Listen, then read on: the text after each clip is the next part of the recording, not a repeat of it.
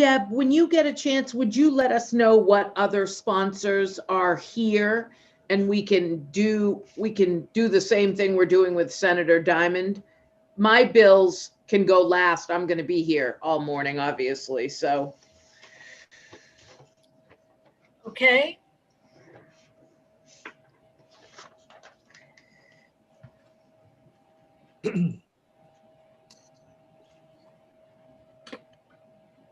Representative Andrews is here.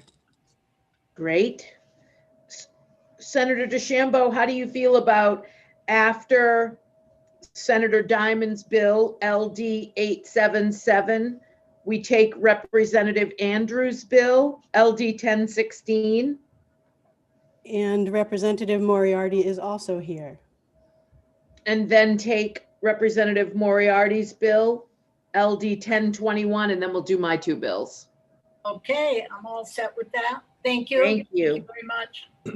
All right. Are we all set, Ms. Fay? Yes. Thank you.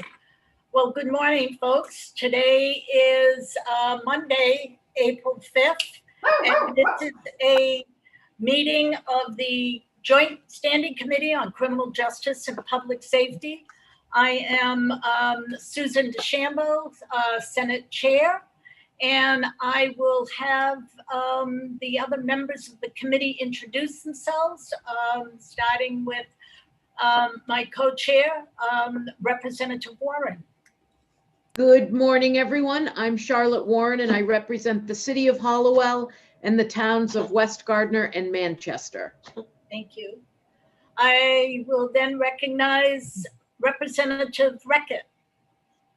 Yes, thank you. My name is Lois Reckitt, and I represent the ocean end of South Portland. Thank you. Thank you. Sorry, Senator Seaway, I skipped you. Senator Seaway. Yes, good morning. I'm Senator Scott Seaway, and I represent District 16, which covers Waterville, Winslow, Fairfield, Benton, Albion, Clinton, and Unity Township. Thank you. Representative Pickett. Morning. My name is Dick Pickett. I represent House District 116 over in the beautiful White Mountain foothills of Maine, towns of Canton, Dixfield, Hartford, Mexico, and Peru. Thank you. Representative Costain. Good morning, Dan Costain, District 100, which is part of Etna, Dixmont, Newport, Plymouth, and Corinna. Representative Morales. Good morning, everyone. My name is Victoria Morales, and I represent House District 33 in South Portland, the side, not the ocean side, but the mall side. Representative Pluker. Good morning. I represent House District 95, which is Warren, Hope, Appleton, and part of Union. Thank you. Representative Rudnicki. Good morning. I'm Shelley Rudnicki. I represent House District 108, which is Fairfield, Mercer, and Smithfield. And I just want to say that I am here at the Capitol, but under protest because we misrepresented to the Maine people that we were done our business by adjourning sine die on Tuesday. So I am here under protest. Our work should have been done before we did that. Thank you. Representative Lookner. Morning, I'm Grayson Lookner in Portland, District 37, neighborhoods of Strawwater, Libbytown, Rosemont, and Nason's Corner. Thank you. And I'd like to also recognize our policy analyst, Jane Orbiton. Hi, Jane. And our committee clerk, Deb Fahey, is with us. I'd like the public to know also in her square, we'll always see the number of the LD we're working on. You look like Vanna White, Deb, when you did that. And that's so you can follow that also. So again, thank you.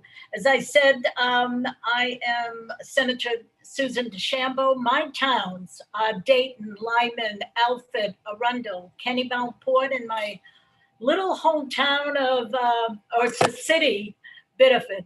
Thank you. So this morning, we have this morning we have 5 public hearings, new bills that we'll be hearing for the first time. And this afternoon, we have 3 more.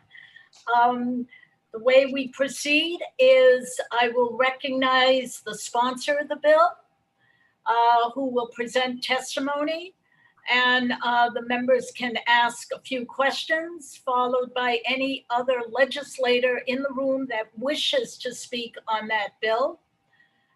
Anyone in the waiting room, we will welcome you. We will proceed, all those in support of the bill, to offer testimony, followed by those in opposition, and those neither for nor against.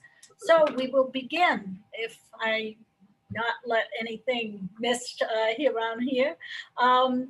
So we begin with LD 877, an act to expand the definition of unlawful sexual touching. And our sponsor is Senator Diamond. Welcome. Thank you very much, Senator DeChambeau and Representative Warren and members of the Criminal Justice and Public Safety Committee. I am Bill Diamond, Senate District 26. I live in Wyndham, and my towns and district circle Sebago Lake. Thank you again for all you do. I think you have the most unique committee in the legislature, and you have to deal with some of the most difficult issues. So thank you for that. I appreciate everything you folks do. I am here as a proud sponsor of LD 877, an act to expand the definition of unlawful sexual touching. One of the problems that we find with unlawful sexual touching or groping is that, unfortunately, groping has not been kept at the forefront the way it should be. Criminal groping, as is stated in our statute, is unwanted touching, feeling, rubbing, and unfortunately, again, that's no matter who receives that unwanted grope.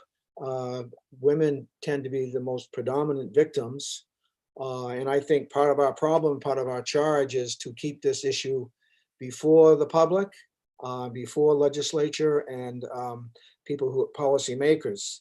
We've come a long way over the years, for sure. But I think we have a long way to go. And I think, again, we have to focus on education. I think we have to educate our young people. We have to educate our older people. I mean, people need to understand that this is not something that it is acceptable.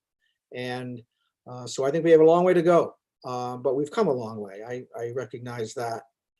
Some of the terms that in my research that you have probably heard in your capacities, such as eve teasing and chican, depending which part of the world you're in. The eve teasing is a euphemism, as you probably know, of men assaulting women and girls. And it should be noted that the National Commission for Women are suggesting that that term be changed, because it may not be as appropriate. But the reason I bring it up is because that may be a term that you've heard. And I wanted to make sure it was at least part of your thought process. That whole thing of the eve teasing thing, which maybe is the most disgusting, is that has been labeled as people who use that as the old terms of "she was asking for it," which is horrendous in itself. But I think that's, again, part of the growth that we've seen, but we have a lot further to go. The chikan is in Asian countries, Japan in particular. It's a catch-all term for sexual assault, including surreptitious cell phone photography. And at one point, the Japanese government has stated the scourge of groping has gotten so bad. This was a few years ago, especially on public transportation, the metro and the trains, that they at one point reserved some cars just for women, females, so that to try to reduce the groping problem. All states have groping laws. The two weakest are Idaho and Mississippi.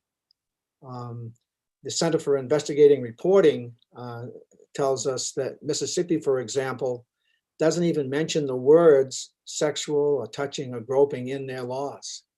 So it seems like a feeble attempt in some states. I think Maine is much farther ahead than that, obviously. And the other issue we have to deal with is at the federal level, there are no federal laws against groping, again, according to the Center for Investigating Reporting. LD 877, the definition of sexual touching in the statute that's referenced, current definition is sexual touching means the touching of the breasts, buttocks, groin, or inner thigh directly or through clothing for the purpose of arousing or gratifying sexual desire. And this bill will add the words kissing on the mouth. I would argue that that's just as much of a violation. It would be touching other parts of the body if it's unwanted. So I think that some may say that it's already inferred in the statutes. That may be, that's for you to decide. But if nothing else, I think if we have a chance to make it more clear, and if nothing else, we can use this bill as an advertising or an awareness building or an education piece, then it served my purpose. So I would say one more thing about that is that, again, I'm afraid, I'm concerned that a lot of people, a lot of victims stay silent. And if we can make this more prominently with support and talk about things that may not quite be explicit in the statutes by adding them, then I think we've done a service. So, Madam Chair, members of the committee, thank you. That's my testimony, and I appreciate the time. Thank you, Senator Dill. Senator Dill, listen, Senator Diamond. Please. I know. Anybody have any questions for Senator Diamond about this? Representative Costain? Thank you, Madam Chair. Thank you, Senator. I assume it doesn't say anything here about unwanted on this section G of the bill. I would only assume, and maybe Jane can help us, does it talk about that prior to in the statute, Jane, or Senator, either one?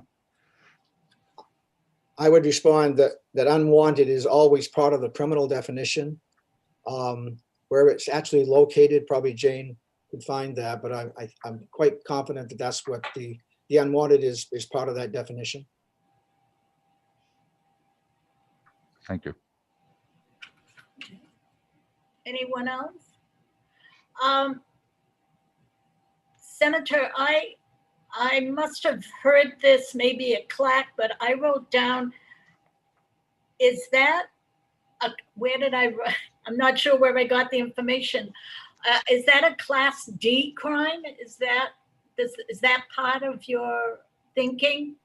This doesn't change the class. It simply adds the words kissing on the mouth, and that's as far as it goes. So it's not an attempt to change a class here. Okay, then I'll make my question a little clearer. What we're looking at is really the definitions, adding that to the definition to G. Yes. And anybody who has their Vertigo book, it's on page 46 on the top. But then I'm looking at where the class is, and I am wondering if that goes into 255, which is unlawful sexual contact. And that's where it's a Class D. Okay, I see Jane's hand and she can direct me. Thank you. This definition in section 251 is of sexual touching. Yes. So if you go to section 260 on Vertigo, page 55, there is the crime of unlawful sexual touching. Okay, I missed that one. Thank you. You're welcome. Representative Reckett.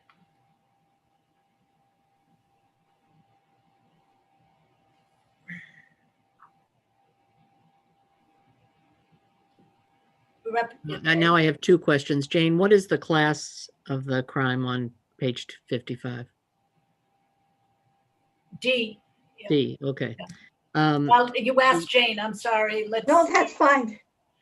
Anyway, but my original question was, you mentioned something, Senator Diamond, in your testimony about training old people or something like that. Could you elaborate on what you were thinking? I mean, I'm thinking about the fact that people, yeah, anyway, would you elaborate on what you were thinking about? Sure, thank you. I was simply, because I had referenced just before that, we need to educate our younger people so they can get first, and I didn't want to exclude any level of age. I think it should be not elderly, but people need to know that of all ages and all age brackets, that this is something that's not acceptable. And that we need, I think the more education we can provide, the better off we'll be, and the fewer, hopefully the fewer victims that'll have to experience this. Thank you. Any other questions for Senator Diamond? Hearing none, I will then ask, is there a legislator here that wishes to speak on this bill? Seeing none. Anyone wishing to offer testimony in support of LD 877? Seeing none. Anyone opposed to LD 877?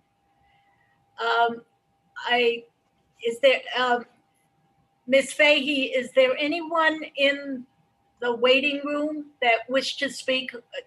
If anyone is listening, you can raise your hand, and Ms. Saxel, you are here. Welcome, first time I see you. Do you wish to speak? In favor, Madam Chair. In favor, okay, go right ahead, thank you. Madam Chair, chairs, member of the committee, my name is Elizabeth Ward Saxel. I'm here on behalf of Maine Sexual Assault Support Centers in favor of LD 877. In 1999, I began my work as MICASA's executive director and still remember the first call I received from a survivor seeking policy change. She told me a man had repeatedly and aggressively groped her breasts. She went to report the sexual assault to the police, and they indicated it wasn't a sexual assault, but was an assault under the criminal code, and that they could charge him with assault. She spoke to me about feeling betrayed by the law. She recognized that there was a very different kind of intent and impact of having your arm grabbed than having your breast groped. It was a very different kind of violation. The man involved had a sexual intent, and she felt sexually violated and feared additional sexual violence. It took 4 years, but now the sex crime statutes include unlawful sexual touching, which means touching, as you've heard, the breast, buttocks, groin, or inner thigh directly or through clothing for the purpose of arousing or gratifying sexual desire. Though I'm an admirer of CLAC and are grateful for their careful analysis, we do not always agree, and today is one of those days.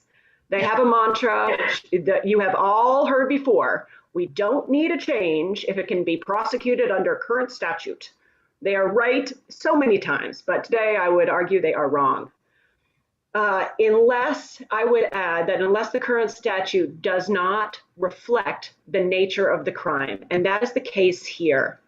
When I spoke with the directors of Maine Sexual Assault Support Centers about this bill, they pointed out that a person forcing themselves on another person and kissing them is more intimate and threatening because of the necessity of close proximity, even more so than the touching of the inner thigh or buttocks from a distance, which currently constitutes unlawful sexual touching, which has both D and E versions if you go through the whole statute. I know that was one of your questions.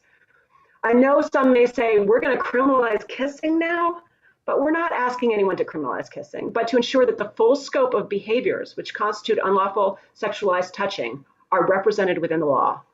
As you will likely hear from CLAC, can already be prosecuted, but we would add, not in a way that reflects the nature of the assault and that deeply impacts a survivor's experience and access to justice.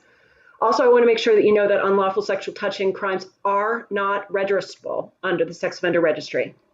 That would remain true if kissing were added to the statute. it would not be registrable. Thank you for your time and consideration. Be happy to answer any questions you might have.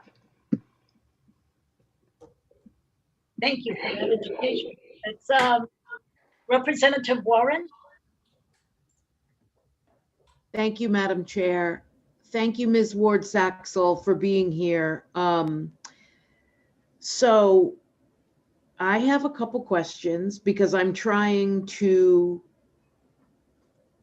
sort of square the issues that you brought up,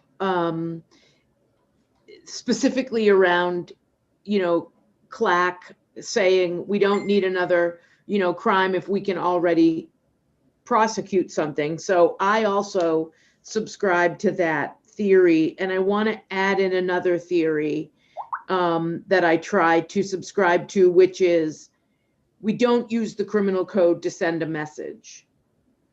So but you're pulling me closer to your position by sharing that survivors have said to you, this is much more intimate of an assault, etc. So are these cases able to be prosecuted currently, or no, because it's not in the statute? Oh, no, I think they are able to be prosecuted under the assault statute. Yeah, and I think, as I said, it just represents a very different impact on the victim, and I would argue intent of the person committing the crime, that it is of a sexualized nature, and thus, creates different kinds of trauma, different kinds of response, from the individual than sort of the typical simple assault would create. And so for me, this just puts kissing into the right category of assault, sort of closes out that unlawful sexual touching category of crimes that have a particular kind of intent. And of course, it creates an additional barrier, frankly, for prosecuting this, because you have to prove that sexualized intent, right? So it actually, there's a reason why you might not prosecute under this, but folks as survivors really want to have that sexualized nature of the crime recognized within the code. Thank you for that. Anyone else have a question for Ms. Saxel? Seeing none. Thank you. Thank you for your time. Thank you. I see that in the room. Thank you. Hi, Mr. I want to say it right. Sabak. Darbeck, you got it right. I said it right the first time. Okay. Welcome. You wish to provide testimony? I do. Thank you, Senator Duchambeau, Representative Warren, members of the committee. I'm also here. I'm Jonathan Sarbeck. I'm the district attorney in Cumberland County. I live in Cape Elizabeth, and I'm here in support of LD 877. One of the main reasons I'm here is for similar reasons as Ms. Ward Saxel just pointed out with regards to the specific nature that 877 would provide to the unlawful sexual touching definition. That is a key part of why I support this, and I understand the thoughts of CLAC with regards to that this type of conduct could already be used under the assault statute as offensive touching. However, for the same reasons that Ms. Ward Saxel just pointed out, is that when there is unwanted kissing, there is a sexualized nature of that. And I think that this change in the definition would actually define that much more definitively in a way that's going to reflect what the criminal statute would provide with regards to the behavior that would go along with that. That's helpful as a prosecutor, for one, charging something that is more specific to the actual crime that's committed. As we know, assault can be somebody hitting somebody at a bar, or it could be somebody giving somebody an unwanted kiss that they didn't want. When we look at a statute, when we look at a criminal history especially, we want to know exactly what happened in that instance by looking at the charge. If you see an assault on somebody's record, you probably wouldn't know whether or not that contained a sexualized type of assault or just a physical type of assault. You have to look into the specifics. So really kind of understanding what goes along with the charge can be very helpful.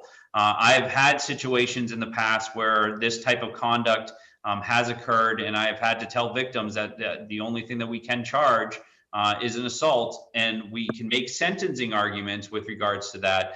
However, for a future prosecutor to look at that criminal history, they're not going to know what the actual event that happened.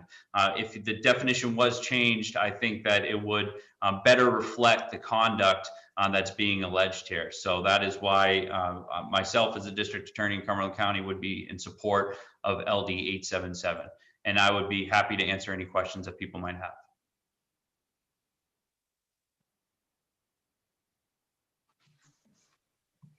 Thank you. Representative Fluker?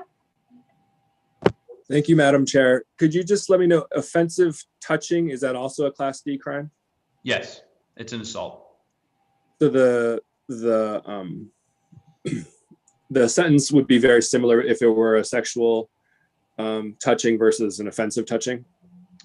I couldn't tell you what the actual sentence would be. Those go usually on a case-by-case basis, and the court is the one who sentences ultimately.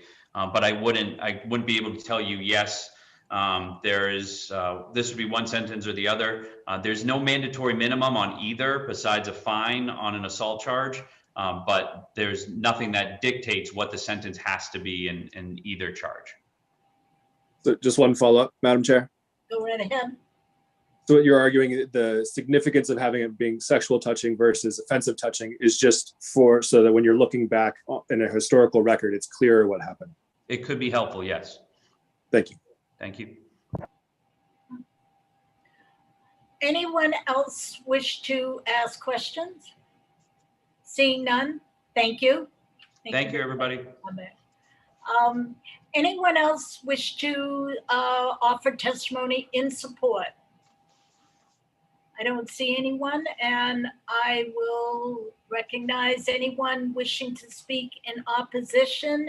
And I'm told, Walter McKee, and also a representative from Clack, John Pelletier. If you're here, you may enter the room. Welcome, Mr. McKee. Good morning, Senator DeChambeau, Representative Warren, and members of the Joint Committee.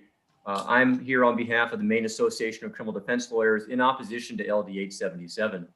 A little bit of my thunder has been taken care of or taken up by the proponents of the bill, ironically, because there's a specific and definitive recognition that this crime that's being created by this new definition is in fact already a crime. It's a Class D crime, punishable by the identical sentence if this statute was changed, to up to 364 days in jail and a significant fine.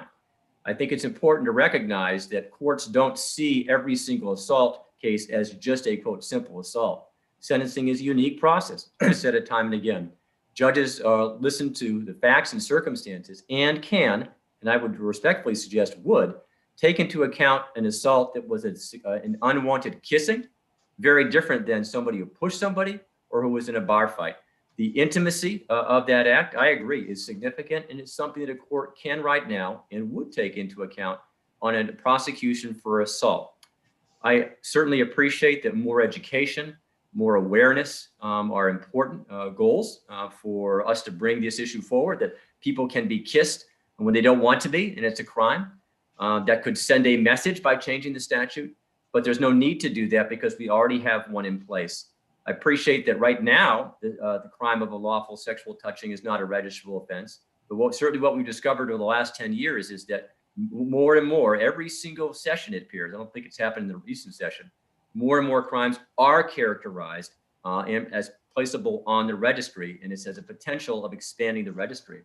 And lastly, I appreciate District Attorney Sarbeck's comments about the historical record, but the historical record doesn't exist in the absolute, it's just an assault. All those records are freely and fully available to every single law enforcement officer and district attorney. So if they want to know about what the nature was of the prior assault, they can simply pull the records, and that's something it's not too difficult for them to do. In fact, they often do that, and especially so in sentencing.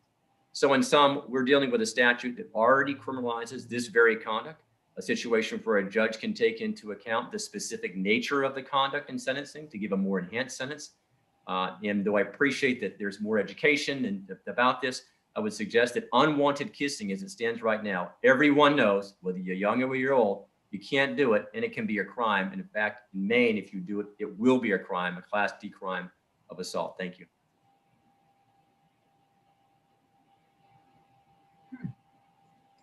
Anyone else have any questions?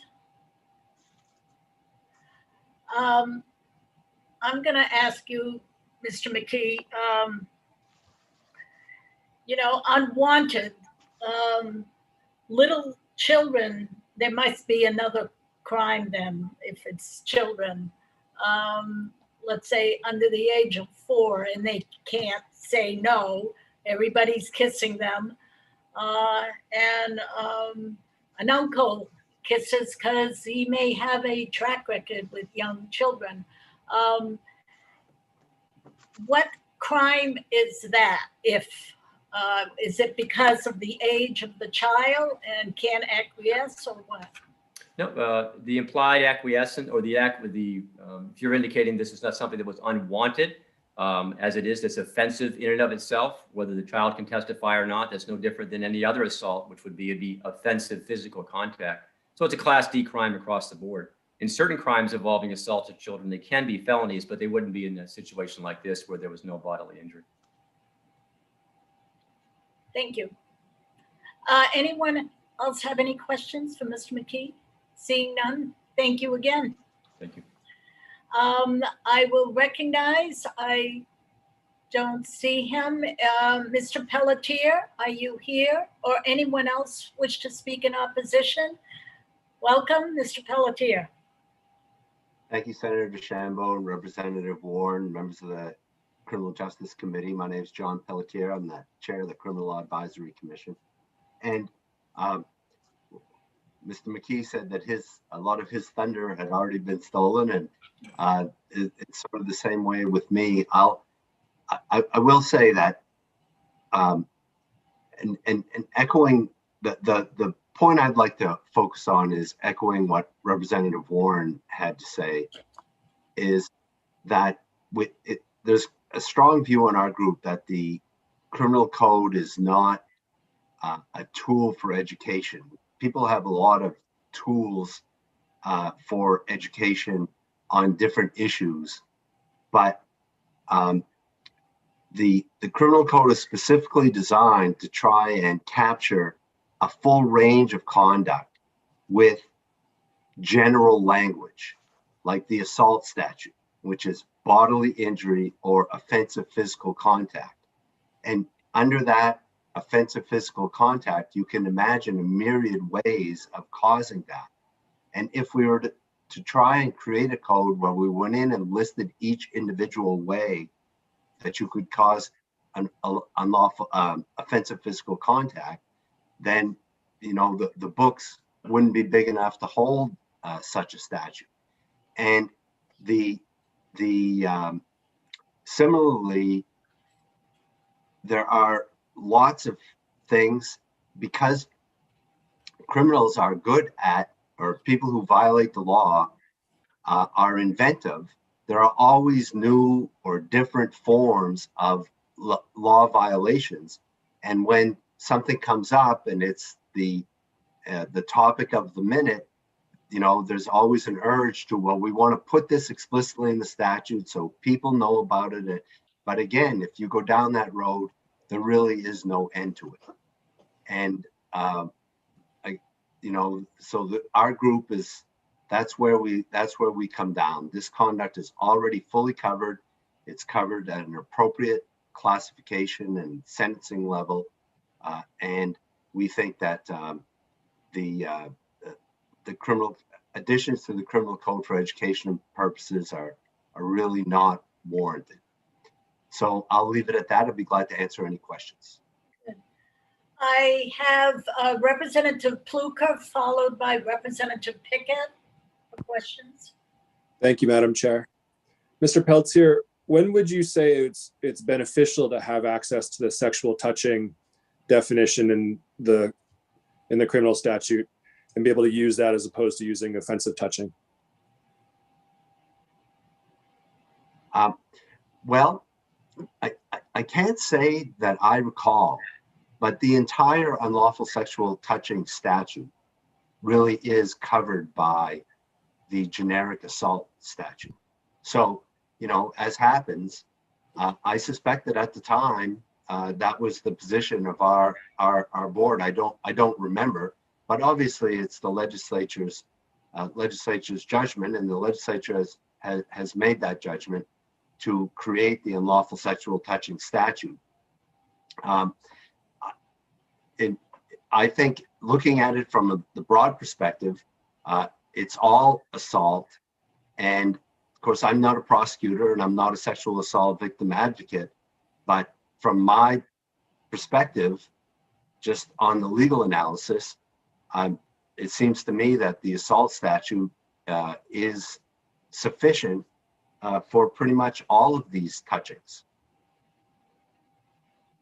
Thank you very much. Representative Pickett? Thank you, Madam Chair. Thank you for being here, John. I just have one question. I guess it would be, what do you say then when the statement was made, as you will likely hear from Clack, it can already be prosecuted, but we would add, and the last phrase is what I want to ask you about, not a way that reflects the nature of the assault and that deeply impacts a survivor's experience and access to justice. Because it can already be dealt with, but what do you say to that last part? It's being dealt with, but not in a way that reflects the nature of the assault and deeply impacts the survivor's experience and access to justice. Well, these are questions that you're the policymakers, and these are questions that you'll have to wrestle with. But I think what I would say is that if you imagine the types of conduct that could come under an assault statute, you've got jail guards having feces thrown at them. You've got, you can think of, and someone, a person who is perhaps suffering a mental health episode and completely unprovoked walks up to someone and punches them in the jaw. That has a profound impact on folks. And so the question that's before the committee is, are you going to single out this impact, or is it going to be treated, is the remedy for the impact really going to be in the seriousness of the prosecutor when they move forward on the assault case, the way they present the sentencing argument or the plea discussion with respect to the case, and ultimately the outcome in the court in addressing the consequences that have befallen the victim in dealing with the criminal case at hand. Those are other ways that it can be addressed. Thank you, John. I don't see anyone's hand up, so I thank you, Mr. Pelletier. I will ask if anyone else wished to speak in opposition. Seeing none. Anyone wish to offer testimony neither for nor against? Seeing none.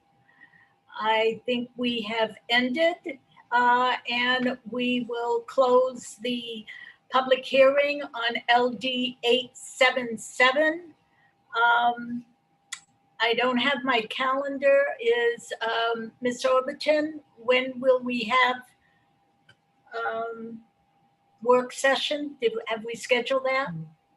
Yeah, all of these bills that we're doing today, both morning and afternoon, are scheduled for work session next Monday, the 12th at 1 p.m. Thank you.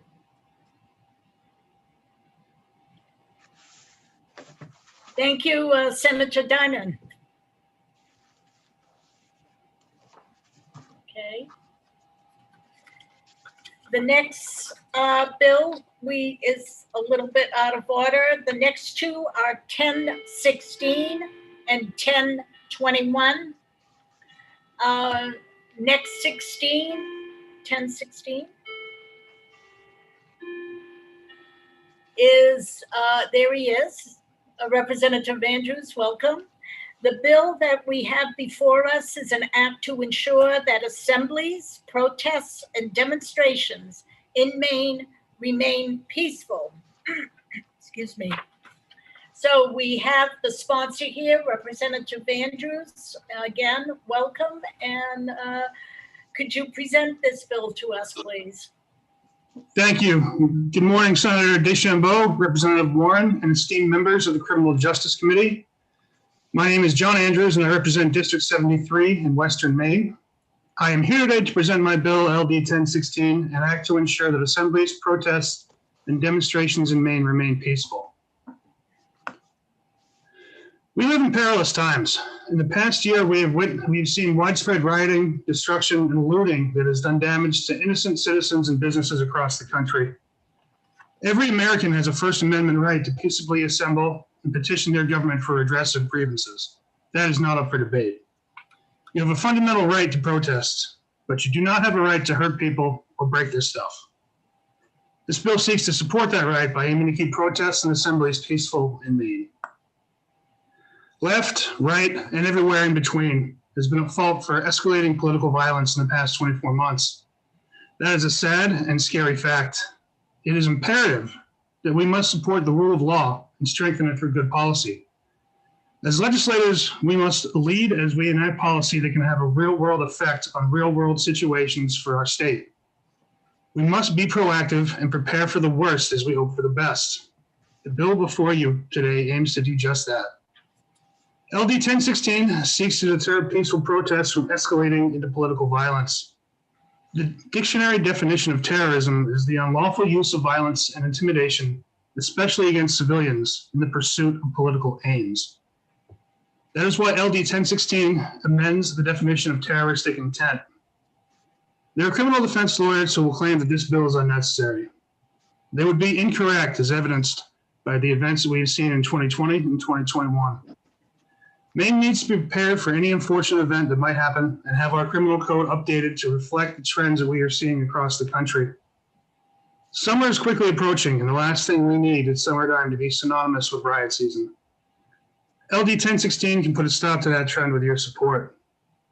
LD 1016 ensures that we can all exercise our First Amendment rights while updating the criminal code to reflect this rise in political violence that our nation has seen. Serious times demand serious solutions, and this bill does just that. Maine has an opportunity to support the rule of law, law enforcement, civilians, and private property. I would urge you to vote auto pass so that Maine can lead the nation in enacting legislation that will help protests and assemblies remain peaceful. Thank you all for your time and your commitment to public service. Thank you. Anyone wishing to ask a question of the sponsor, Representative Andrews? I have Representative Reckett followed by Representative Luckner.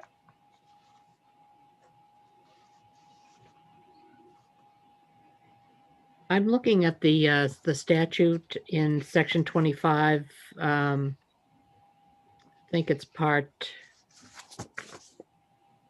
F.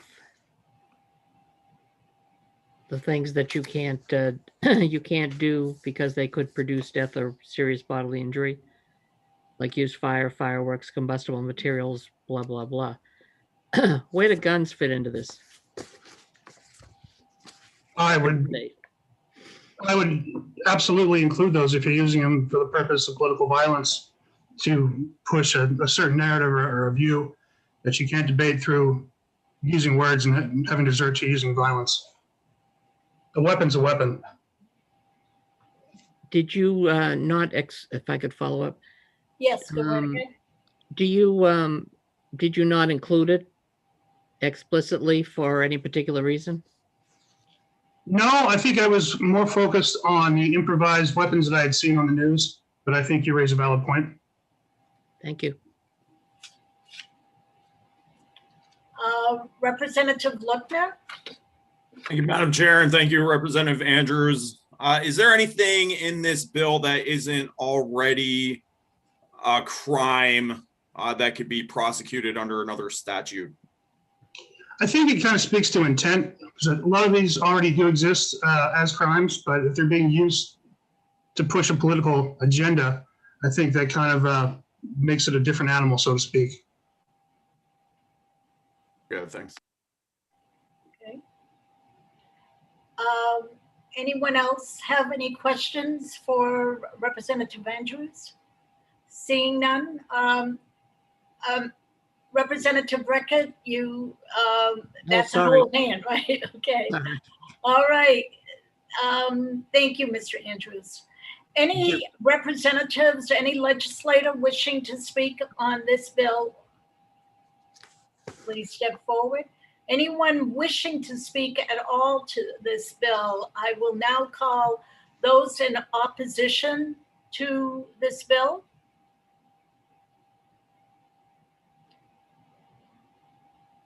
Ms. Fahey, is anyone raising their hand that wish to Yes, come in? just a moment. There is, Thank you. I think there's one more person who wanted to speak in favor. All right, thank you.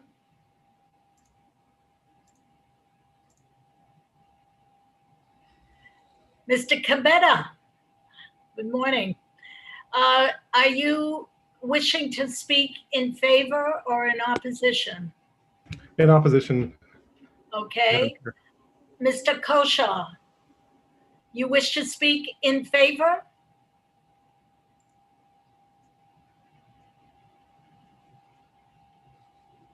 Richard Koshaw, we can't hear you.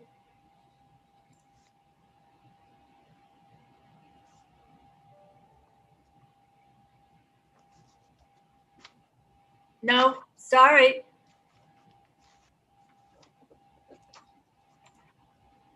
Mr. Koshaw, we can't hear you.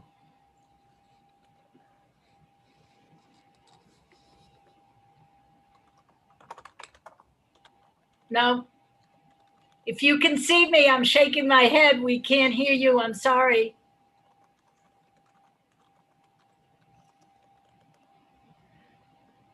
I'll have to move on. If Mr. Koshaw, I'll just skip over to the opposition, and if you can make it work, we'll get back to you. Mr. Cabetta, I will ask if there was no one else in support other than Mr. Koshaw. So that now in opposition, and we have Mr. Cabetta. Thank you, Senator DeChambeau, Representative Warren, and distinguished members of the committee. Good morning. My name is Michael Cabetta, and I'm Policy Counsel for the ACLU of Maine. On behalf of our members, we urge you to oppose this bill because it is redundant and threatens our First Amendment right to protest. Representative Luckner just asked a simple question to which there is a simple answer. Yes, every act that would be covered by this bill, if it were to become a law, is already a crime. Assaulting federal officers is a crime. Assaulting state officers is a crime. Damaging federal property is a crime. Damaging state, private, or public property are crimes. Furthermore, a person can be charged with attempting, conspiring to attempt, conspiring to commit, aiding and abetting, or becoming an accessory after the fact to any of these crimes. This bill addresses a problem that does not exist, and in doing so, creates its own problems.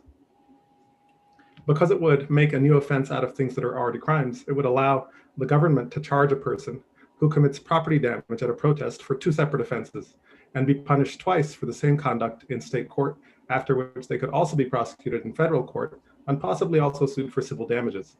In the world that this bill would create, protesters would be penalized for the mere fact of engaging in the constitutionally protected activity of expressing one's views, because the only distinguishing fact between a person who commits property damage at a protest and someone who does the same thing elsewhere would be the fact of attending a protest.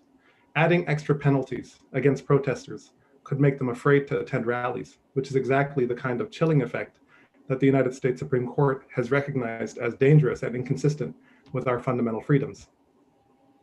The right to freely speak and petition our government for redress of grievances goes directly to the heart of what makes us who we are as a country.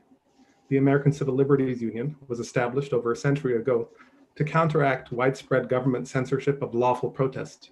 Since that time, the government has periodically responded to moments of great social change by criminalizing protest and protesters in an attempt to stop progress. As the Supreme Court has pointed out, even small encroachments on free speech can have broad-reaching effects. We should not risk irreparable damage to our freedoms, especially to solve a non-existent problem. We urge the committee to vote ought not to pass. I thank you all for your time and attention, and I'm happy to try to answer questions. Thank you. Any committee members have a question for Mr. Cabetta? Seeing none, thank you. Thank you. Anyone else wish to speak in opposition? Seeing none? Yes, Mr. Pelletier. Yes, thank you, Senator DeChambeau, Representative Warren, members of the Committee on Criminal Justice and Public Safety. My name is John Pelletier. I'm chair of the Criminal Law Advisory Commission. I just want to point out that the definition of terroristic intent is narrow and applies in only a few instances. And the reason for that, well, I think the reason for that is tied to its origin. I was around then. This statute, this definition was crafted after the 9/11 terrorist attacks. And it was crafted for the purpose of putting something in statute in Maine that would allow the state to respond if Maine were the victim of a serious, substantial terrorist attack. And that was the aim. So terroristic intent is involved with only 3 crimes. It currently requires injuries to multiple people, damage to multiple structures, critical infrastructure, and it involves the Class A crime of elevated aggravated assault, the Class B crime of aggravated reckless conduct, and the Class A crime of causing a catastrophe. So what this altering the definition would do would take all of the items that are in the proposed language and convert them into Class A and B crimes, simply if they were committed during or somehow associated with a protest. And again, altering the definition, broadening it in this way, would undermine the intent of the original statute as narrow and focused on serious, consequential terrorist attacks. And the members of the CLAC panel were also concerned about the civil liberties interests that you heard about from Mr. Cabetta. It's unmistakable that the bill is associated at conduct that is related in some way to people exercising their right to protest. Our members don't condone violence or damage during protests, but we just don't see this taking what is already criminal conduct and greatly, in many instances, increasing the classification of crime as the appropriate way to go. And finally, Section 2 of the bill has the same problems in that it makes any willful destruction of private property a Class B offense, punishable by 10 years. And with that, I'll be glad to answer any questions. Any members wish to ask questions of Mr. Pelletier? Seeing none, thank you, Mr. Pelletier. I will now go back to Mr. Kosha. You wish to speak in favor? Yes. Thank you very much. I am Richard Cachot from Bridgeton, Maine. I appreciate the honorable members of the Committee on the Criminal Justice and Public Safety to step back and let me testify in favor of this bill. I do not lightly suggest changes in the statutes of Maine, but I strongly believe this change is required to more accurately and specifically delineate the scope of the definition of the phrase terroristic intent to further protect public, private property, law enforcement officers, or public servants. As many events in many other states have shown in the past 24 months, these types of threats, these behaviors, and attempts to coerce or intimidate the citizens and the government have become commonplace. This should not be tolerated. By supporting this bill, we will further protect the state, its citizens, and other public and private property from terroristic violence by further delineation of these acts. I do not believe that these acts limit free speech as suggested earlier. I do not suggest that these acts are not illegal under other sections of the law, but I believe this is a further delineation which Maine needs in our statutes. So I strongly suggest the committee ought to pass on LD 1016. I appreciate your time. I'm Richard Cachot from Bridgeton, Maine. Thank you very much. Thank you, Mr. Cachot. Anyone have a question for Mr. Cachot? Seeing none, thank you very much. I believe anyone wishing to speak neither for nor against this bill? Again, seeing none, I will close this hearing on LD 1016, and we will have a work session next Monday, the 12th. So we will see you again. Thank you. Thank you, Mr. Thank you, Representative.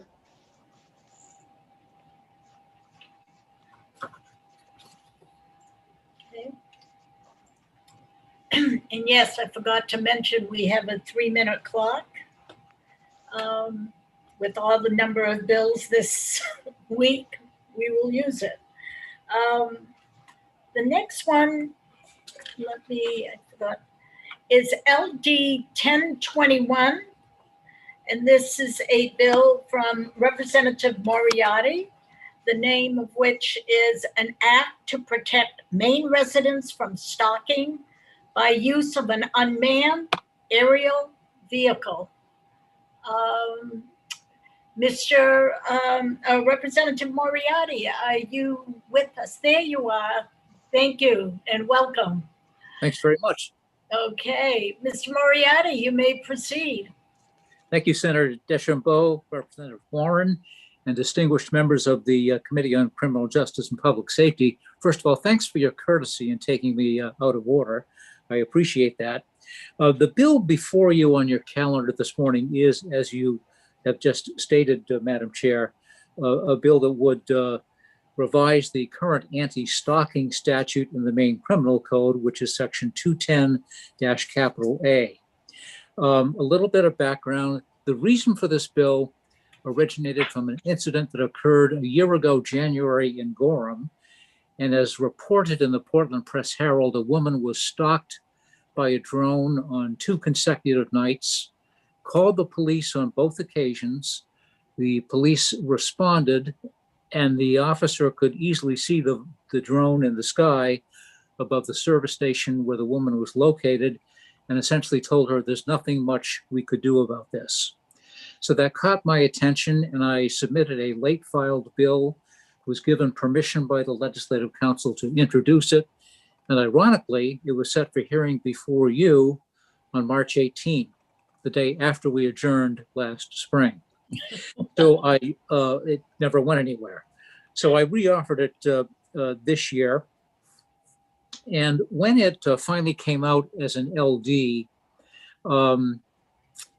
I got some feedback and input from two very important organizations. First of all, from Mr. Pelletier's organization, CLAC.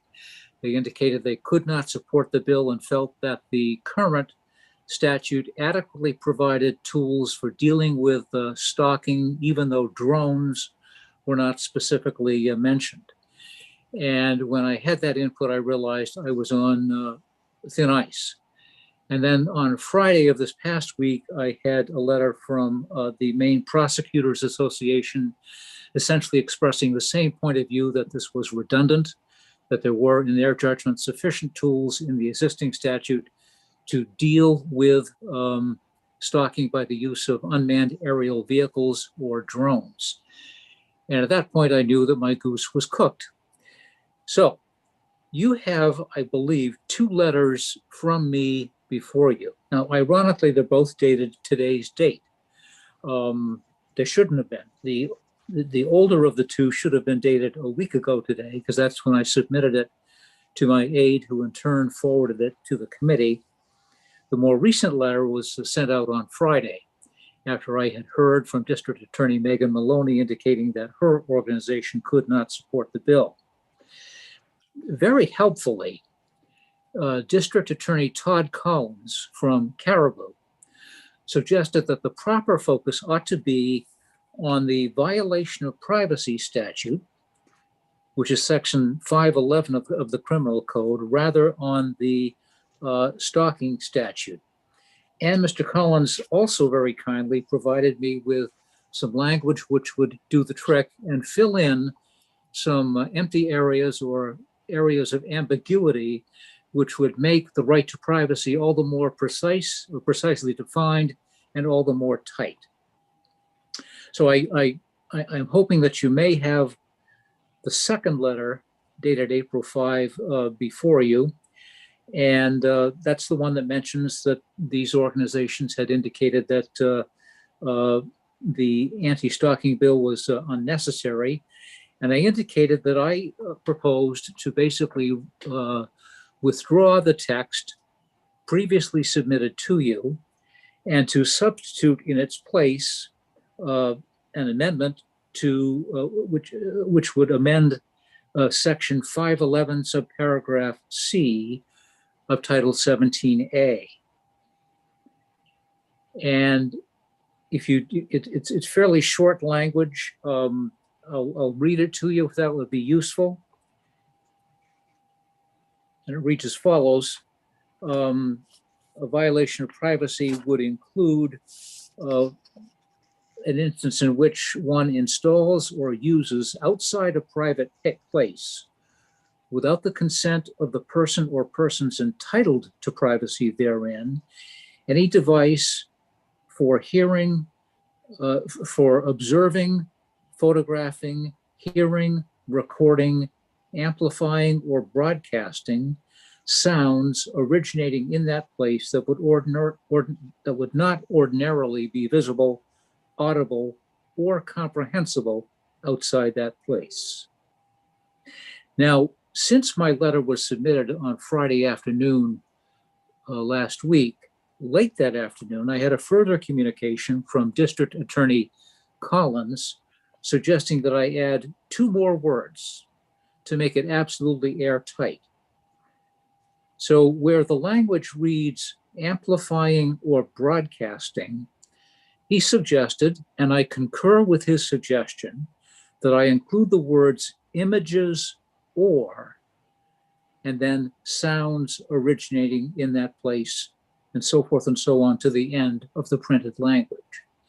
So that as amended, the new statute would deal with not only recording sounds, but taking pictures and recording images of individuals in a private place, in a place where they had a reasonable expectation of privacy, and broadcasting those images or sounds which would otherwise not be visible or observable to the public. So I realize this is a little unorthodox and possibly even a little annoying on my part to withdraw the text that I had submitted to you and to substitute a new text altogether. I will say that it's brief and to the point. It's not lengthy. It deals with an existing statute and does not substitute a new one in its place. But in my judgment and in the judgment of some folks who will follow me, this does enhance the scope and the clarity of the violation of privacy statute.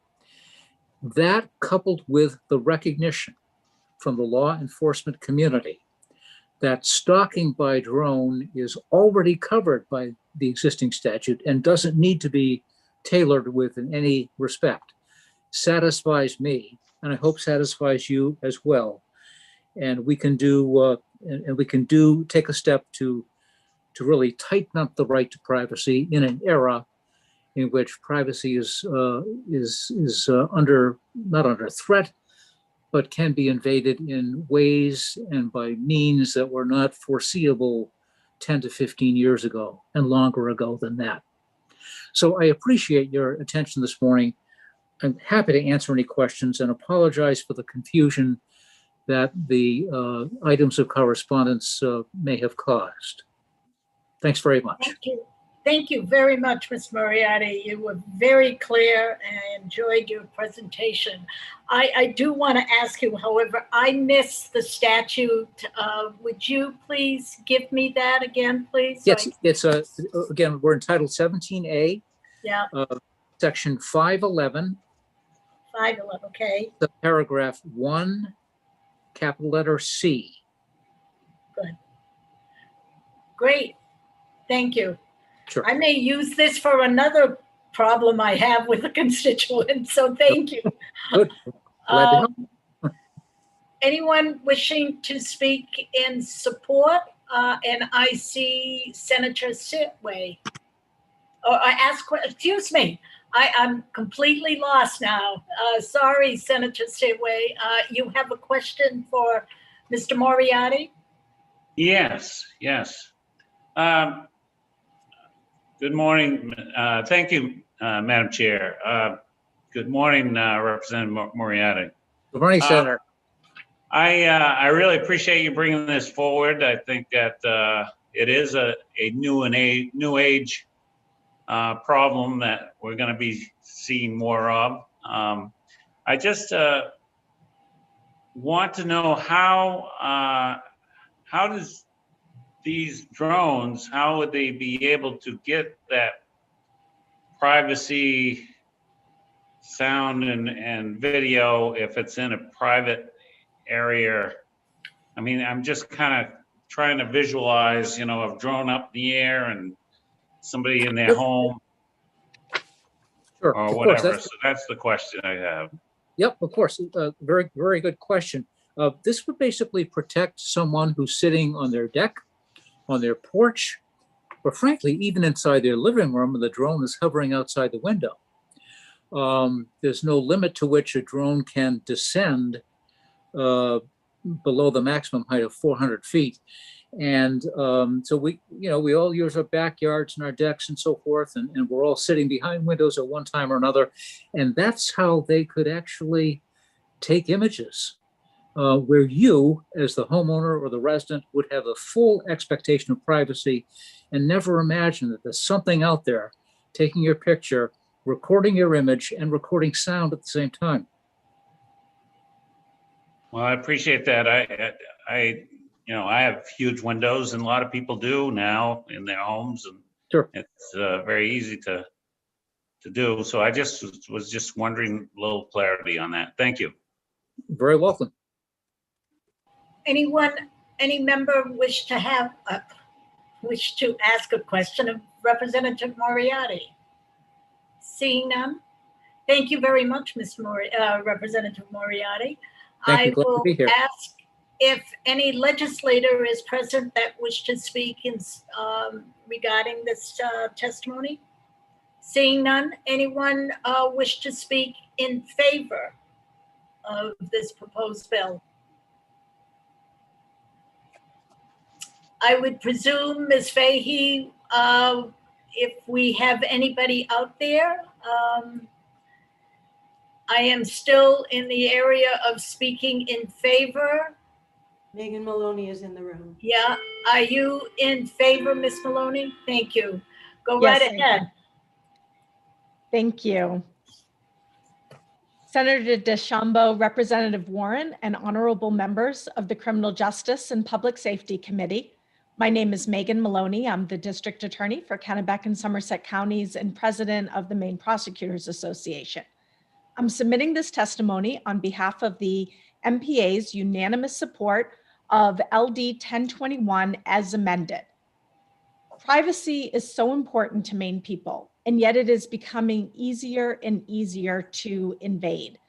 This bill takes a small step towards giving more privacy to the people of Maine. Instead of doing so in the stalking statute, it does so through an expansion of the violation of privacy statute, a statute that criminalizes a violation of privacy but doesn't include drones, is not acknowledging the world in which we live. LD 1021 amends 17A Maine Revised Statutes section 511C, violation of privacy, by adding the words observing, photographing, images or, and visible, as I put in my submitted written testimony. I underlined those words and placed them in the statute. The statute defines private place as a place where one may reasonably expect to be safe from surveillance, including, but not limited to, changing or dressing rooms, bathrooms, and similar places.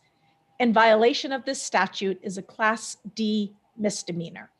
So we urge you to vote in favor of LD 1021 as amended, and we really appreciate Representative Moriarty taking the time to change the statute and to really work with us so it can be something that will be of great benefit to the Maine people. So thank you. I'm happy to answer any questions. Thank you. Any questions for Ms. Maloney?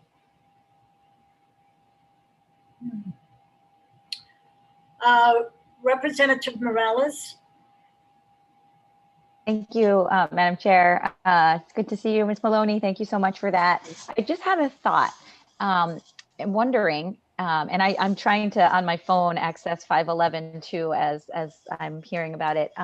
Wondering if because I have researched FAA regulations as well, and there just are none that really would protect folks. So I hear that. And I'm wondering about this particular statute in 511, if it also prohibits the government from using drones without a warrant, or what protections do folks have for that scenario?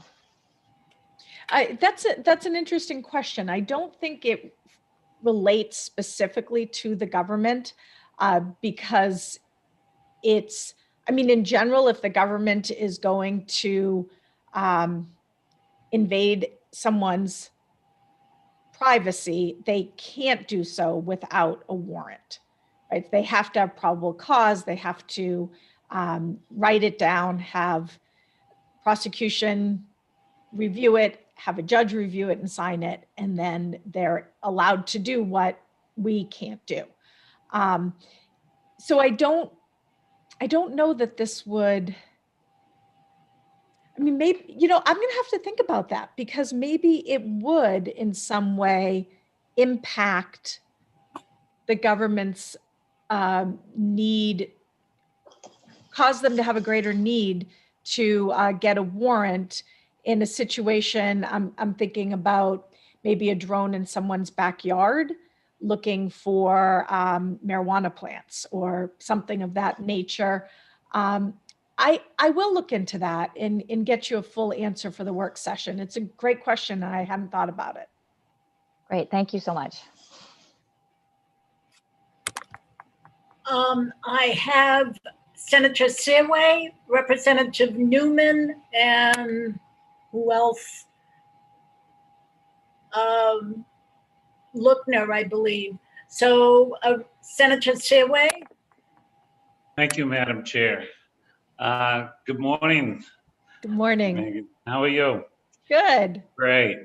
Just one question I have is, what happens if you have somebody falling into this crime of invasion of privacy with a drone, and they are, we'll just say, a sex offender on a registry? Would you think that that might raise it up a class if that was happening? Well, it would be a new crime. So if someone violates this sex offender registry and does so with a technical violation versus a new criminal conduct, that is certainly treated differently. So because it would be new criminal conduct, that would make it more serious. So yes. So how does that work? I mean, as far as bringing it more serious? So one charge can just be violation of the sex offender registry. Okay. And if in addition to that one charge, there's new criminal conduct, which is also being looked at the same time, that would simply be more for the judge to consider. And of course, when we look at sentencing, we're looking at the continuum of how a crime can occur. And if it occurs at the low end of the spectrum, then it's one sentence. And if it occurs more at the higher end, because there's also new criminal conduct, that would be a different sentence. Okay, thank you. Representative Newman. Thank you, Madam Chair. I've got 3 examples that I'd like to get an opinion on. Fire departments using drones for search and rescue, trying to find somebody lost, and you happen to be covering multiple properties. Many municipalities now are using drones to look for shoreline zoning violations and things like that. And what happens with companies that do aerial photography and mapping? So great questions as far as whether or not they would violate the statute. In looking at the violation of privacy statute as we currently have it, it is focused on, and it defines, this is in the statute, private place as a place where one may reasonably expect to be safe from surveillance, including but not limited to changing or dressing rooms, bathrooms, and similar places. So that is the expectation of the statute, is a place where you'd reasonably expect to be able to have privacy. So my analysis would be, would someone reasonably expect to have privacy in the locations that you've talked about? And so you're saying drone mapping, is that was one of your examples. In looking at, like if I look at Google Maps, those aren't, I'm not seeing a violation of privacy. It's taking a big picture overall. I've certainly seen my house on it. Doesn't look inside the house. It looks at the outside. So it would have to really comply with what the statute is calling for, which is a private place where someone has an expectation of privacy. And so that would be the analysis. That would be the question. All right, follow Did up. that answer the question? Yes, Yep. go right ahead. I just have a follow-up. Yep. So basically, this all started basically for stalking purposes. If you had a drone over somebody's house, looking at that, watching them in their backyard, you're still outside. You're still getting the same video feed if you were, and a town happened to be out there with a drone looking for shoreline zoning. If somebody's laying out in their yard or whatever, How does it differentiate the two? So with stalking, we need 3 or more instances of the unwanted behavior. And the reason that both the Criminal Law Advisory Committee and the Maine Prosecutors Association didn't see the need to add drones to that statute is because we already can prosecute 3 or more violations. With the example given by Representative Moriarty, it was the second time that the drone had been at their house when they called law enforcement, and law enforcement said there's nothing that we can do about it. So what this would enable us to do is to do something about it the first time, to say it's a violation of privacy, and this behavior needs to not continue. So stalking is just a little different because it requires repeated instances. And generally what we do with stalking is we'll, at least in my district, I ask for a certified letter to be given to tell the person to stop the conduct, to make it clear that the conduct is unwanted, because one of the elements I have to prove is that it's unwanted. And by giving that certified letter, it clearly shows it's unwanted. And then I still have to prove the 3 or more instances. One last follow-up, Madam Chair.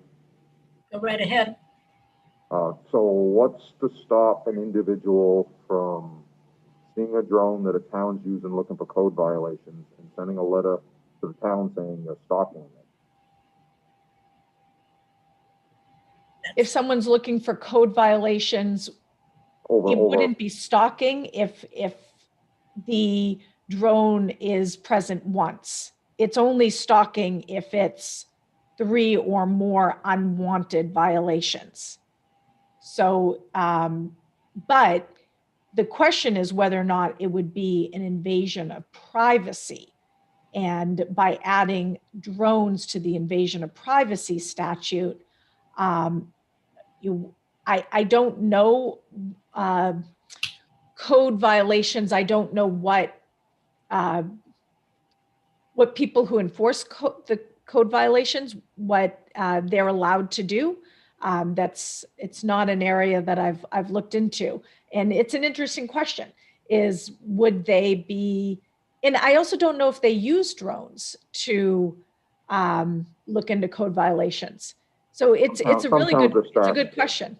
Yeah, some towns are starting to. Some towns are starting to, okay. Yeah, we've talked about it. I'm on the select board in Belgrade, and we've actually talked about it. Okay. We just passed a mooring ordinance that they may use it. We have a local guy that does aerial drone photography and could go out. We could hire him to survey an area looking for the violation. Yeah. So as long as they're not invading someone's privacy in a place where they could reasonably expect privacy, then they would be in compliance with the law. The question is, in looking at this statute, is whether or not it's a place where someone has a reasonable expectation of privacy. Yeah, like your yard is determining whether your yard is someplace that you consider private. Well, and I mean, that really is a policy question that the legislature could consider in terms of if you want to make it clear that it either is or is not a private location. That's a policy question for all of you to make the decision on. All right, thank you. Representative Luckner. Thank you, Madam Chair, and thank you, DA Maloney. Excuse me. So my question, is it illegal if somebody was standing outside my house with a camera and just like filming me through the window? Is that illegal? So if someone is, I'm going to look at the statute. If someone's filming you outside your house with a camera, in order for me to prove that that's a violation of privacy, I would have to prove that they are using the camera for the purposes of hearing, recording, amplifying, or broadcasting sounds. It's all about sounds right now in order for it to be illegal. And so what we're adding is the visual element. Okay, that makes sense to me. And I have a couple clarifying questions. Who owns the airspace above someone's property, or like, and what's that line? Right. If they're not recording someone, who owns the airspace? I mean, I don't know. I don't know who owns the airspace. I think the question is really more, are they using that airspace to record something? Because Right. if you are, if you're throwing a baseball and it goes over the fence and goes over your neighbor's yard and into someone else's yard, passing in the airspace over your neighbor's yard, Right. that's not illegal in any way. It's only when it, could hit something, cause damage, that it becomes criminal mischief. Potentially, they would have to have the intention behind it. So the airspace doesn't seem to me to be the issue. The issue seems to be more, what are they doing in that airspace? And the real question that I would have is, what is a private place? Do you want a private place to include someone's backyard or not? Because right now, the definition in the statute is really focused on dressing rooms, bathrooms, and similar places. So I would take a restrictive reading of private place from that to say that a private place is really a location with walls, some kind of interior location. Someone else might read it more broadly. I tend to read statutes fairly restrictively unless you, the legislature, tell me to read it more broadly. So I would look at that as a private place needing to be along the lines as the example that the statute gives us. And that doesn't appear to include a backyard. That makes sense. So if you wanted it to, you could add it. Right. I get the reason I asked that question is just, if somebody leaves something in my property, I'm allowed to remove it. And I'm just thinking, could that be used in this instance where if somebody's flying a drone, it's in my airspace, or whoever owns it, it's within, am I allowed to take steps to remove that as sort of like somebody else's property that is on mine? I don't think it gets at the entire issue, but am I allowed to, take steps to remove that drone? I mean, certainly in the case that Representative Moriarty brought forward, the law enforcement did not think that the individual could remove the drone. I think airspace is really an open question. And they were told that, and this is not a case in my district, so I don't have all of the details behind it. I just have what was in the newspaper. But they were told, according to the newspaper, that if they tried to damage the drone or remove it, that they could be in violation of the law. So airspace is that's a tricky question right now. It's an open question right now because we haven't had drones in the past to deal with. So we've never really thought about using airspace in this way. Interesting. Thank you. Thank you. I think we all can Google this and get something, and it's interesting. I just did unmanned aircraft defining private airspace, very simple. And they're saying there are changes to be made. It's still in discussion, and it's amazing. So I may read this. It's only 10 pages long. This is interesting. All right. Anyone else have any questions of Ms. Maloney? Boy, we put you to task today, huh? That's great. I'm always happy to see everyone. Okay. So we're still in favor. Anyone else wish to speak in favor of this? I now will ask anyone in opposition to this bill. Anyone wishing to speak neither for nor against? Well, that's the last one I had there, Mr. Pelletier, so go right ahead. Thank you. Thank you, Senator DeChambeau, Representative Warren, members of the committee, John Pelletier, Chair of the Criminal Law Advisory Commission. We're in favor of the proposed amendment. That's why I signed up as neither for nor against.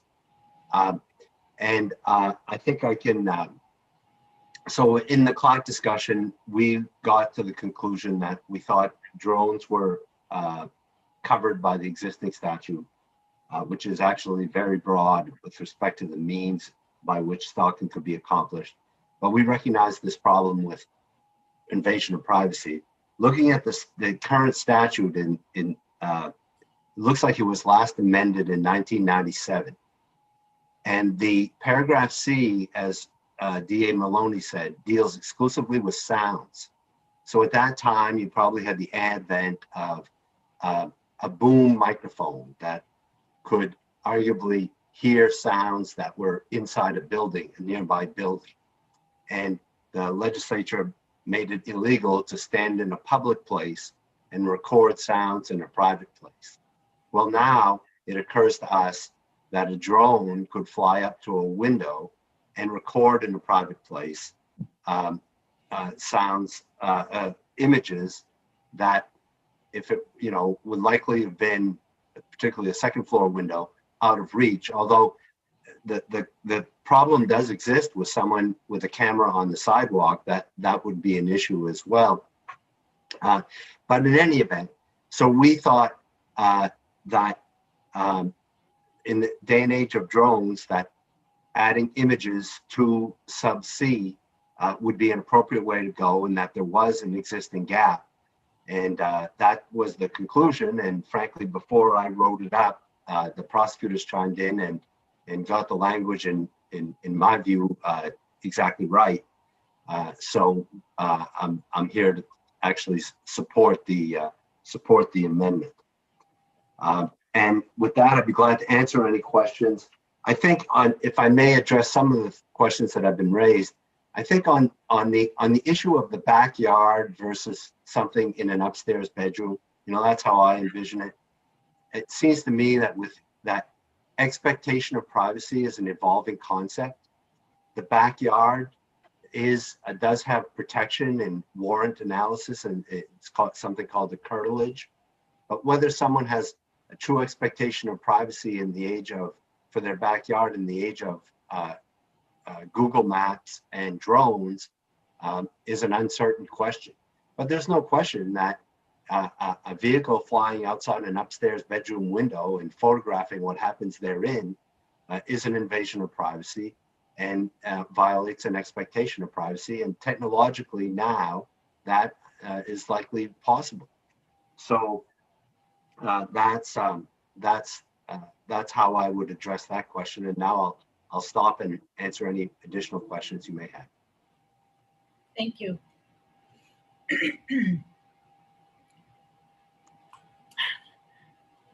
Great discussion. I didn't think it was going to go this way for the title, but it's very good. So anyone else wish to speak in neither for nor against? Oh, excuse me, Representative Warren, you have a question. Thank you, Madam Chair. I do. Mr. Pelletier, thank you for being here. I want to follow up on a question that Representative Newman had. He brought up a few good points that I need to think about as we, discuss this bill. But the one that stuck with me is the idea of code enforcement officers using a drone. And if we pass this legislation, does it work that the legislation is passed and then the code enforcement officers would need to come forward with a bill to get a carve out? Well, I really, it's not my area of expertise, but what I would suggest is, it seems to me with modern cameras, you could do the same thing from a low-flying fixed-wing aircraft. So if you're looking for a for code violations in the exterior of a structure, or whether a deck exists that wasn't permitted, or infringement on a property line, those sorts of things, it seems to me that this statute would not be applicable, because you don't have, I wouldn't think that you'd have an expectation of privacy for that. If they're trying to find out whether you've installed a bathroom in your house that is somehow not up to code or a violation of a code, it seems to me that using a drone to look through the window is probably not an appropriate means of doing that, and would be subject to an invasion of privacy claim. There Go ahead. other ways to do that. I imagine administratively, you could ask for a site visit, and I know there are such things as administrative warrants, which allow people in enforcing regulations to come onto property. That's the way you would go. I don't think you would use a drone to look through the windows. Thank you. That's helpful. So just a quick follow-up. Now let's say it's law enforcement and they are using a drone.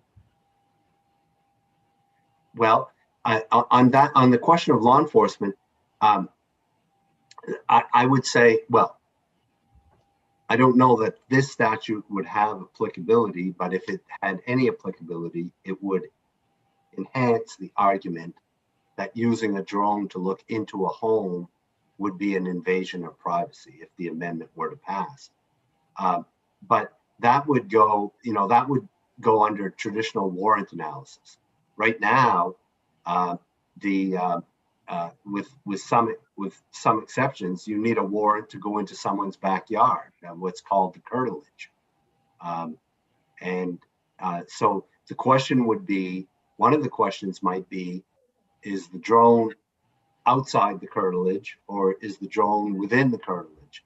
But it seems to me that in the warrant analysis, warrant requirement analysis, or the search and seizure analysis would be completely separate from what we're talking about, with the exception that were the legislature to pass this statute, then that would be an indication that the legislature understands that people have an expectation of privacy against mechanical devices looking in their windows. Thank you, Mr. Pelletier. How do you spell curtilage? Thank you. I'm gonna look it up. That was my question. I think it's Curtilage. Oh, wow, I got it. Thank you. Very helpful. Thank you. Okay. I was thinking of all those Northwoods, Maine programs I've seen with game wardens and drones and poaching and what have you. So, but anyways, very interesting topic. So we've got a lot to do, and so does Ms. Overton. And so we'll look at this next Monday.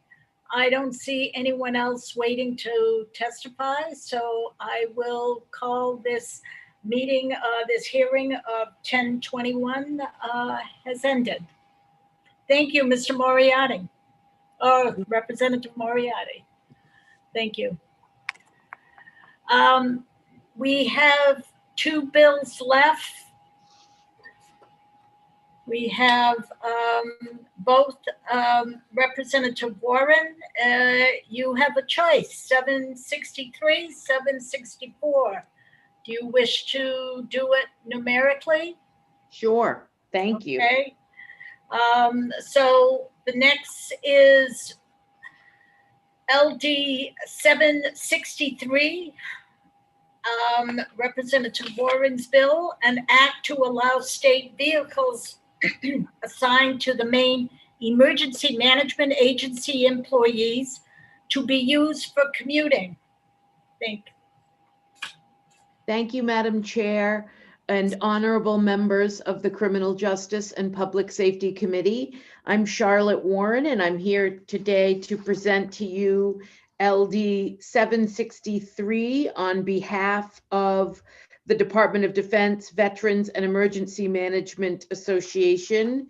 This bill allows the department, this bill allows an employee of the Department of Defense, Veterans and Emergency Management, Maine Emergency Management Agency to use a state-owned or state-leased vehicle to commute between home and work if so designated by the Commissioner of Defense, Veterans and Emergency Management. And so thank you for the opportunity to present it to you. There'll be somebody here to answer questions. I'm sure he is in the waiting room. So thank you.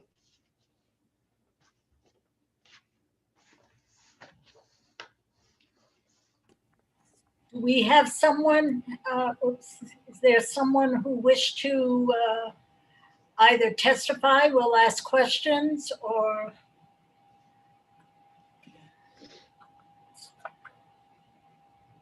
Yes, Mr. Legee, I don't know how to pronounce, I think I have it right, Legee or Legee?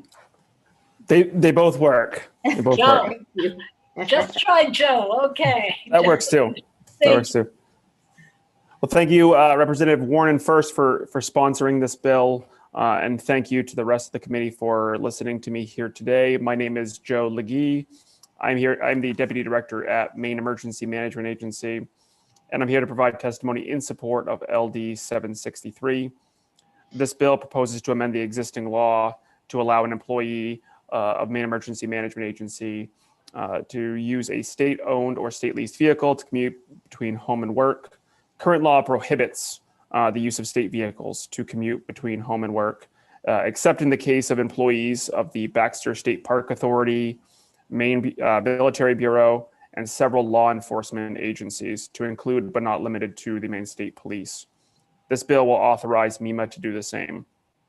Under Title 37B, the director of MEMA is responsible for representing the governor in all matters pertaining to the disaster and emergency response of the state, to coordinate the activities of all organizations for emergency management within the state, and to maintain liaison with and cooperate with emergency management and public safety agencies and organizations of other states, the federal government, and foreign countries and their political subdivisions. Given the likely environment present in areas affected by disaster, it's critical that the director or their designee have an appropriately marked vehicle to perform these missions safely.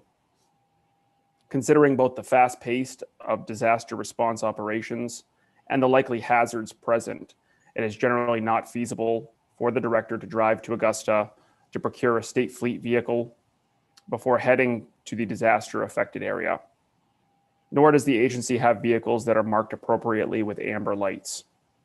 These lights, along with other markings on the vehicle and the state radio to be installed, are not a luxury. They are standard equipment expected to ensure the safety of state response staff. The vehicle will carry a cost, which will be borne by the agency out of our existing budget, using a combination of state and federal grant funds. With these things in mind, we encourage you to pass LD 763. This concludes my testimony, and I'm standing by to answer questions you may have. Thank you. Thank you. Representative Pickett.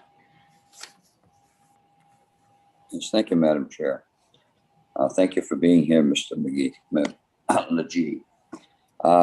Just one question that you said the bill proposes to amend existing law. So are you familiar with why the law was to not allow vehicles? Are you familiar with any of the history of that law in the first place? I am not, sir, familiar with the origin of the law. I have looked at the exception of the law, and it seems to be for response-based personnel from a number of different state agencies but I'm not familiar with the origination of the law and kind of the distinction between. It seems as though it's for response versus not response-based personnel. Okay, follow-up, please. Yes, go right ahead. Yeah, and the follow-up would be, is the bill intending that to allow employees or just this one employee, the director? Because I'm really not sure whether it's, it almost sounds as though it's talking about employees rather than employees. So can you just clarify that, please? The intention of the change, sir, is for the vehicle to be used by the director of Maine Emergency Management Agency. So we're talking about one vehicle, one employee. Correct, sir. Thank you.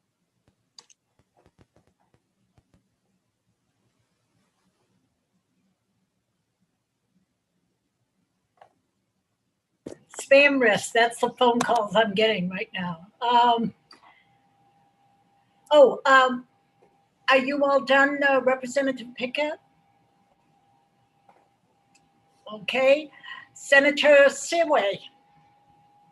Thank you, Madam Chair. Good morning. I just had a question. Is this, would this be paid for by the federal monies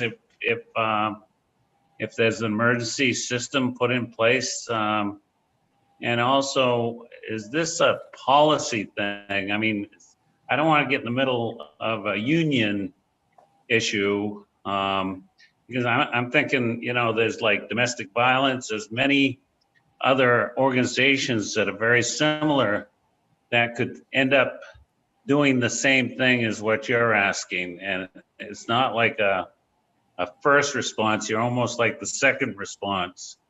And in law enforcement, their cruises are their office, and it's a little different. You know, so I'm asking that, what your thoughts are on that. Sure. So a couple from a policy standpoint, I'm not sure if it's a policy situation. We really evaluated the usage cases for the vehicle, which are different, as you said, from kind of a first responder usage case. In the case of like law enforcement, really the role of the director is to show up not at first response, but at the scene, maybe an incident command post, disaster affected area, to really liaise between other state officials, FEMA officials, if they're on site for damage assessments and other purposes, and any other officials, local or county, that are on that scene. So the usage case is different than local law enforcement.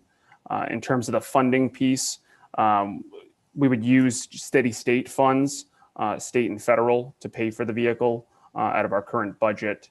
I could look up, though, is a very good question. Given the case of a specific disaster, would there be disaster funding available should the vehicle be used in a for that disaster in particular? And we'd have to look at the public assistance guidance for that program to see if that is applicable. But it could very well be. And that's something we could look up for the work session. Thank you.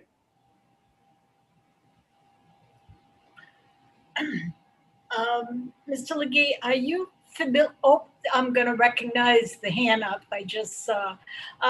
Representative Renecki.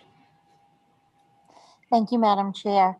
How often would the director actually be called out in a normal year? That's a good question. It really depends on kind of on the year in question. A year like 2020 was a very busy year with everything from shark attacks to landslides and other disasters. So it'd really be dependent upon kind of the kind of year that we're having and how busy the situation is. But so it could vary any time between a few different disasters, depending locally on what's going on. There might be flooding events. There might be issues with ice jams, things of that nature that require some coordination with federal agencies. Follow up, Madam Chair? Go right ahead. Unfortunately, you didn't really answer my question. What's been, say, the last 5 years average, the number of times the director has actually been called out? That's a good, so to get you a specific number, I'd have to chat with the director and kind of get a sense of how many times he's used. Currently, he's using his personal vehicle to go out in situations like that. So I can get some numbers for you for the work session. That would be appreciated. One more follow-up, Madam Chair. Yes, go right ahead. Does he currently get mileage from the state for using his personal vehicle? He would be, I'm trying to think of the state regs. I know there's a distinction between, he gets mileage over and above kind of his normal steady state drive, which would be in his particular case from Yarmouth to Augusta. So anything outside of that, he would likely be eligible for per diem reimbursement. Okay, thank you. Mr. Legee, do they still have a fleet of vehicles? Do they still call it the fleet, where people do, if they needed a car once a month, they could be assigned one? They do. Yes, there is still a central fleet with which you can procure vehicles. Now, and all these. The only issue. Go right ahead. Sorry, I interrupted. I was just going to say that the one issue that we do have is those vehicles are located in Augusta. So there's a timeliness factor there that would require the director to return to Augusta to procure a vehicle and then head to the scene. Now, I want to ask the question, you mentioned costs. And as I'm asking this question, I'm going to be asking Ms. Overton, I would like to see some information more about the fleet vehicles. If they're assigned to these people, these agencies, if they're responsible for maintenance, repairs, or if it has to go back to the fleet to be done. Whatever information we can get. I just lost my train of thought about, I understand, go through this often. If you are in charge and have to be at the ready, especially when you say you report directly to the governor in a state of emergency, and you live in Machias and you've got to rush down to Augusta to pick up a car to go back to Calais for an emergency, that's the problem.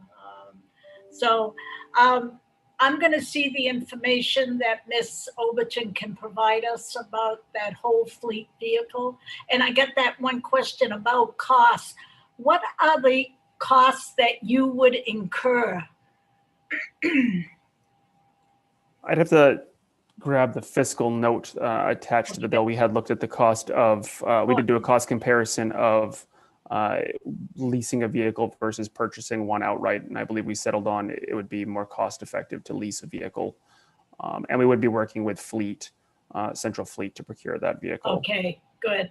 I'm sorry, I didn't look up fiscal note. Thank you. Anyone else? Seeing none, thank you very much.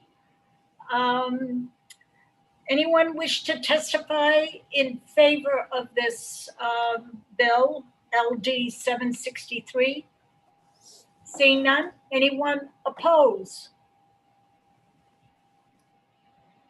Anyone wishing to testify neither for nor against? Seeing no other questions or testimony, I will call this meeting or this hearing of 763 to a close. Thank you. Thank you, Mr. Legee. He quickly left. Thank you. All right.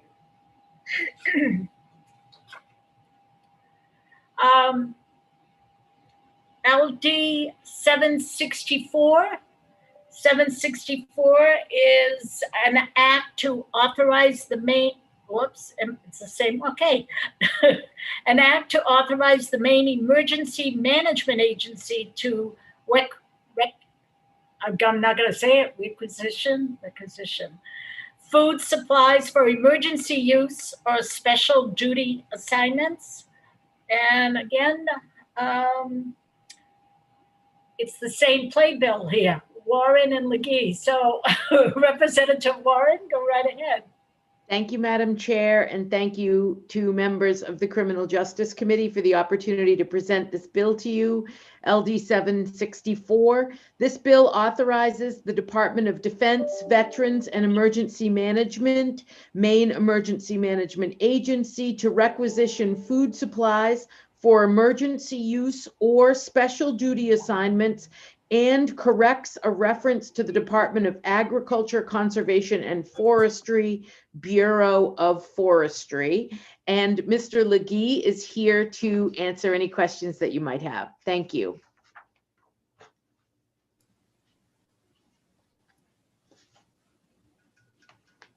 You wish to provide you wish to provide testimony, Mr. Legee?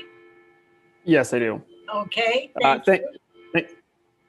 Thank you again, Representative Warren, for sponsoring this bill, and thank you again for distinguished members of the Joint Standing Committee on Criminal Justice and Public Safety for hearing another bill. Again, my name is Joe Legee. I am the Deputy Director at Maine Emergency Management Agency, and I'm here today to provide testimony in support of LD 764, an act to authorize the Maine Emergency Management Agency to requisition food supplies for emergency use or special duty assignments. This bill proposes to amend Title V, Section 8C, to include the Maine Emergency Management Agency as an entity that can purchase food and food supplies for agency personnel under emergency conditions. Current law prohibits the purchasing of food and food supplies for any person by requisition or otherwise, except that the Department of Inland Fisheries and Wildlife and Bureau of Forestry may requisition food supplies for emergency use. This bill will authorize MEMA to do the same. We have now passed the one-year anniversary of the COVID-19 state of emergency, federal disaster declaration, and full activation of the state's Emergency Operations Center. At the beginning of the pandemic, our EOC required activation 7 days a week for a minimum of 12 hours per day. Under Title 37B, the Director of Maine Emergency Management Agency is responsible to maintain and operate a primary emergency operations center on behalf of the governor. In order to safely and effectively execute this mission, it's critical that the agency is able to procure the necessary supplies to sustain staff at the state EOC. Considering both the fast pace of disaster response operations and the safety of the environment outside of the EOC, it is generally not feasible to send EOC staff off premises individually to procure food. Given COVID-19 as an example, food establishments have been periodically closed and when open, presented a risk of exposure for our critical state response staff. Even in more standard disasters, roads may be flooded, blocked due to down lines, or otherwise closed, making it unsafe to send staff out individually to procure food. The food will carry a cost, which will be borne by the agency out of our existing budget.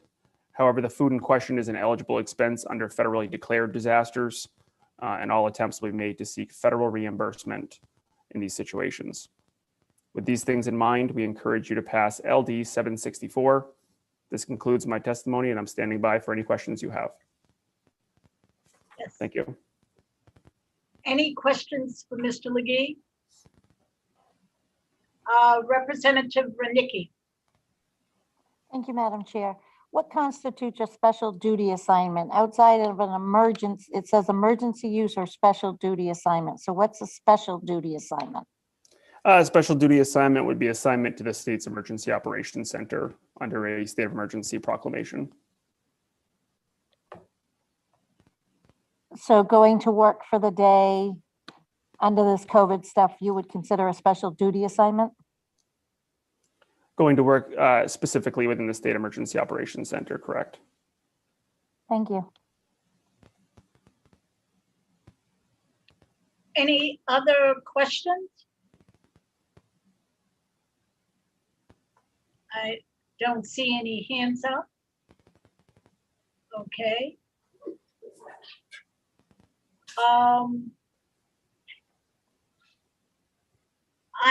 I'm my train of thought is both bills, the fiscal note, from what I see, has not yet been determined.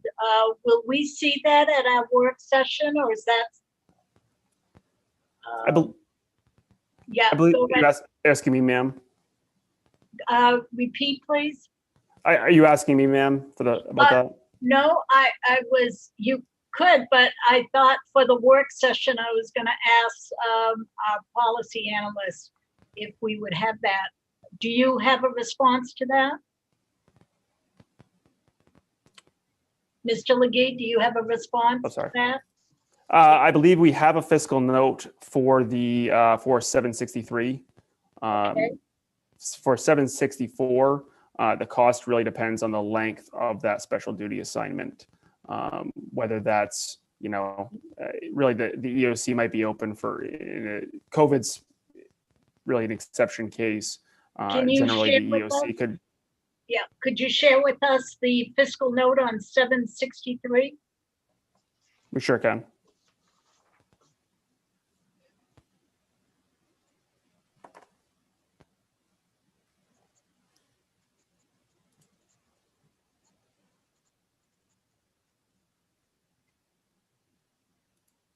Is that something you're looking for right now, Senator? If not, we can wait for the work session. We're fine. All right? Yeah, we're fine. I can bring it to the work session. Good, thank you. Seeing no more questions, thank you. Anyone else wishing to speak in favor of this bill? Seeing none. Anyone in opposition? Opposed to the bill? None. And neither for nor against. Therefore, I will rule that LD 764, the hearing is now closed. Thank you. And thank you, Mr. Legee. Thank you all. Yep. Very good. It is now 12:08. Our next meeting is at 1. We have 3 bills. Is 1 all right with everybody? See you at 1. Mr. Representative Pickett, okay? Yeah, we'll see you at 1. All right. See you at 1. Thank you. Bye-bye.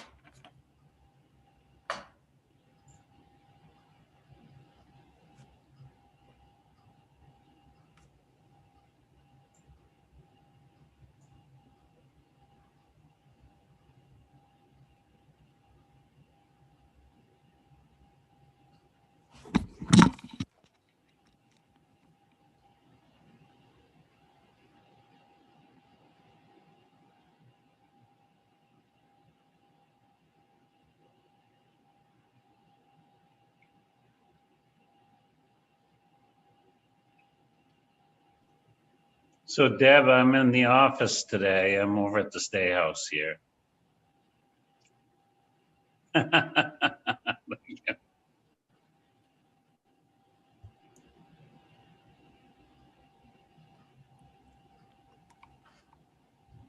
I said I could tell.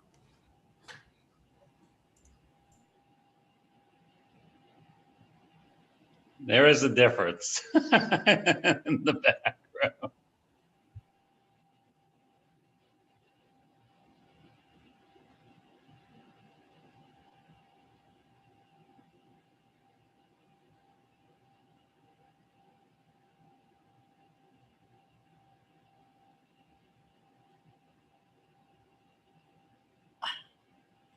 I hate this spell check.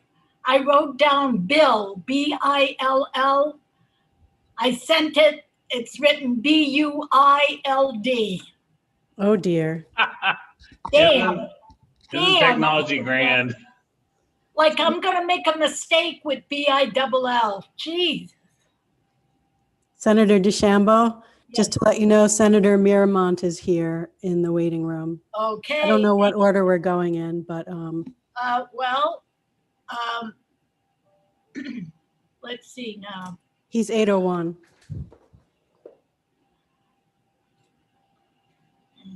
Well, we have Senator Searway. Do you mind if we grab Senator Miramont, if you're going to remain here? Well, I don't have a problem, but I think District Attorney Megan Maloney's with the person that's going to testify, so might want to, mine won't last too long, I don't think.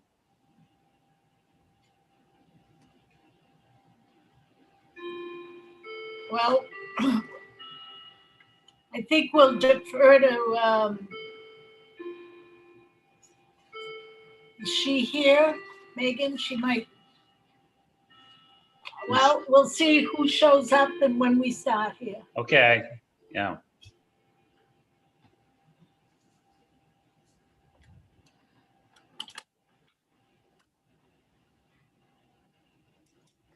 We're not on, are we, Deb?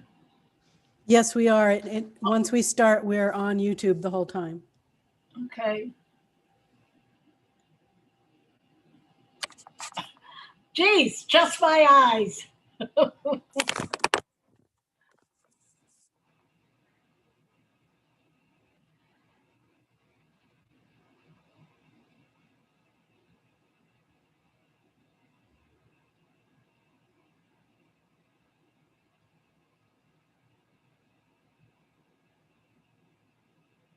Jeepers, by Friday, we're gonna go crazy with all these bills in our head. I'm taking lots of notes. 24 this week. Yeah.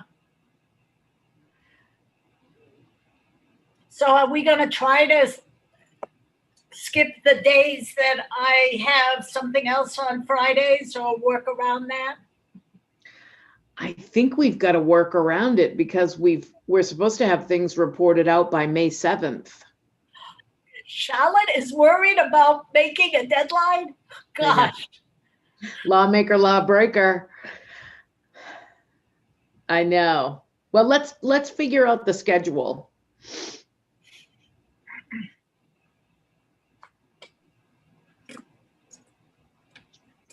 I think Friday I might be gone too. I don't know. It's not looking good.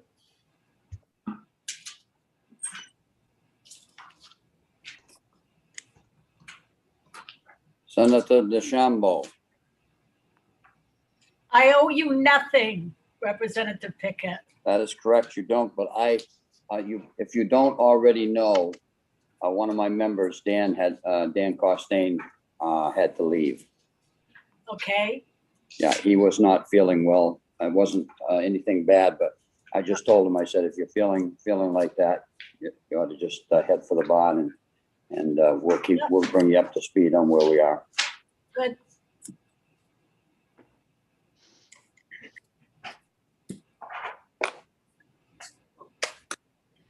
Charlotte, can you see this? Look at that. That's where I was last week. I know. That's just the good part. Oh, gosh. I see I'm you glad- moved your camera. See you moved your camera, Senator, so I can't see your flowers that are wilting. Oh, they are. I know. I was gonna remove them this morning. Did Charlotte tell you I was gonna buy her camp? The one she's gotten back over this morning? We could be neighbors, Richard. There you go. Is there any land nearby one way or another? It is all paper company. Yeah, yeah. It's pretty crazy. I mean, we can be at camp sometimes for like 4 days. And one of my friends will be like, Shar. I'll come out. I'll be like, what's going on? They'll be like, a boat. Look, it's a boat. There's people.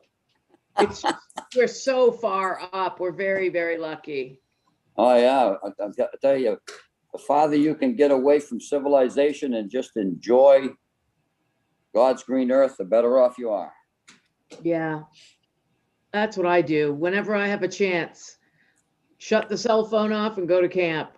Yep. I don't blame you a bit. All right. Shelley should be right with us. She should be right along, but if we have to start without her, I guess we probably can. Okay, 1, 2, 3, 4. Representative Pluker's here. 1, 2, 3, 4, 5, 6. Representative Pluker, there you are. Okay, we shall begin.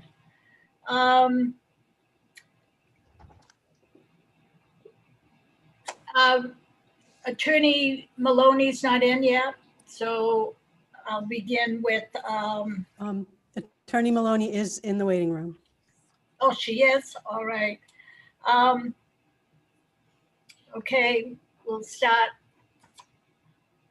with the next one, and then we'll go to Senator Meermont. So, good afternoon, everyone. This is a meeting of the Joint Standing Committee on Criminal Justice and Public Safety. It's 1:06 p.m. Monday, April 5th, part 2. I am Senator Susan DeChambeau, Senate Chair, and I will tell you right now that I represent Dayton, Lyman, Alfred, Arundel, Kennebunk-Port, and my hometown of Biddeford.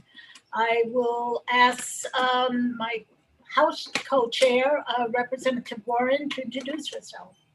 Thank you, Madam Chair. I'm Charlotte Warren, and I represent the city of Hollowell and the towns of West Gardner and Manhattan. I will recognize Senator Searway. Good afternoon. I'm Senator Scott Searway, and I represent District 16, which covers Waterville, Winslow, Fairfield, Benton, Albion, Clinton, and Unity Township. Thank you. Representative Pluker. Hi, I represent House District 95, which is Hope, Warren, Appleton, and Party Union. Thank you. Thank you. I'm sorry, Representative Pickett. I don't know how I got Pluker out of Pickett, but go ahead, Representative Well, Pickett. they both start with P. That's about it. I'm Dick Pickett. I represent House District 116, the towns of Canton, Dixfield, Hartford, Mexico, and Peru. And Representative Rudnicki. Thank you, Madam Chair. I'm Shelley Rudnicki. I represent House District 108, which is Fairfield, Mercer, and Smithfield. And once again, I'm here under protest because we adjourned sine die on Tuesday, which misrepresented to the people of Maine that we were done our work. Thank you. And Representative Newman. Yes, I'm Dan Newman, District 76, which is Belgrade, Rome, Mount Vernon, Fayette, Diana, and Wayne. Thank you. Representative Lookner. Good afternoon. My name is Grayson Lookner. I represent part of Portland in District 37, neighborhoods of Rosemont, Strawwater, Libbytown, and Nason's Corner. Thank you. This afternoon, we have 3 bills. I will call them in order of LD 1070, followed by LD 801, and we'll end with LD 696. So the first one today is sponsored by Senator Seaway. The title of the bill is an act to make assault on a person 50 years of age or older with a pre-existing serious medical condition a Class C crime. Senator Seaway. Thank you, Madam Chair. Good afternoon, Senator DeChambeau, Representative Warren, and members of the Criminal Justice and Public Safety Committee. I am State Senator Scott Searway, and I represent Senate District 16, which includes Albion, Benton, Clinton, Fairfield, Unity Township, Waterville, and Winslow. I am before you today to present LD 1070, an act to make assault on a person 50 years of age or older with a pre-existing serious medical condition, a Class C crime. Assault is a serious matter, one that must be treated as such. If someone knowing and recklessly assaults someone, especially when the victim has a pre-existing medical condition that is even more serious, and a penalty must be faced. This bill before you takes that into consideration by making it a Class C crime. If someone were to assault an individual 50 years of age or older with a serious pre-existing medical condition. And one other thing, I am willing for an amendment. I know that I think TA Megan Maloney may have an amendment to it, and I'd be willing to go along with that. So I'll let her speak on that. But thank you for your time and consideration of this legislation, and I am happy to answer any questions at this time. Are there any questions for Senator Seaway? Oh, and I overlooked 2 very important people here. Jane Orbiton is with us. She is our policy analyst. And you will see Deb Fay, our committee clerk. Representative Reckett, would you introduce yourself, please? You are muted, Lois. Thank you. Hi, my name is Lois Reckett, and I represent District 31, which is part of South Portland. Thank you. Oceanside. Oceanside, the ocean end of South Portland. I'll begin by formally asking if there's anyone who wishes to speak in support of this bill. Ms. Maloney, do you wish to speak with, as suggested by Senator Seaway? Hi. Hello, sorry, did you call on me? It was Well, loaded. I am asking if you're speaking in favor and you have possibly an amendment, okay? So I will turn that over to you. Thank you. I am speaking in favor. Okay. Senator DeChambeau, Representative Warren, and honorable members of the Criminal Justice and Public Safety Committee. My name is Megan Maloney. I am the District Attorney for Kennebec and Somerset Counties and the President of the Maine Prosecutors Association. I am submitting this testimony on behalf of the MPA's unanimous support of LD 1070. When one person beats and kicks another person with use of hands and feet, the crime is called assault. Assault is a misdemeanor. The typical punishment for assault is a $300 fine and no jail time, although jail time can be ordered. Probation, however, is not allowed by the assault statute. If a person committing the assault uses a weapon or attacks a person under the age of 6, the crime can be elevated to a Class C felony. But if a young, healthy person attacks an elderly, frail person, the law classifies this conduct still as a misdemeanor assault. The level of crime should change when the victim is vulnerable. So this is what happened in Waterville. And I know that Sandy and Herbert Bradley are also wanting to speak in favor of the bill as this occurred to them, where a strong, young adult man attacked the Bradleys, a couple in their 70s. And it was only days after Mr. Bradley came home from the hospital after heart surgery. This was unfortunately only able to be charged as a misdemeanor, even though everyone in my office, and we even consulted with the Attorney General's office, tried to find a felony due to the uneven nature of the attack of a young, healthy adult man on two people who were more frail and unable to defend themselves due to age. So I would offer a friendly amendment to change the age of the victim to 65 and to remove the pre-existing medical condition requirement. The reason is it will be nearly impossible to prove that an attacker knew about the pre-existing medical condition, whereas age is easier to prove. I'd be happy to answer any questions. Well stated. Thank you, Ms. Maloney. Any questions of Attorney Maloney? Or I should say District Attorney Maloney. Yes, I have Representative Warren followed by Representative Pickett. Thank you, Madam Chair. Thank you, DA Maloney. Thank you for being here. I'm struggling to understand. So you prosecuted this case? Yes. And tell me, why couldn't you prosecute it as an aggravated assault? You could only get a misdemeanor charge? That's right. So it's a misdemeanor under the law because in order to get up to a felony level, you need either a weapon or you need a victim under the age of 6 or extended convalescence, which the law court has defined for us as an extended period of time in order to recover from the injuries or lasting injuries.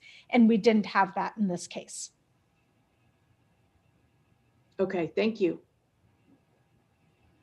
Representative Pickett.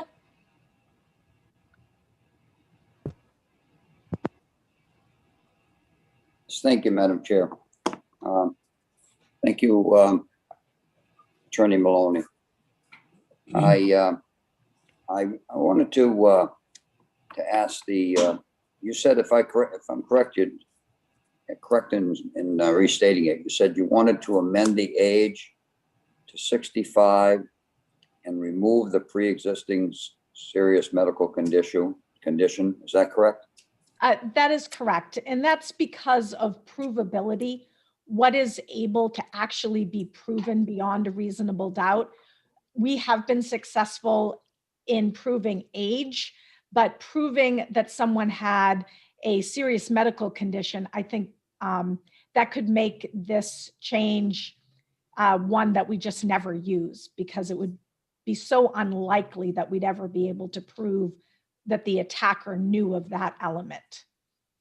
And I understand what you're saying, but the other part of that is, if you had it like it is right now, even in just like a regular assault right now, and an elderly person was attacked and was beaten up badly, and they had pre-existing serious conditions that you found out at the time of that attack, even though the person maybe didn't know the attacker maybe didn't know that still puts us back to the fact that you're looking at a misdemeanor assault, and not unless there's some kind of convalescence or something like that they have to go and stuff is. And I'm very aware of that. So I keep having this vision that just was burnt into my head this summer of an attack that took place on an older man. He had a carriage, a little small carriage, not a carriage, but he had his little granddaughter with him, and he was pushing that, and he was attacked by 3 people, all youngsters. And one of them in particular was kicking him when he was down, kicking him in the head, kicking him here and there. And I just think that something needs to be done for the elderly that are out here, and that these people attack, and a misdemeanor does not fit the crime. I think the punishment should fit the crime. And so I understand the fact of the being able to know in a person's head, but I just wish there was some way we could possibly fix the statute so that we can make it so when one of these kind of attacks take place, and the district attorney that is covering that knows what they are, that there's something in law that they can put it into, that they can hold the person accountable for what they actually did. So that's my kind of my heartburn with this case, with this particular bill. And Representative Pickett, I agree with you. The law should protect vulnerable victims at a different, higher level than other victims. It's different when 2 people who are both 30 punch each other in a bar fight than if someone who is a young, healthy, strong adult attacks someone who has now reached advanced age. Those are different situations, and the law doesn't currently reflect that difference. So the example that you gave is a perfect example where if the statute was changed to treating victims that are age 65 and older with being able to charge that as a felony, that would address the situation that you bring up perfectly. I agree. Thank you very much, ma'am. Thank you.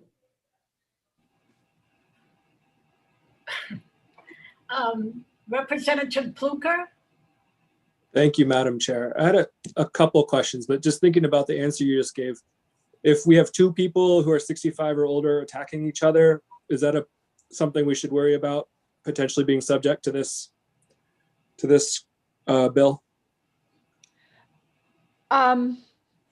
Well, if the victim is, let me look at the language exactly.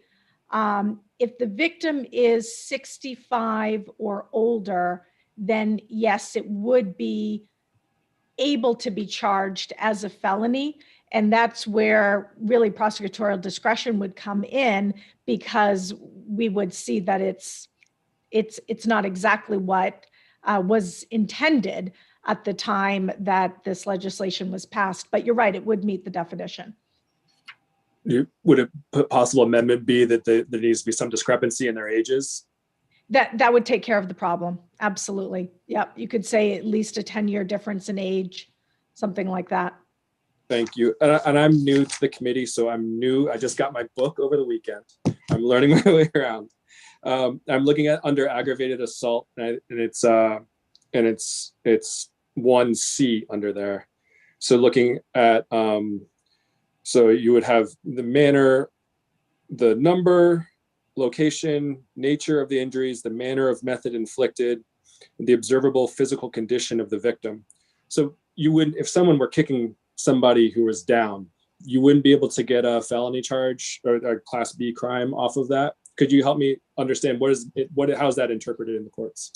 It depends on how the victim's recovery goes. So it depends on the extent of the injuries and whether or not there is extended convalescence as defined by the law court.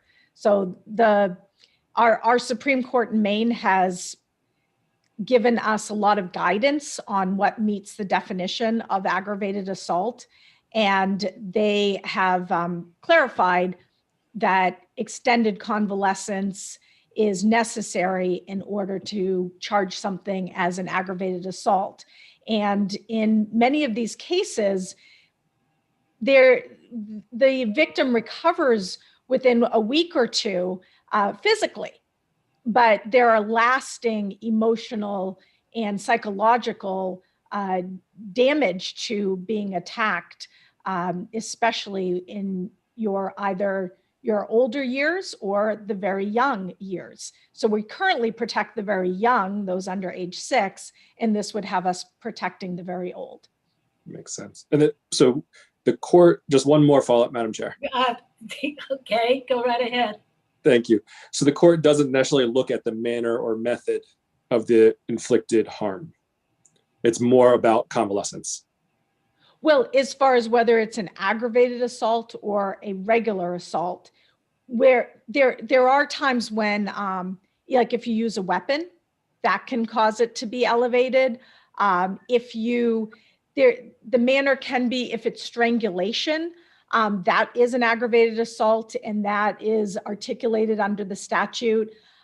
If it shows there's extreme indifference to the value of human life.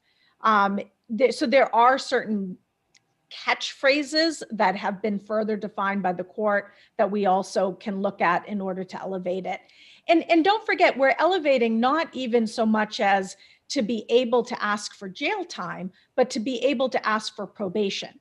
Because with assault, we can't have probation. It's not allowed. Representative Warren? Thank you, Madam Chair. Thank you, DA Maloney. I'm still trying to get my head wrapped around this.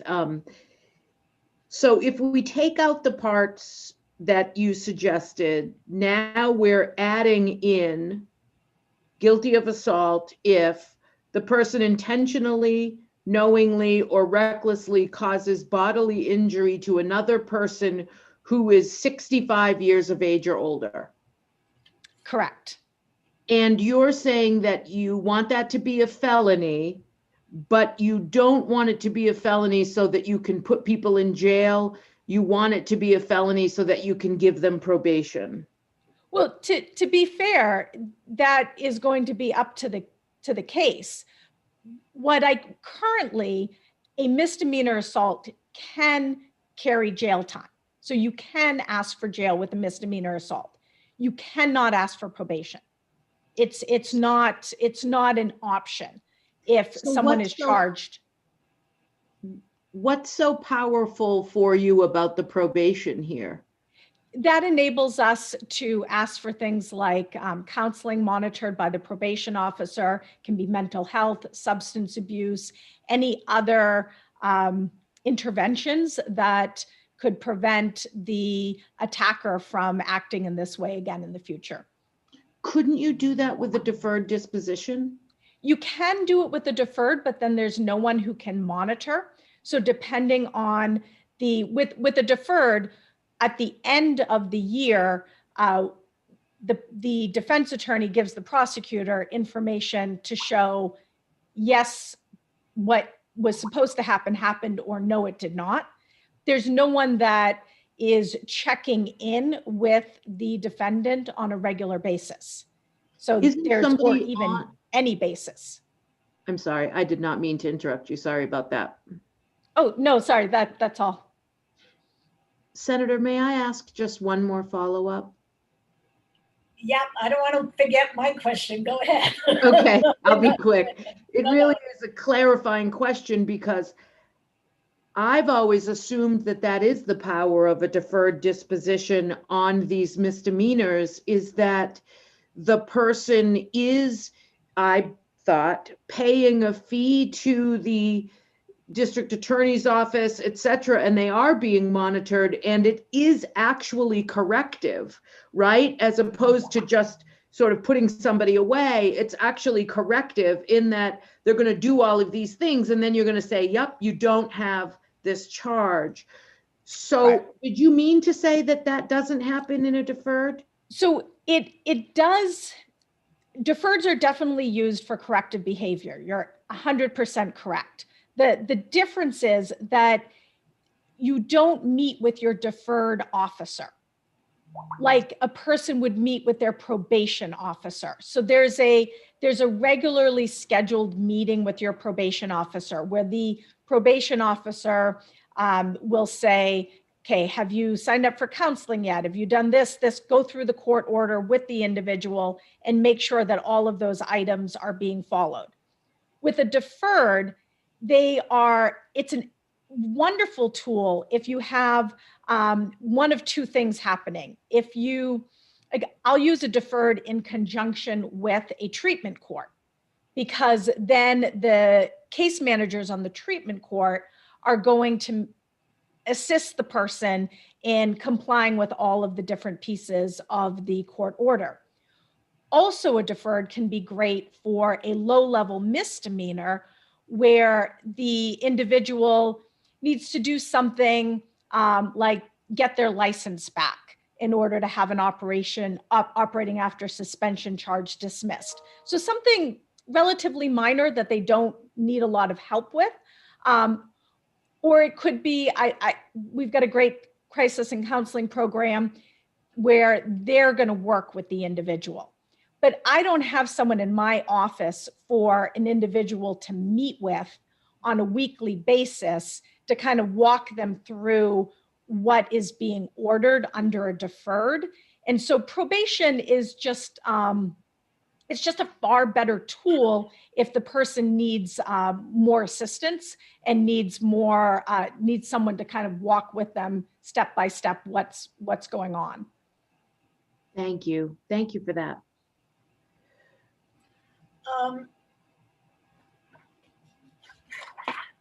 Calling you Miss Maloney when I'm so used to calling you Megan is okay. Megan's fine.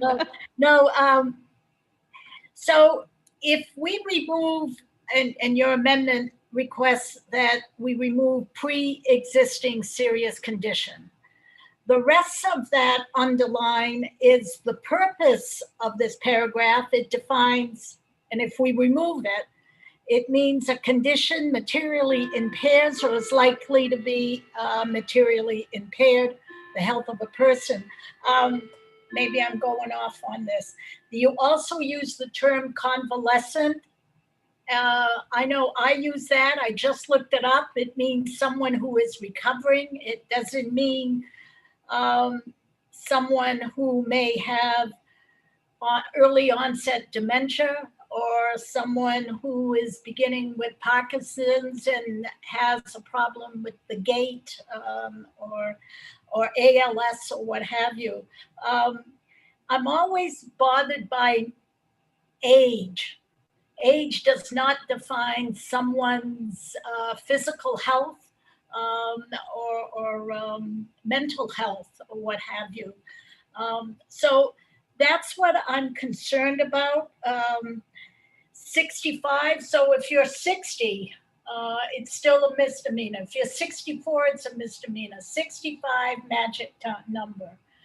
And it doesn't matter if you are healthy and run 5 miles a day at age 65, the 60-year-old can't even get out of bed without some help. So those are the questions, and the line of demarcation is felony or misdemeanor. So those are the real difficult things that, every year we have one of these, not this particular, but ages. So I understand your rationalization for all that. I would qualify for this. Someone hit me. So, okay, I didn't have a question there. I'm sorry. I just wanted to throw that out to see if I was correct or if you were going to point me to something else. So, I mean, I certainly think you're correct. We're making a decision on where that line is. Like with children, we say those under 6. So if a child is 5, then it's a felony. And if the child is 6, then it's a misdemeanor. So we do those lines. They don't always work, but we struggle with trying to find the best line we can. Okay. I'm going to recognize Representative Morales. Thank you, Madam Chair. And my apologies, I've been on audio. I had to drive my daughter somewhere. I'm wondering a couple things, DA Maloney. The first is around, what's our goal Where, we hear often that, there's a couple different goals of the criminal justice system. One is punishment, one is deterrence. And some folks have more of a rehabilitative goal. And I heard you talking about that with the probation aspect of it. And then I would say public safety. And so what gets us to true public safety is kind of the frame I like to see it in. And so I'm wondering, the question about, in my mind through this bill is, are we getting to public safety by increasing this to a felony for this age group? And then the second thing is, thinking about factors on sentencing, and that, there's an opportunity there, I think, and maybe you could speak a little bit to it more, sentencing processes better than any of us, how some of these factors that maybe don't add up or you can't prove aggravated assault, how they can come into play when the judge makes the sentencing decision. Sure. So starting with the beginning of your question, I believe that elevating an assault on an elderly person to a felony meets all of the goals that you set, because it really is about saying to the public, we're going to treat it differently when you attack a vulnerable person. And there are vulnerable people at both ends of the spectrum, of the age spectrum. And we're doing a good job at protecting one end of the age spectrum, and now let's protect the other end. And there's no magic as to the number 65. It just, that's the number that we use for retirement. So that's why it seemed like a good number to me.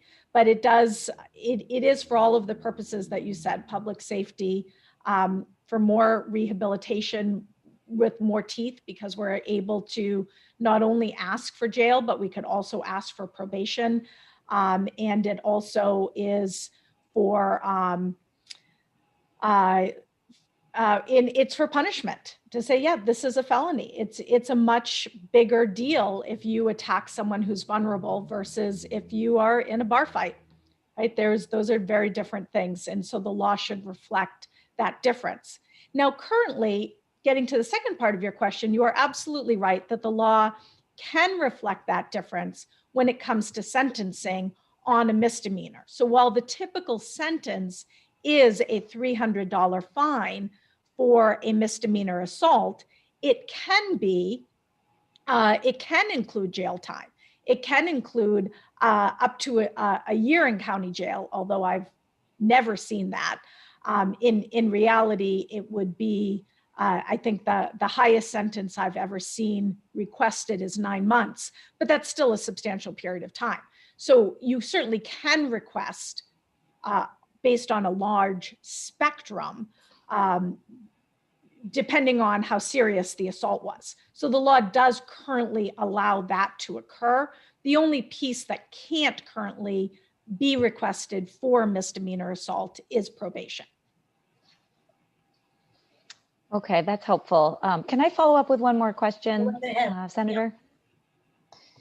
So if, and when I laid out the framework of some people think the goals of criminal justice system is punishment, I'm kind of trying to move away from that.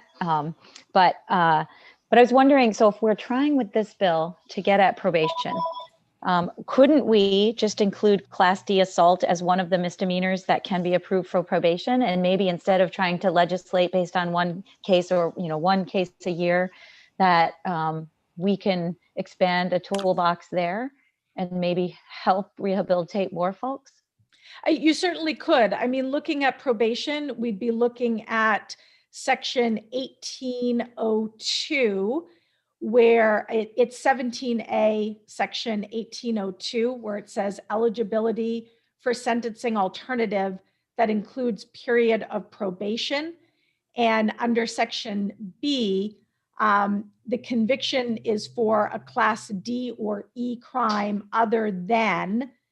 And so you could list in that section assault if you wanted to open up all assaults for probation. I think the reason not to go that direction might be because not all assaults really do call for probation. And so wanting to make sure that we're limiting probation to those that are for people who really need that level of supervision. But that would be another way of going about it, is by addressing that statute. Thank you.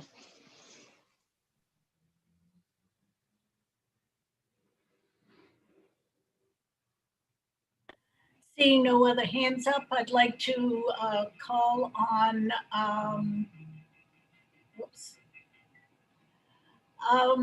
anyone else that wish to speak in support of this bill. Mr. and Mrs. Bradley, I believe. Yes. Do you wish to give testimony or speak in support of this bill? Yes, I do. My Go name is ahead. Andrew Bradley. Yeah. And on June 8th, I was innocently attacked by a 20-year-old on 19 at the time, on drugs. I never saw him coming. He came up behind me, punched me to the side of the head, threw me to the ground, and I ended up being taken by ambulance to the local hospital. I have some very graphic pictures of my injuries, and it's hard for me to think that this happened in June 8th, 2020. He has not been made accountable for his actions upon us. Because we did not land in the hospital with broken bones, it's considered a simple assault. And the mental trauma of living here in our neighborhood, he lives 2 houses away. Nothing has ever happened to him to this day. And that's a very hard pill to swallow, because mentally I have gone to counseling.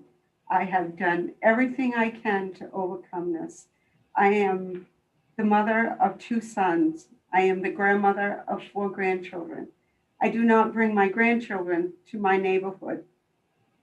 And this has been a very, very difficult thing. And I think that something has to be done about this behavior. I am a product of going to therapy, and I still am struggling with a lot of issues of sleep deprivation, of fear, of anxiety. This was a terrible trauma to me. And to also watch my husband, who had just had heart surgery, being beaten by this young man, thrown to the ground, bruises to his chest, a fat lip, head lacerations, hematoma to his head, hematoma to my head. And I think something needs to be done. The law has to be addressed. And I don't believe that we're the first victims of this kind of crime. So I appreciate all of you listening, trying to resolve something to happen, for somebody to be made accountable for the actions and the choices that they made that day to alter our lives. Thank you very much for that very poignant explanation, and I think we all share. That was a tragic, scary time. It was a very scary time. You mind if I And show thank you a few pictures? We really can't Okay. view. Well, I would defer. Yes, they wish to have. No, excuse me, we have a rule that has to That's apply what to I thought. everyone of no props, sir. So if we allow one person, we'll be. That's fine. I understand that. Yep. I agree with you very much, Mr. Pickett. And I just want to say that I want you to think about if this was one of you's parents Or grandparents. or grandparents going through this. No person should have to go through this in their own neighborhood where they have lived for 28 years and to be subjected to a physical assault by a young man who chose who bought drugs. And I I think he needs to be made accountable for his actions.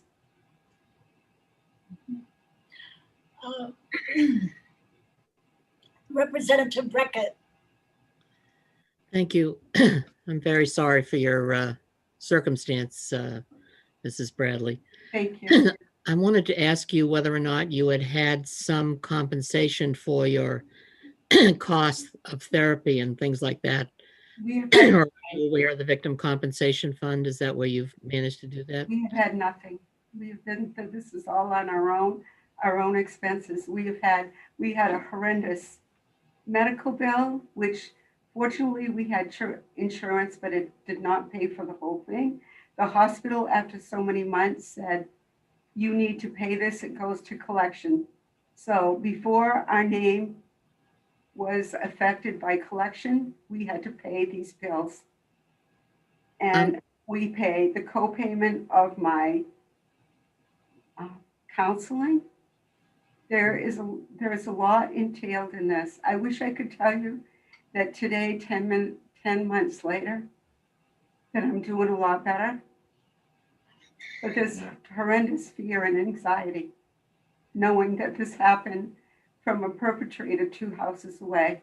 Yeah, I absolutely agree. What I'm suggesting is that you investigate or apply to the Victim Compensation Fund, which is housed in the district attorney's office, where there should be, I believe, unless I've totally lost track of what's happening with that, is basically available to victims like yourself who have had costs associated with a crime committed against them. So you might be able to get reimbursement for some of what you've had to pay out. So I don't know what the caps are or anything else, but there is a whole victim compensation fund, and it's based out of the district attorney's office. So if you make a call to the Aaron Fry's office, the district attorney in Maine, you should be able to find out about that. So that's all I'm suggesting, is it might be of some financial help to you. We have had to change the protection of our house. A lot of things have changed since June 8th. We will check on that. Thank you very much. Thank you. And thank you for that information.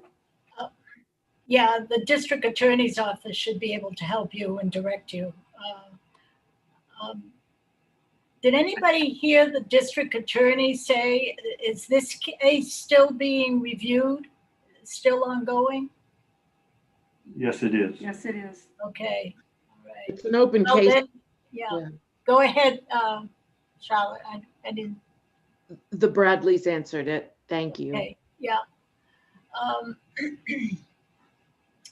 Okay, we're not going to be solving this today. And correct me if I'm wrong, even if we pass this, this is not retroactive, is it? Or, yeah, so, but it brings up a point. Anyone else wish to speak in support of this bill, please?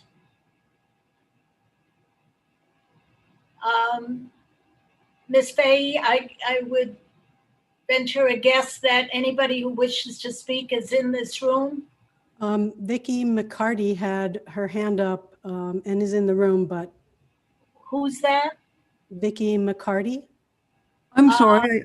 I'm sorry. I didn't realize my hand was up. I'm going to be testifying on 696, and I apologize. No problem. I'll move you back.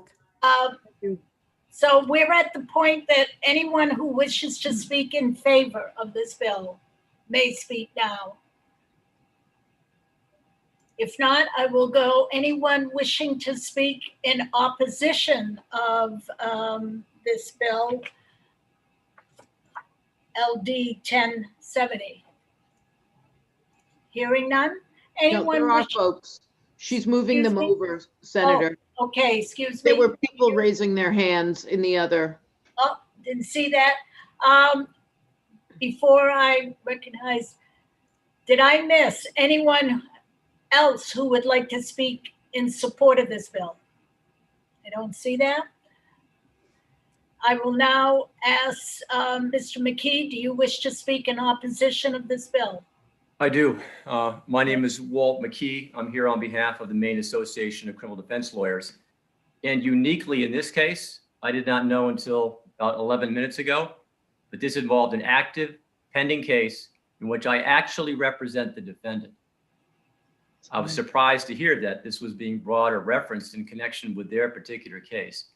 And unlike others, I'm not going to go into the details of that case other than to indicate to you there's probably another side of the story. And that's why we have trials and courts to deal with these.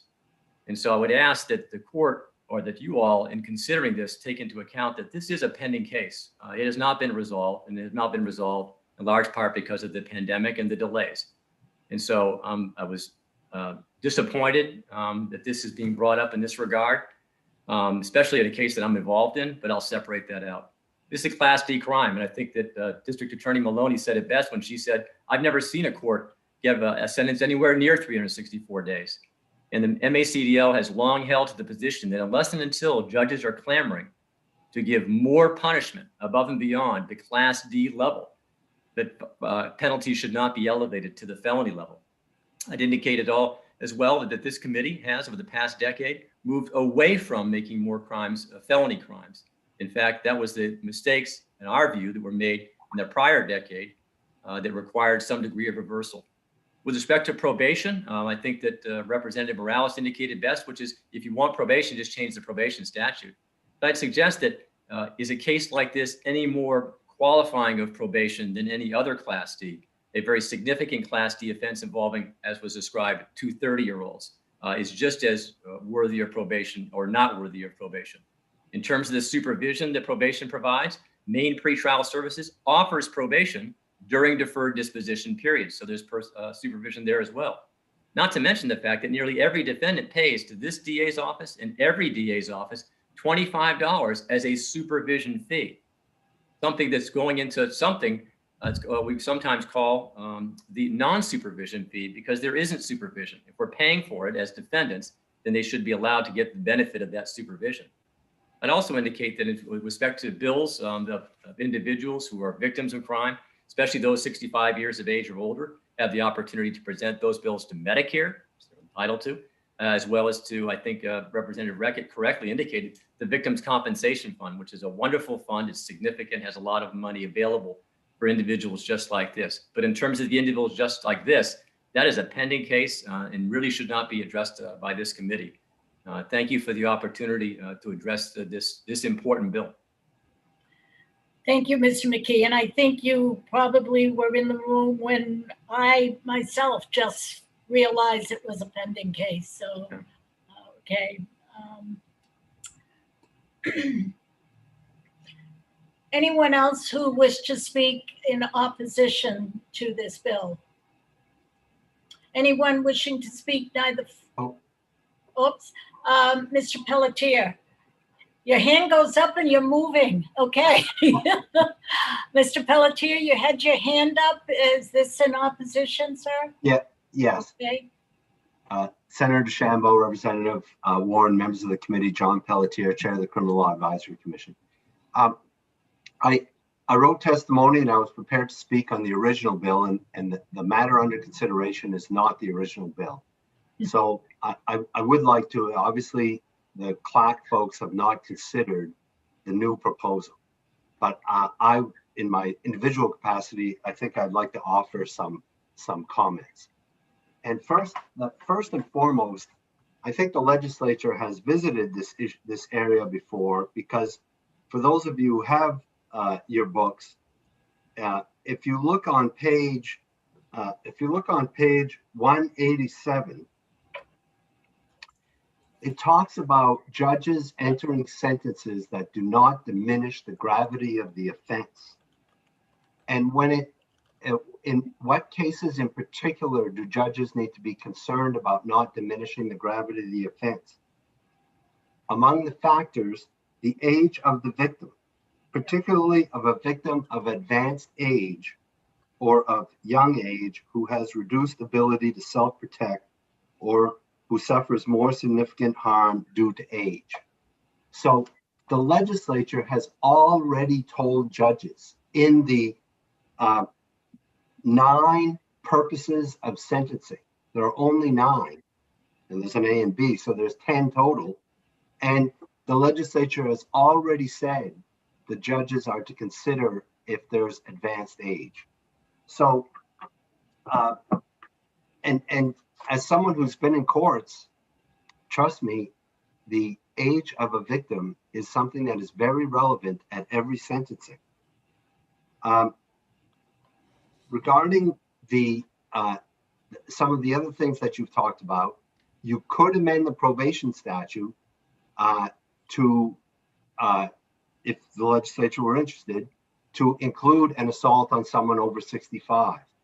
But again, there was a wholesale sentencing reform where the decision was made, with very few exceptions, to eliminate probation for Class D and E crimes.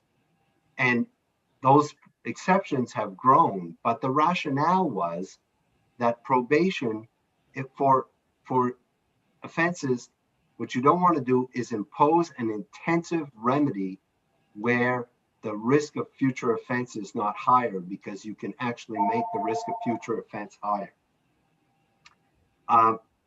And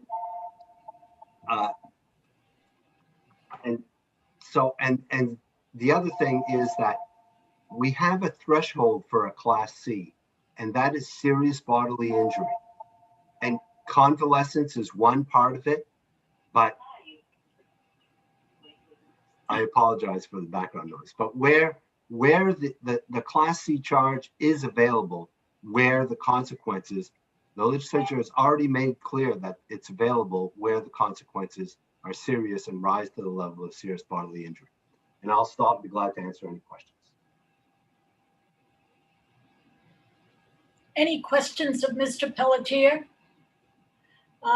Representative Warren? Thank you, Madam Chair. Thank you, Mr. Pelletier. I was, of course, thinking about, you know, the changes to misdemeanors if somebody thinks that we need probation, but you just said something I haven't heard before. So if you could please say it again, that when the sentencing was restructured or rewritten, we didn't want to put an intensive remedy. Can you say that again? You said it sort of quickly for someone like me who doesn't practice law. In the study of criminology, around the time that this change was implemented, there were studies that came out that said that assessed offenders in terms of high risk and low risk and medium risk.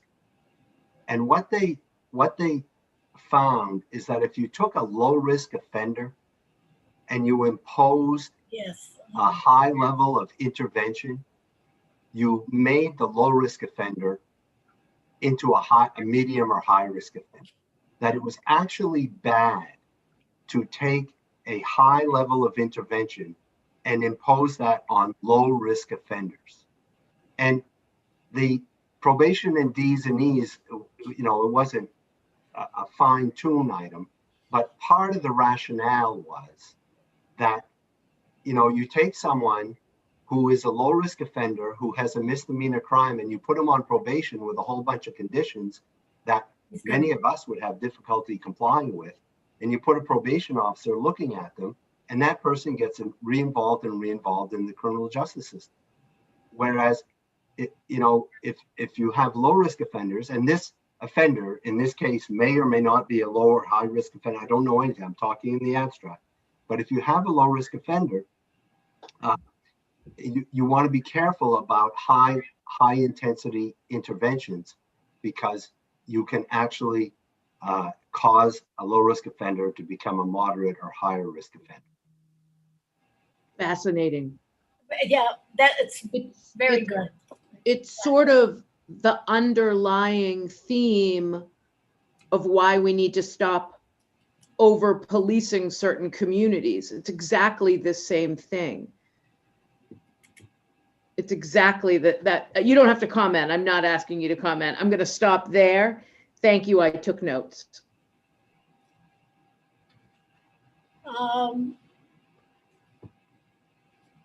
Anyone else have a question of Mr. Pelletier before I move on? Okay, there are two people that have their hand up, may have been let into the room a little slower. And so I will ask, are you, Ms. Drew and Ms. Collins, both wishing to testify in support of this bill? No, in opposition? Ms. Drew, which? Opposition. Opposition. All right. First one is Ms. Drew. Do you wish to make testimony? Yes, thank you. Janet Drew, York, Maine. Thank you, Senator DeChambeau, Representative Warren, and all joint committee members. I just want to say I don't understand all the legalese of the lawyer McKee, but I definitely philosophically think that we don't need new laws to put people in jail, that we've really demonstrated over the past several decades that we're very able to put people in jail. The question is, are we able to keep our communities safe? And the one thing that concerned me listening about this law, although probation was discussed, it isn't, again, it's up to the judge and DA to decide if that's an option or not. And my question is, or my concern is that a lot of times it feels like them versus us. You know, the people that are making those decisions aren't living in the communities and the families that are suffering with the choices. And less incarceration can make us safer. And thank you. Thank you, Ms. Drew. Thank you. Ms. Collins, I'm sorry if you saw something in my face. I was gonna call you Representative Collins, but go right ahead. Go ahead. Thank you. Thank you so much. I really appreciate it. Senator DeChambeau, Representative Warren, and honorable members of the Criminal Justice and Public Safety Committee. My name is Jan Collins, and I'm Assistant Director from Maine Prisoner Advocacy Coalition. I'm here today to speak in opposition to LD 1070, an act to make assault on a person 50 years of age or older with a pre-existing serious medical condition a Class C crime. MPAC is in sympathy with the sponsor's intent in submitting this bill and to the Bradleys for all that they have suffered. We are equally distressed whenever vulnerable members of our community are hurt in any way. However, we have several concerns about this bill. And these comments are on the original bill. It is difficult to determine a person's age. How would the court establish that a person committing the crime knew the victim's age? 2, likewise with medical conditions. Many medical conditions are not visible to the observer. How would knowledge of a condition be established? 3, what does it mean to have a condition that materially impairs a person? And I think that has been answered. 4, what if there are 2 people who are over 50 in an altercation? Is there still a felony crime? 5, research has shown that threat of punishment is rarely a deterrent to crime. Increasing the punishment likely will do very little to deter crime or protect vulnerable elders. On principle, MPAC is opposed to expanding the criminal code. We already over-incarcerate. 7, we would like to see restorative justice as a way to bring the gravity of the assault to the perpetrator. I'm interested in this bill because I was myself assaulted as a teacher in front of a classroom by a young woman who had other issues. I was surprised to hear that generally no jail time is given because she did receive jail time. And I believe from hearing the district attorney that there are plenty of recourse already available under the law to deal with this assault. I think other things are much more important to us, and that includes doing prevention.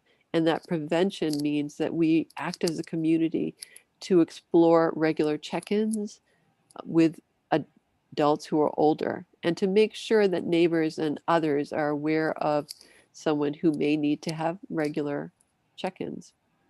Again, we respect the good intentions of the sponsor. We respectfully oppose the bill. Thank you for your consideration. I would be glad to answer any questions. Very good. Thank you.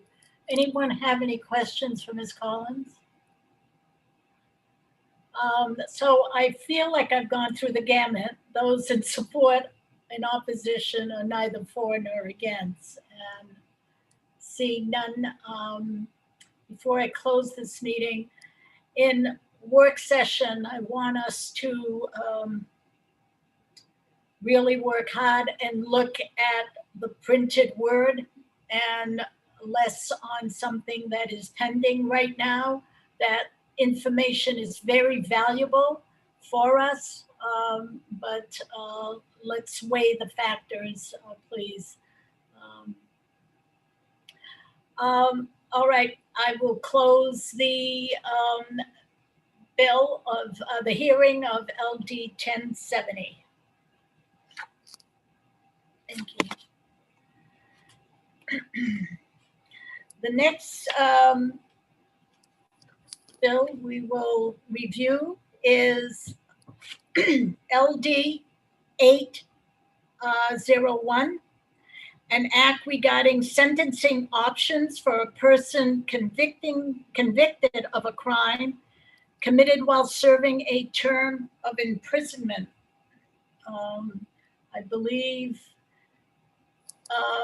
Senator Memon, are you with us there? Welcome. Hello. It's all yours. Thank you very much. Good afternoon, Senator DeChambeau, Representative Warren, distinguished members of the Criminal Justice and Public Safety Committee. I am Dave Miramont, and I proudly represent all of the people of Appleton, Camden, Freehaven, Cushing, Friendship, Hope, Idaho, Matinicus, Muscle Ridge Islands, North Haven, Owl's Head, Rockland, Rockport, South Thomaston, St. George, Thomaston, Union, Vinyl Haven, and Warren in the Maine Senate. I come before you to present LD 801, an act regarding sentencing options for a person convicted of a crime committed while serving a term of imprisonment. When a respected lawyer in my community asked me to put in this bill, my first thought was that I had read it incorrectly, so I reread it several times.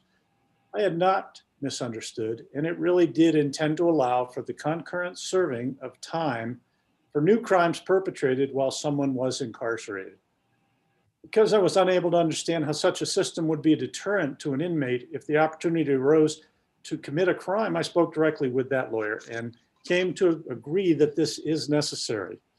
I think most of us have the idea that the folks who would be in a situation of committing another crime when they're already in jail are going to think before acting.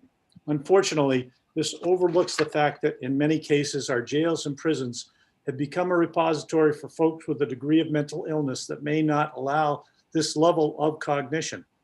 We are dealing with that problem at every level of society now. On the front lines, police officers are called to deal with the mentally ill as if they are criminals, when what's needed is a healthcare professional who understands how to communicate and de-escalate a situation. In jails and prisons, the same situation occurs, with correctional officers taking on the role when they do not have the training that might be helpful, or the person they are dealing with cannot understand the issue. This leads us back to this bill. Your committee's been dealing with giving more discretion to judges and prosecutors to pull back from the draconian policies of mandatory minimum sentences. Those policies were hard to watch because they didn't just keep people off the streets who needed to be in prison. They put folks away who had made a few mistakes and until the last never made an effort to defend themselves properly until it was too late. These lessons are the reason for this bill. There are inmates who will be brought before judges when they commit an additional offense while they're incarcerated.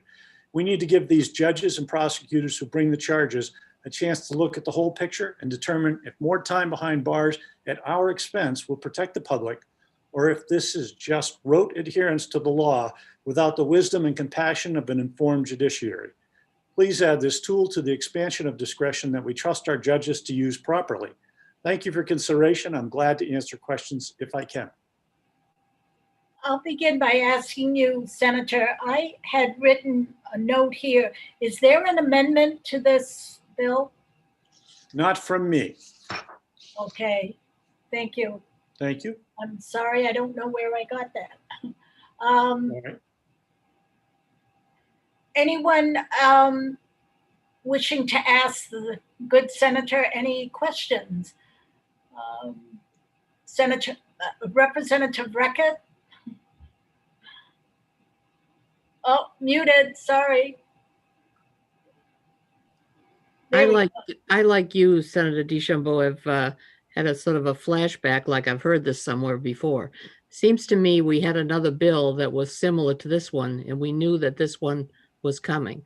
And I see Representative Pickett shaking his head, yes. So, and also Charlotte. So, I mean, Representative Warren. So I believe it was the case. So it was perhaps that one that had an amendment proposed, and I don't remember. I just, we didn't dispose of it, I don't think. Does anybody remember?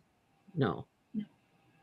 It's the CLAC Bill 563 that has Section A that deals with this either judicial discretion or not around concurrent sentences. Okay, thank you. Oh. So I have not lost my mind. This is good. Well, I did, because that's my bill, and I knew there was an amendment. As you wish. I'm glad that it's being dealt with, and I expected the lawyer who asked me to put it in to be here to testify and made sure that he knew it was happening, but hope maybe he's there behind the scenes waiting to testify. But however we deal with this, or you deal with this, is good with me. Thank you, Senator. If that's it for questions of Senator Marmont, thank you. I will ask if anyone wishing to speak in support of this bill. There it is. Ms. Fahey, we should have a show of hands and have them come in. So, yes, Mr. Pratt. Thank you. Senator DeChambeau, Representative Warren, and members of the Criminal Justice and Public Safety Committee. My name is Jeremy Pratt. I am the Vice President of MACTL. MACTL supports LD 801. I would also like to thank Senator Marmont for bringing forth this bill, and also special thanks for referring to me as a respected attorney in the community, as a criminal defense lawyer. Rarely am I referred to as that, so it is a nice change of pace. MACTL continuously supports sentences in criminal cases that are just and are individualized. And in order for sentence to be individualized, judges must have discretion to impose a wide range of potential sentences. The fairest results come when the court has the widest range of possibilities, and LD 801 gives a judge discretion and allows a judge to individualize sentences. It effectively unties a judge's hand. The reason this is so important is a lot of the cases that arise out of the prison, and I practice in Knox County where the Maine State Prison is located. These cases often take a long time to go forward, sometimes multiple years. I am not sure why the prison and jail cases take so long, but they consistently do. I have a number of examples that I can give of cases where individuals were serving time at the Maine State Prison, and that I've known for maybe 5 to 10 years. And while at the prison have undergone a transformation of some sort. Years ago, the legislature started a mental health unit at the Maine State Prison. And I'll be honest, I was one of the cynical defense attorneys who thought that the program was simply in order to avoid transferring inmates to Riverview. And I've been pleasantly surprised. There's a doctor named Dr. Fine who's running that program, who's done a phenomenal job. I've seen clients of mine turn around after being entered into that program as if they are completely different individuals.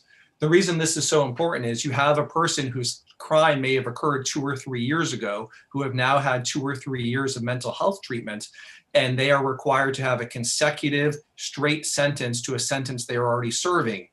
I can think of one case where the judge desperately wanted to put this person on probation to get them out into the community, to ease them back into the community since they had been incarcerated so long, and to make sure that they didn't fall off the good path that has been established for them. I want to be absolutely clear.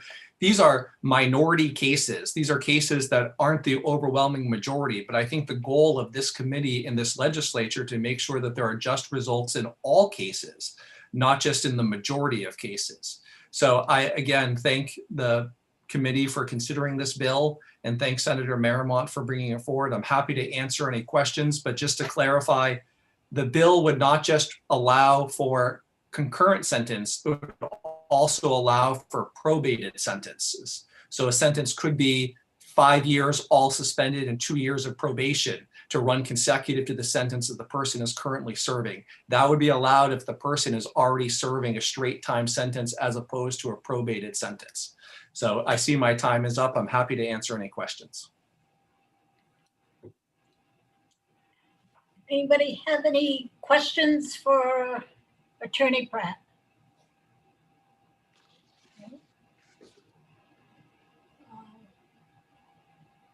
I would call you a good attorney. Any attorney who follows his client in prison, in my book, is a good attorney. So thank you. Not that you follow them, but you follow them. Okay. Representative Reckitt. I'm sitting here reading the summary of this bill and trying to figure out what it means. Because when I read it, it doesn't mean the same thing you just said. And I like what you just said. So maybe it's just that I don't know the statute that's being repealed. Is that the issue? And that is certainly the intent of the bill. And that was the way that I had suggested to Senator Marymount based on my reading.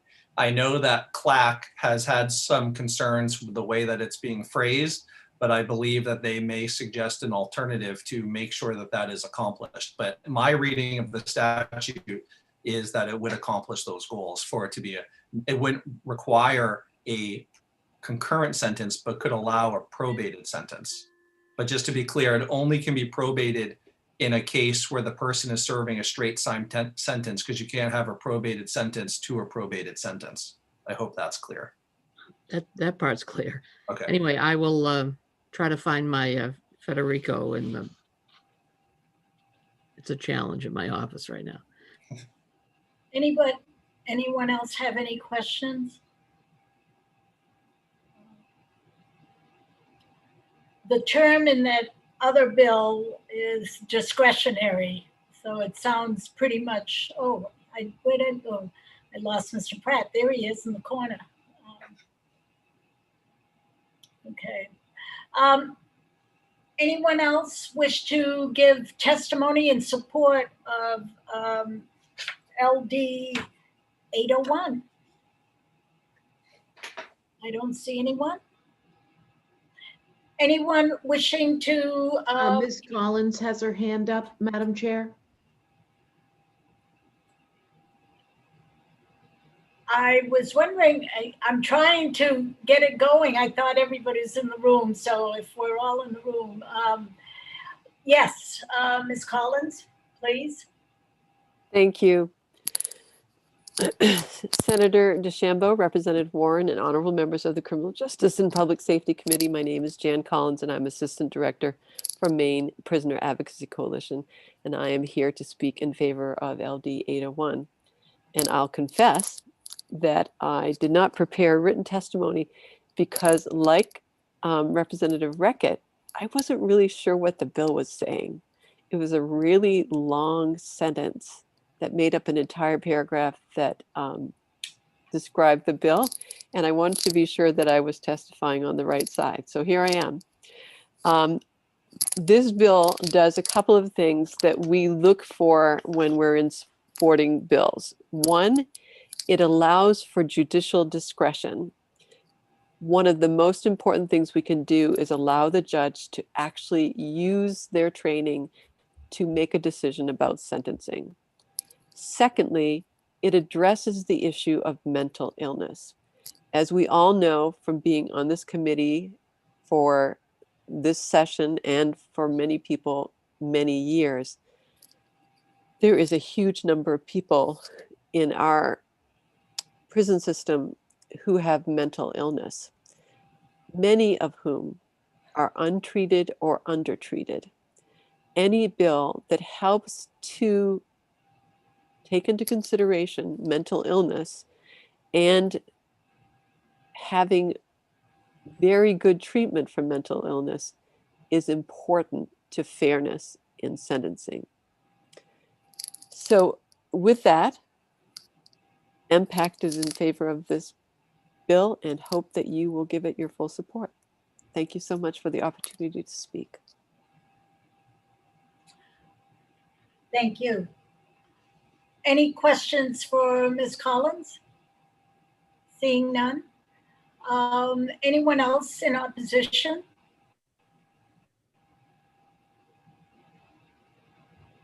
Seeing none.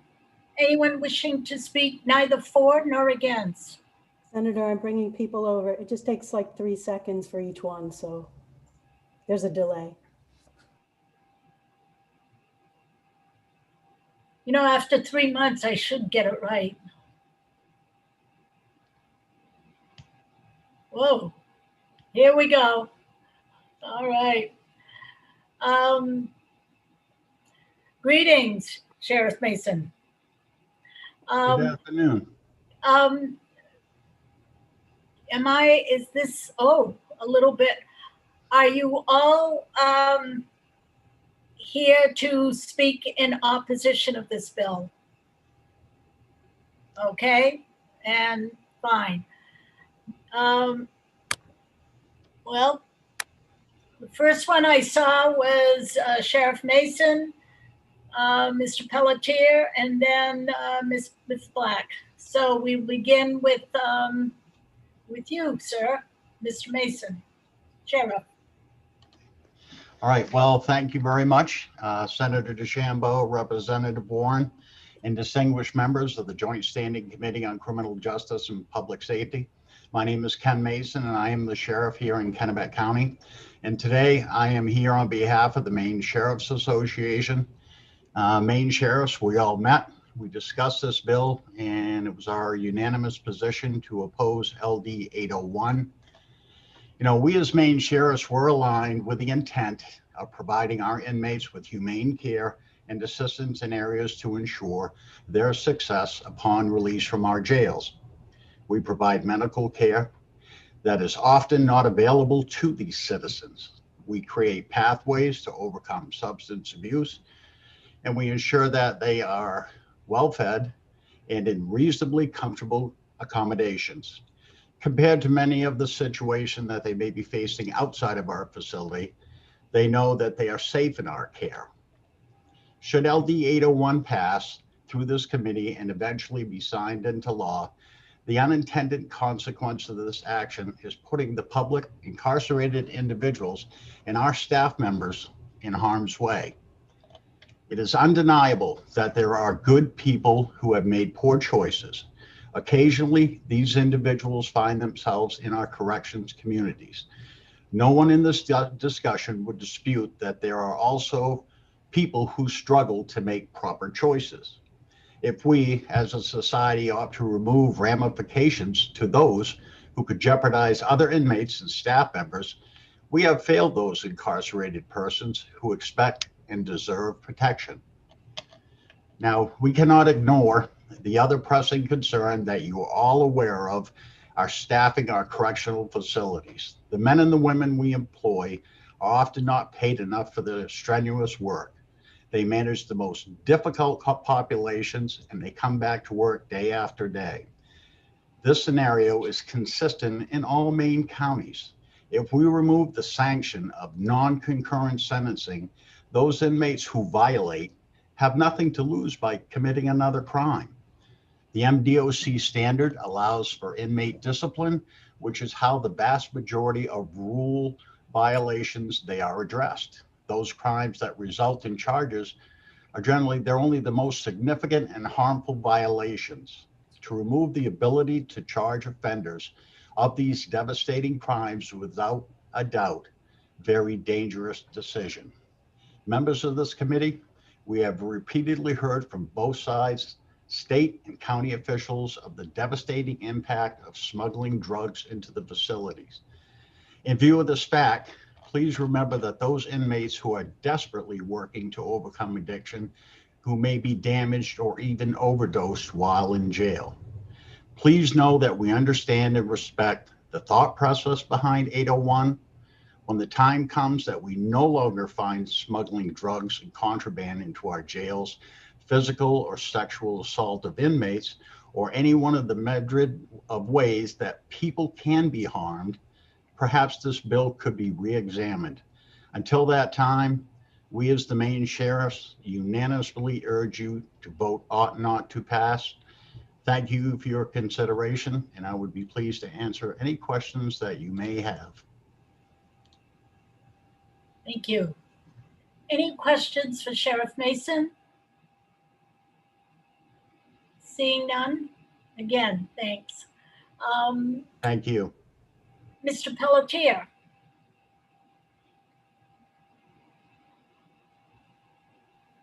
Thank you, Senator DeChambeau, Representative Warren, members of the committee. I'm John Pelletier. I'm the chair of the Criminal Law Advisory Commission. The CLAC has been discussing this issue, and we are in favor of the discretion that Senator Merrimack and Attorney Pratt were arguing for. Our concern about this bill is that in most cases, it eliminates the judge's discretion. Because what happens, I've said to the committee before, you cannot have a sentence of incarceration that's consecutive to a split sentence. Most people in prison are on split sentences. What 1609 allows, there's a procedure in 1609 that allows, because you can't put the additional sentence on the end because the person has a split sentence, you can interrupt the first sentence, insert the new sentence, and then when that is completed, the first sentence picks up again. The only place in law where that process is authorized is in 1609. So effectively, if 1609 were simply repealed, then anybody who's in a prison or jail serving a split sentence who commits a new crime and is found guilty while they're still in prison or jail cannot be sentenced to a consecutive sentence. They have to get a concurrent sentence. They can't get they could get an additional fine, but they can't get an additional jail time. So what CLAC will be proposing, what we've settled on as the way to resolve Part A of the CLAC bill, is a mechanism that allows the judge's discretion. The judge can order a concurrent sentence. If Attorney Pratt can convince the judge that's the just result in this case, or a case, then the judge can order a concurrent sentence. But if the judge decides, I want to impose additional jail time on this person who is serving a split sentence, you need to maintain the mechanism where they can interrupt the first sentence and insert the additional jail time. And if you wholesale repeal 1609, that mechanism goes away. So to preserve discretion on both ends, you need to preserve the ability to insert a non-concurrent sentence, but also give the judge the discretion to decide on the individual facts and circumstances whether the new sentence is going to be concurrent or non-concurrent. That's up to the judge. But if the judge decides they need a non-concurrent sentence, they need a mechanism to be able to impose that. And if the person is serving a split sentence, you need that mechanism of interrupting the current sentence and imposing the additional jail time before the first sentence finishes. So with that, I'll be glad to answer any questions. I hope that's somewhat clear.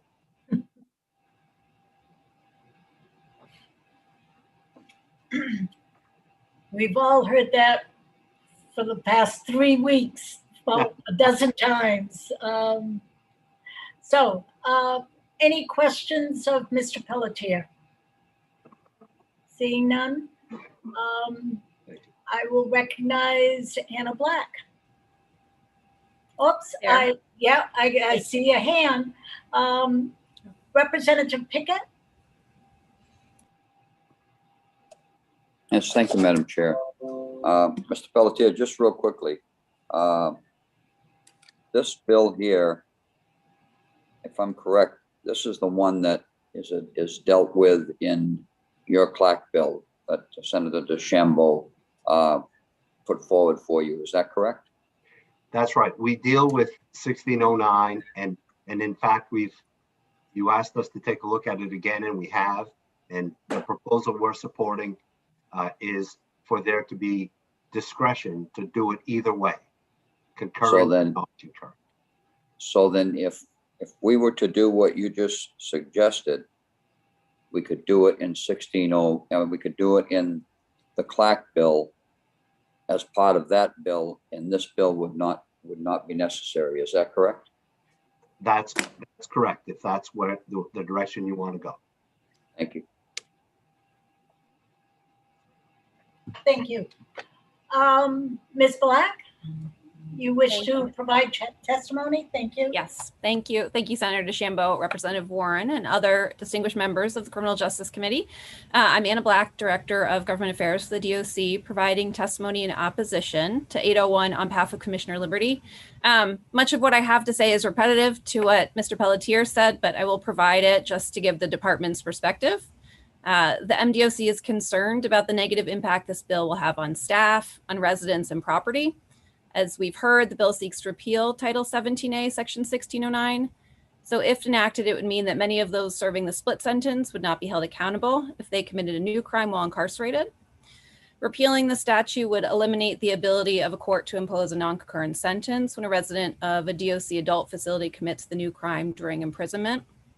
As Mr. Pelletier mentioned, the non-concurrent sentence really interrupts the sentence already being served so that the new sentence can begin immediately. If the bill passed, the court would only be able to impose on someone serving a split sentence a concurrent sentence for a new crime during imprisonment. The non-concurrent sentence is a sentence, of course, as we all know, that runs at the same time as the sentence being served.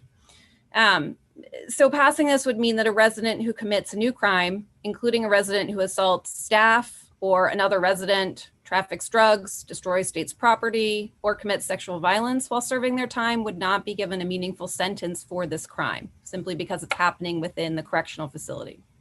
So the MDOC is particularly concerned that repealing the statute would impact the security of the facility and the safety of the persons within it. So it could increase the risk of assault on staff, could increase the risk of assault on residents.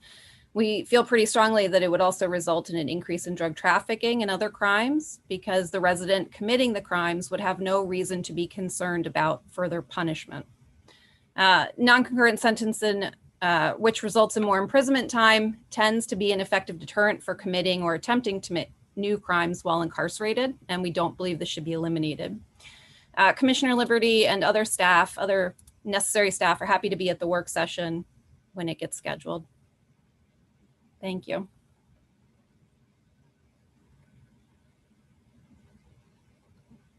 Any questions of Ms. Black?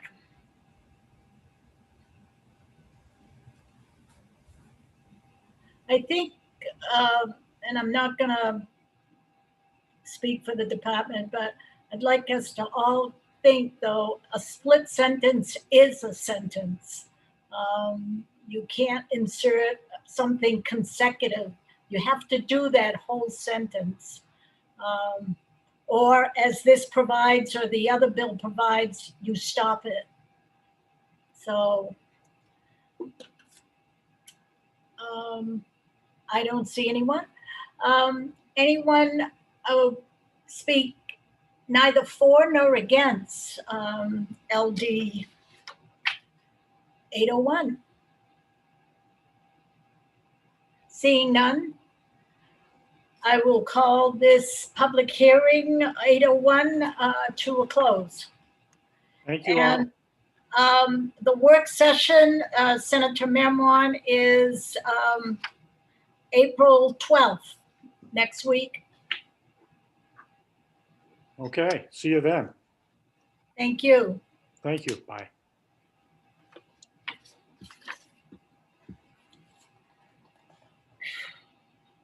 Okay. I feel we're in prison, jeepers. And let's talk about solitary confinement. The next bill is LD 696, an act to prohibit solitary confinement in Maine's corrections system. And our very own Representative Lipner, that's his bill. Thank you, Madam So, Chair. Senator DeChambeau, Representative Warren, and honorable colleagues on the Committee of Criminal Justice and Public Safety. My name is Grayson Lookner, and I represent part of Portland.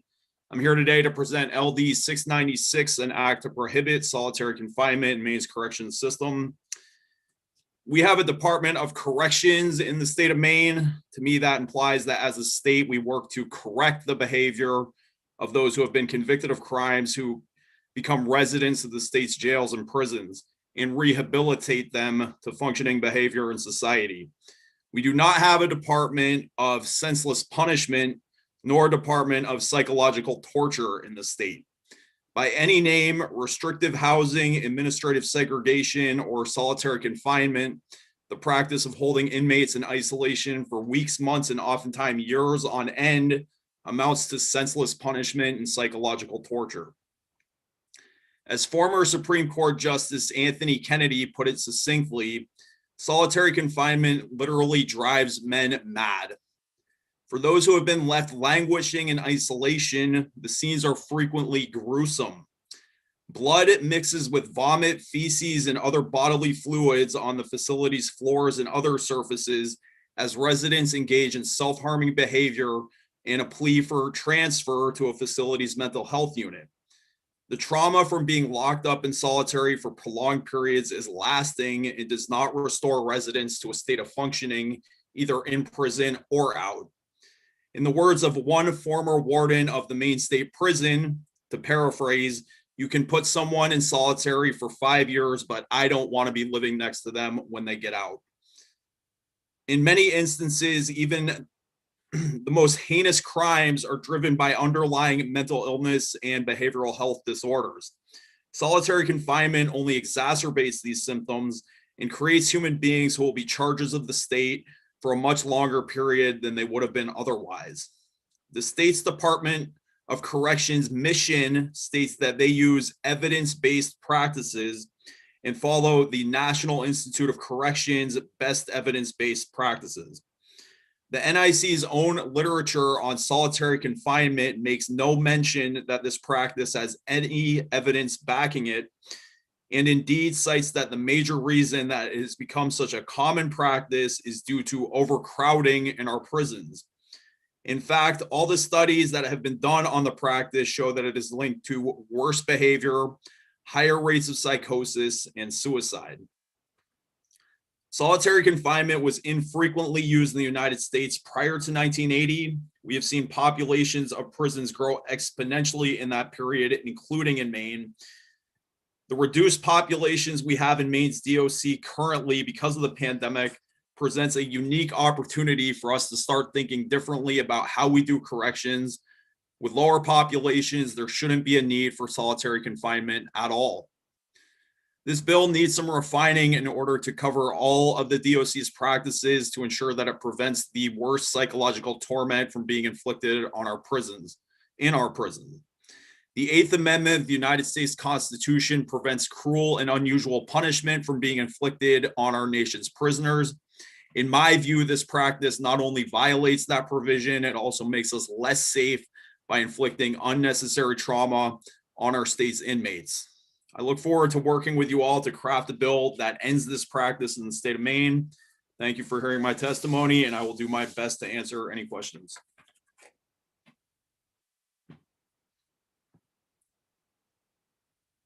any questions of Representative Lookner?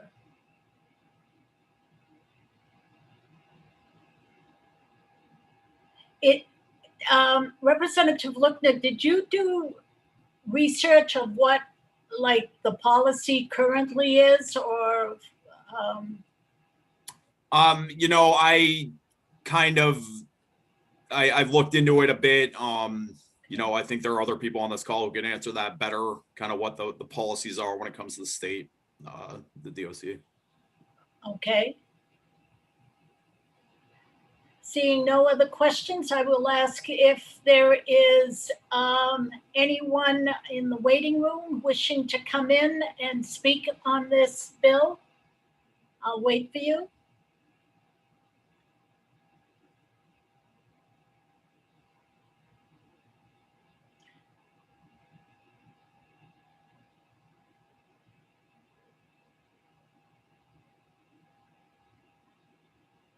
I see 9 people and supposedly 28 people are participating. Okay, here we go.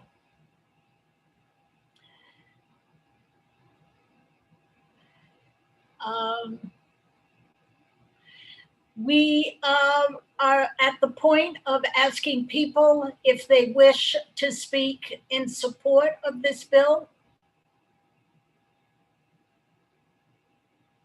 Anyone wishing to speak? Okay. I have Zachary Hayden, or Helden, I'm sorry, Hayden, right? Okay, look like an L. I will recognize you, sir. You may present your testimony. Thank you. Thank you, Senator DeChambeau, Representative Warren, distinguished members of the Criminal Justice Committee. My name is Zach Hayden. I am Chief Counsel at the ACLU of Maine, and I'm here today delivering testimony in support of LD 696 on behalf of the ACLU of Maine, as well as on behalf of Maine Transnet, GLBTQ Legal Advocates and Defenders, GLAD, and Equality Maine. Want to thank the sponsor, Representative Lookner, for bringing forward this important piece of legislation, and we hope that it will receive your due consideration. I want to just provide a little bit of background that there was, I'm not sure how many of the members of this committee were around the last time that this committee took up the issue of solitary confinement reform, approximately 11 years ago. But it was a long discussion, and ultimately the Maine legislature did not adopt legislation to restrict the use of solitary confinement at that time.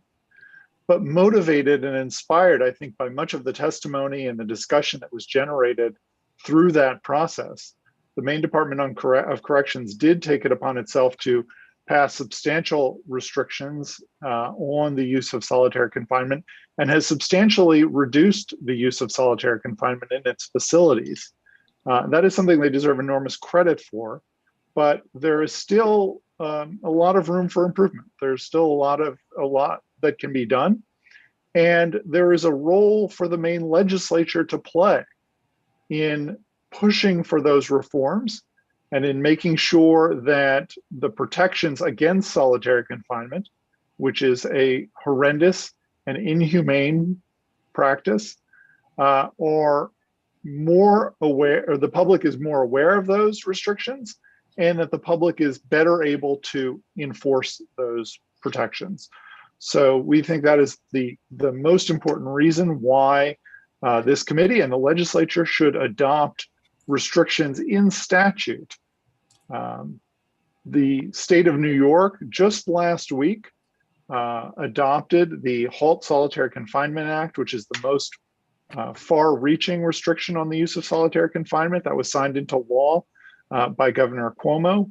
And Maine needs to regain its position as the leader in the country in restricting the use of solitary confinement and bringing us closer to the day when solitary confinement is ended as a practice in our corrections facilities. And I'm happy to take any questions. Thank you.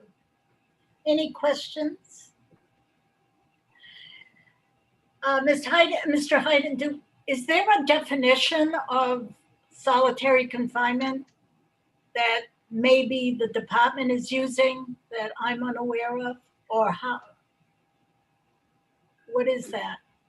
The department, as far as I'm aware, the Department of Corrections does not have a definition of solitary confinement.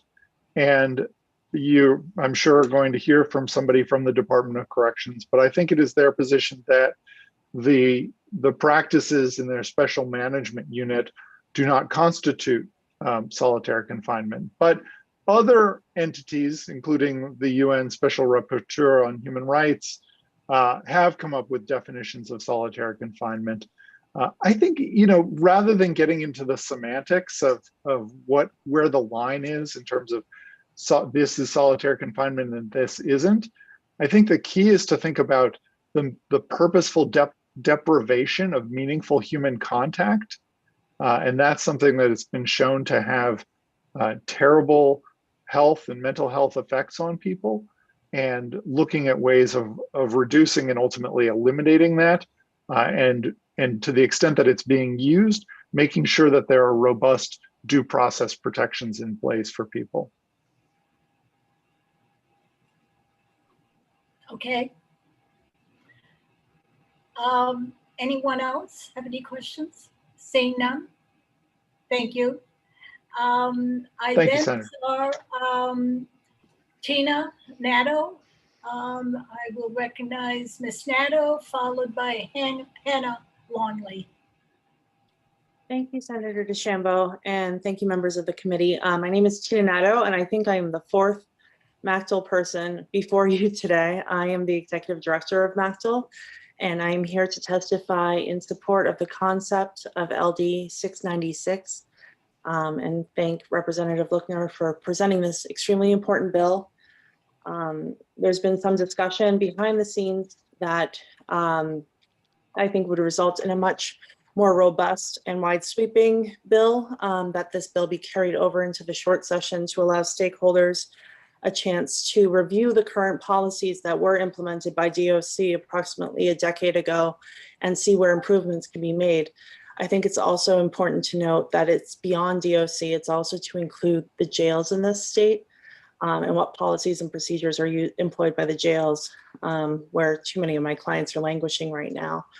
We look forward to working with the other stakeholders, particularly the Maine Prisoners Advocacy Coalition, who have worked on issues regarding solitary confinement probably longer than anyone else on this call, in crafting a bill that will protect incarcerated people, especially young people, vulnerable people, pregnant people, and as we've heard, people who are struggling with mental illness or in a mental health crisis, from the devastating effects of solitary confinement for both short and long periods. The policies and procedures that have been promulgated by the Department of Corrections are voluminous, and they must be reviewed in light of actual practice in each facility. In light of monumental legislation in places like Massachusetts and the response of DOC there, and most recently in New York, as alluded to by Attorney Hayden, it is important and imperative to take lessons from the passage of such legislation and how progress is made in implementing these changes there and how they could be implemented here. So I'd like to thank the committee for their attention, and I think this is an important issue that we're going to hear and we should be hearing a lot more about in the coming months. Thank you very much. Thank you. Any questions of Ms. Nato? I'll help you, Ms. Nato. The policy was revised last July, but you are correct. I think it goes back about 18 years. And I'm totally in favor of revisions and reviews. So no questions. I will now ask Hannah Longley for her testimony, please. Good afternoon, Senator DeChambeau, Representative Warren, and members of the Joint Standing Committee on Criminal Justice and Public Safety. I'm Hannah Longley, and I represent NAMI Maine. As the state's largest grassroots mental health advocacy organization, NAMI Maine supports the passage of an act to prohibit solitary confinement in Maine's correction system.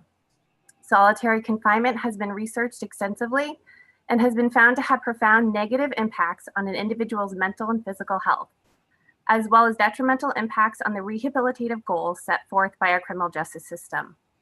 It has also been found to increase the likelihood of future discord and escalation of behaviors that could lead to dangerous situations for both the individuals and the corrections officers. Solitary confinement has been found to increase or exacerbate mental health symptoms. These symptoms include anxiety and stress, depression, problems with concentration and memory, as well as increasing the risk for symptoms of psychosis and suicidal ideation. Although solitary confinement is typically utilized in terms of containment of behaviors or in punitive measures, it has been found to increase anger and irritability, decrease impulse control, and increase the risk for possible violent outbursts. By utilizing solitary confinement, the correction setting is actually increasing the risk for the very reason that the person was placed in it in the first place.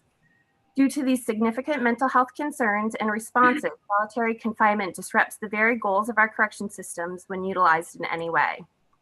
Solitary confinement is a correctional tactic and behavior containment strategy that has been utilized for hundreds of years.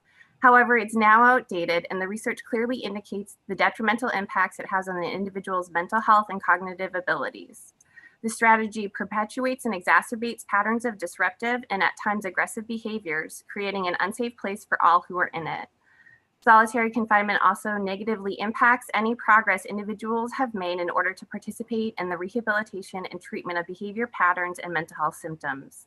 Because of this, NAMI Maine strongly urges you to protect both the inmates and the corrections officers in prohibiting the use of solitary confinement. And I'd be happy to answer any questions. Any questions of Ms. Longley?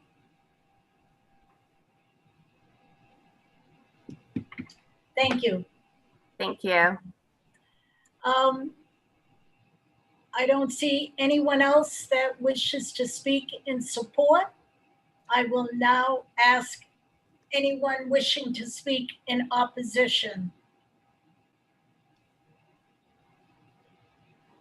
Ms. Fahey, are there any other, There are 4 hands up. I think maybe if their camera's not on, you can't see them for some reason. Could everyone who wants to speak turn your camera I on? have Cheryl Mills, Mark Joyce.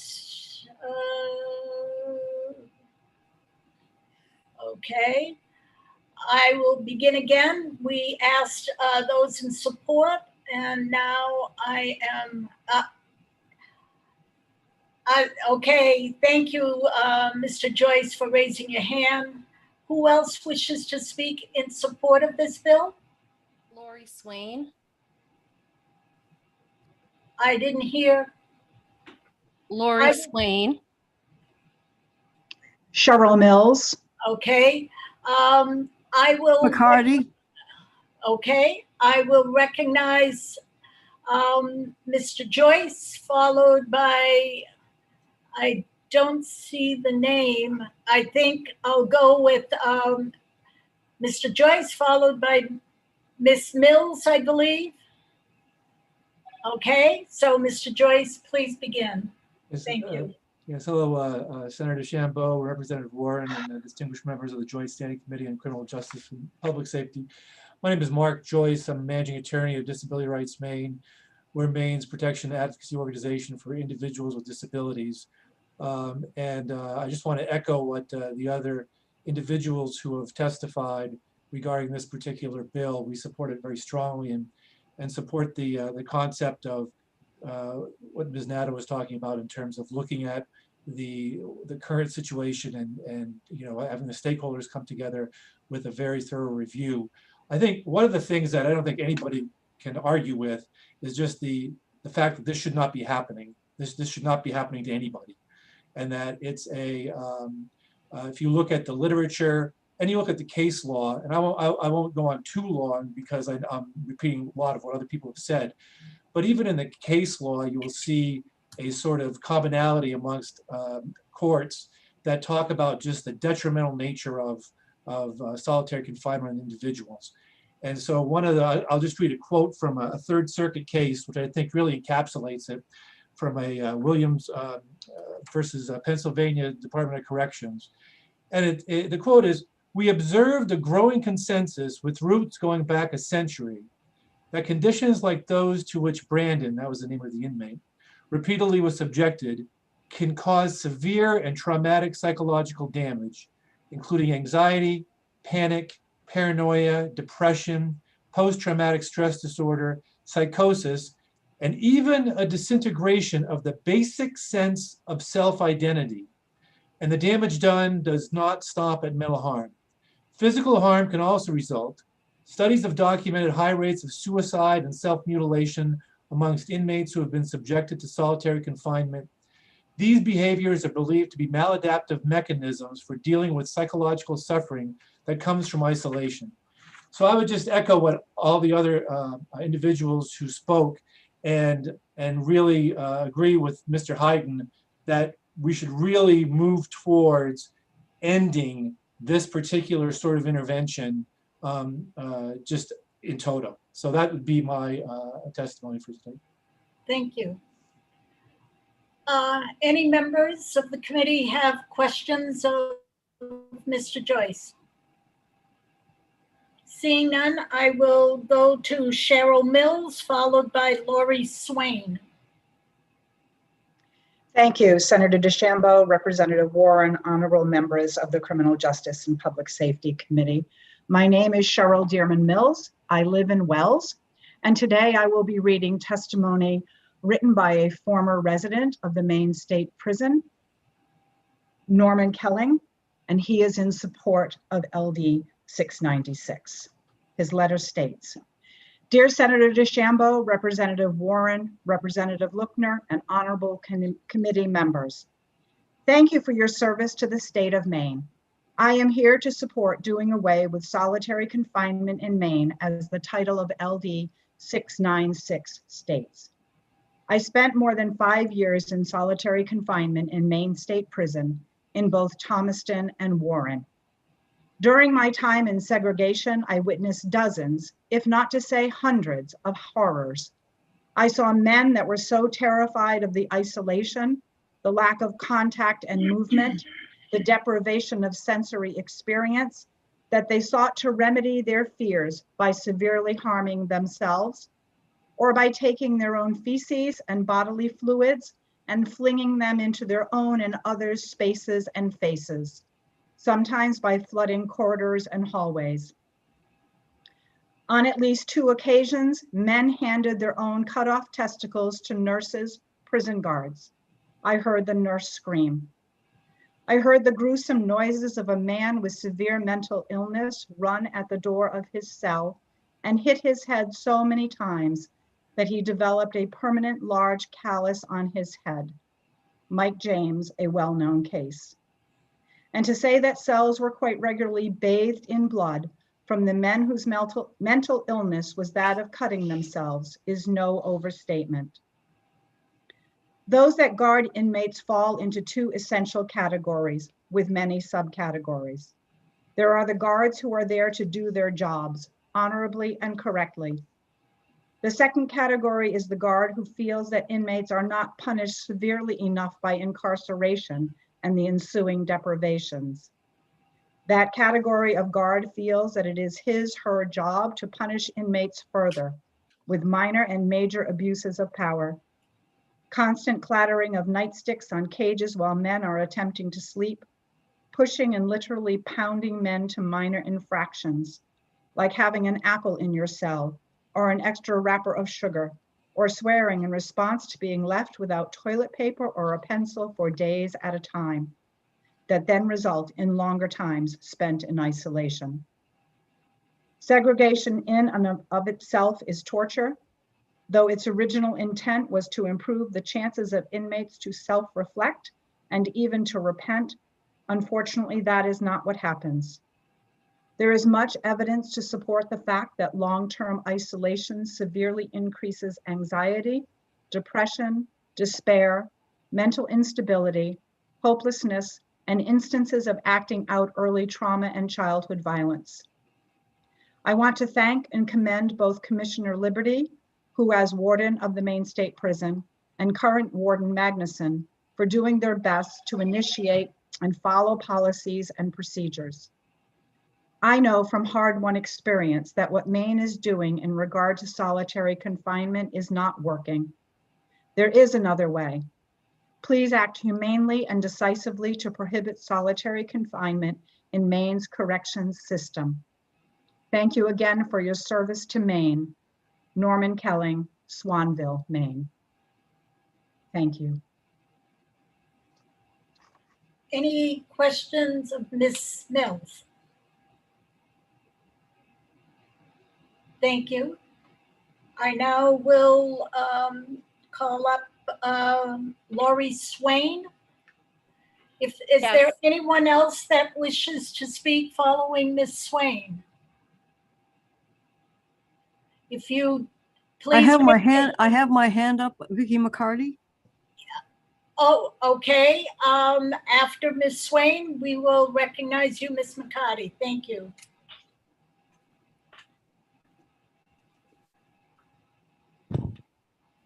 Ms. Swain? Yes, can you hear me okay? You're fine. Go right ahead. Thank you. Senator DeChambeau, Representative Warren, and honorable members of the Criminal Justice and Public Safety Committee. My name is Lori Swain, and I live in Cape Elizabeth. I am here today to speak in favor of LD 696, an act to prohibit solitary confinement in Maine's correction system. However, I'm asking for the language of the bill to be strengthened so that it would be better able to achieve the goal in its title. What I can tell you about solitary confinement is that it's pure torture.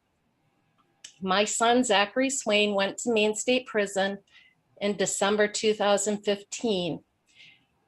He was a senior in high school, and he has suffered from bipolar disorder, severe anxiety, depression, PTSD, and he has high functioning autism. He's been on medication most of his life because we found that he wasn't able to function well without it. He had a one-on-one aide during his school years and was in special education with an IEP. Since being incarcerated in 2015, we've tried to work with Cumberland County Jail and Maine State Prison to provide proper medication to Zach. Maine State Prison chose to instead put him in solitary confinement. They use various names for it, but it's all solitary confinement. He is on some meds now, but they make him very drowsy. He has, and in fact, they just changed his meds again. And so Zach has spent over 4 years in solitary confinement and is still there now. He has been targeted by corrections officers, relentless in their harassment. They tell Zach that they are spitting in his food. They've threatened to harm his 13-year-old sister. They've withheld mail. They take everything out of his room, so he sits in a room with nothing at all day long. They forced him and 2 other inmates naked, handcuffed, and shackled to march through several pods in front of 4 female employees, male employees, and inmates, including sex offenders. The COs have pepper sprayed him, put him in a restraining chair, tasered him, and beat on him several times a week when he was suffering mentally. Zach began swallowing metal and other objects and had emergency surgery several times this past year. This fall, he hung himself twice. One night, he was found hanging and unconscious in his cell and was taken to the hospital in a coma. All the blood vessels in his head and eyes were purple, and he couldn't stand up without help. His gross motor skills were affected. His arms dropped when he tried to reach for things. When he returned from the hospital, instead of being taken to the infirmary per hospital discharge orders, he was taken to a room and beat up by 2 COs. From there, he was taken to a freezing cold room covered with urine and feces with only a suicide vest, barefoot, and begging for a blanket, which they never gave him. He had to sleep on the floor. The next day, he had to scrape the feces off his feet. He had bruises all over his body and couldn't stand or sit up straight. He wasn't seen by medical until 2 weeks later when Rick Liberty told him he had a severe traumatic brain injury that would take months to heal. He does not remember the assault. He learned the details from a copy of the write-up. When he cut his arm after the suicide attempt, they pepper sprayed him, tased him, and put him in a restraint chair. He was wearing only a suicide vest, dripping with pepper spray and boxers. He had to sit with his face and privates burning in that chair for 23 hours. He was pepper sprayed a total of 10 times that week after his severe head trauma. Since childhood, Zach's disability qualified him for the Katie Beckett program. The state website describes that program as a Maine Care program that provides medical coverage for children living at home with long-term disabilities or complex medical needs. A child must also be disabled by Social Security disability standards and require a level of care typically provided in a psychiatric hospital, nursing facility, or group home. We have continually asked for mental health services consistent with his disability. The nurses and doctors told him he should be in the intensive mental health unit because they are trained to de-escalate situations and they have programming that would be helpful to Zach. The people at the top denied him. They wouldn't give us a reason, but Zach was told by medical personnel that it was because he was too intelligent. So he sits in ACU, otherwise known as solitary confinement, until his release next February. Please help me save my son. Thank you. Thank you, Ms. Swain. Any questions of Ms. Swain?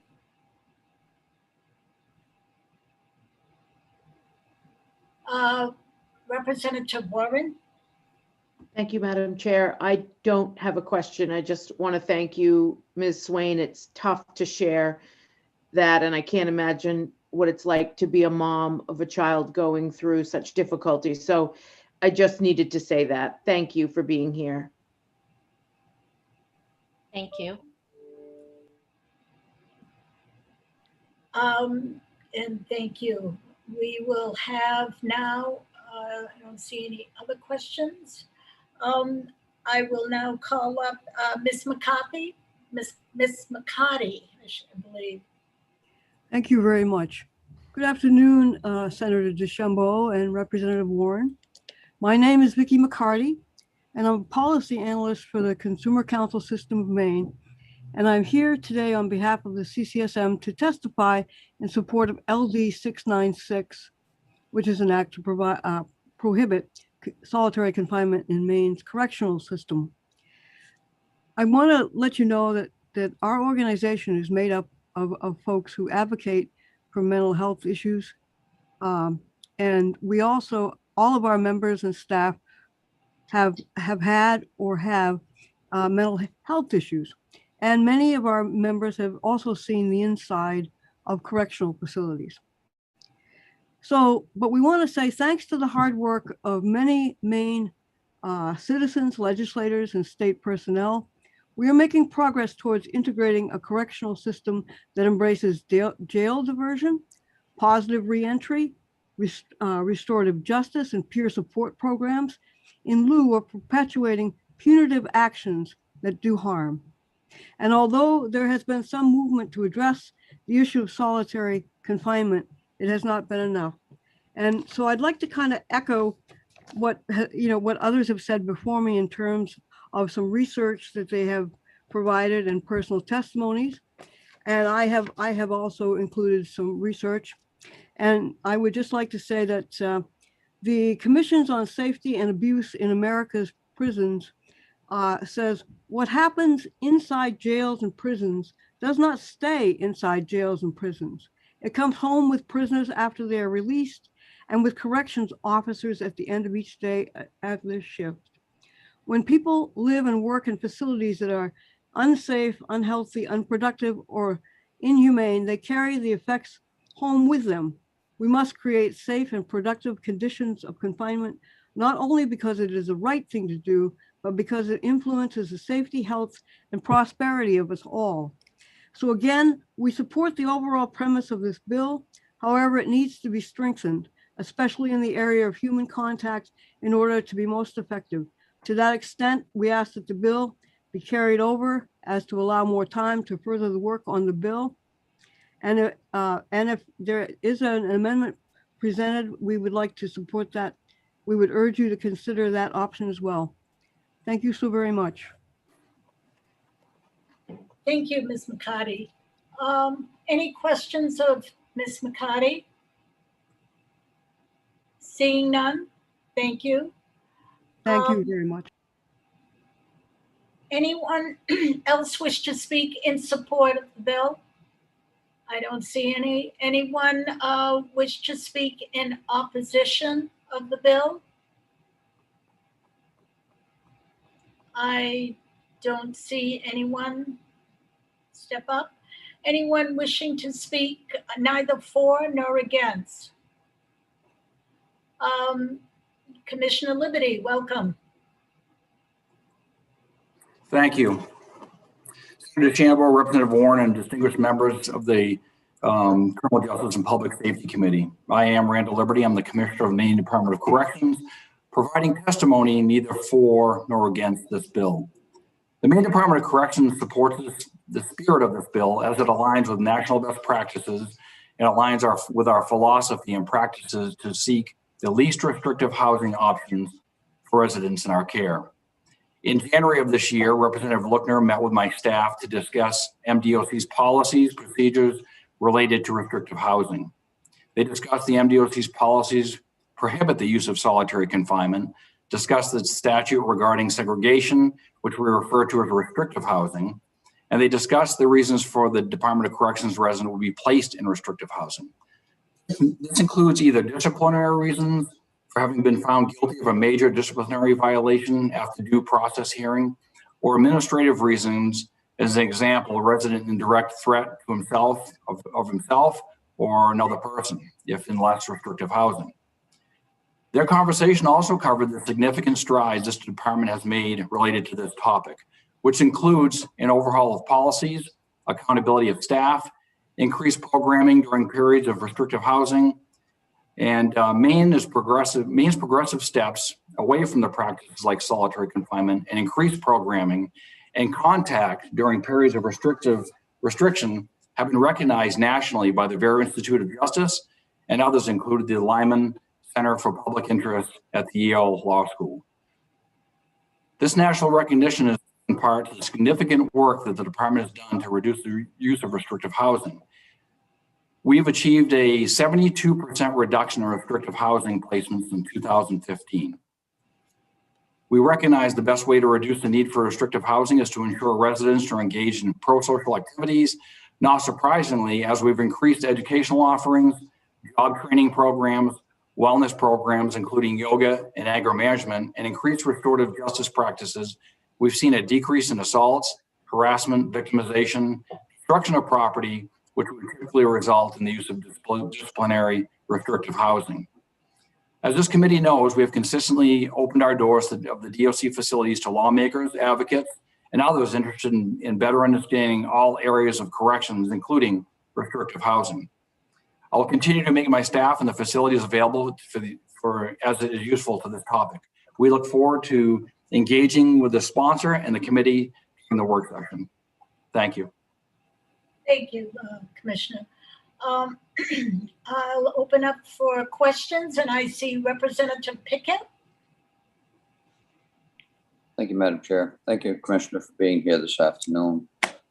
After listening to a mother of a former inmate, or a person reading testimony in of a former inmate, and a mother of an incarcerated son with autism and other problems, Commissioner, and very disturbing hearing both of those stories in regards to things that were alleged to have happened and are happening to both inmate, in the case of the former inmate, to the inmate himself and others he witnessed, and the son of the person who with autism, the son with autism who was incarcerated at this time.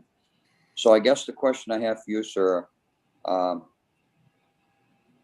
what, if any, of these have happened on your watch, and what has been done to try to correct the issue, if in fact it has been, without getting into personnel complaints and that kind of stuff, but what has been done on your behalf to see to it that these things, if they are happening, do not continue to happen?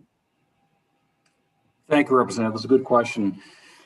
These are very difficult topics for family members and others involved in the process, and I do not want to minimize in any way the emotion that's attached to incarceration for a family member. As we know, incarceration is a family affair and is very, very difficult to discuss. And I won't get into any specifics, but the 3 years that I spent as warden, I was intimately engaged in many of these with many of these residents, this did not fairly represent my observations during some of these described events. And so again, very difficult to talk about, but there are multiple versions of some of these stories. Some of the testimony you've heard may have resulted in occurrences or incidents that occurred long ago and do not reflect what's happening today. And so, as I've mentioned, we've had a reduction in almost 73% in just since 2015. In 2015, myself and Dr. Ryan Thornell traveled to the National Institute of Corrections and in Colorado, and we were engaged in a week-long program sponsored by the Department of Justice to reduce restrictive housing, their reliance on restrictive housing. And upon return, as warden and as Dr. Thornell here is the deputy commissioner, we aggressively pursued the reduction in the use of that. I look forward to bringing any member of this committee, as I have brought many of you to our restrictive housing environment. Currently, we have less than 8, on average, we have less than 8 individuals that are in administrative status, 8 of the 1,700.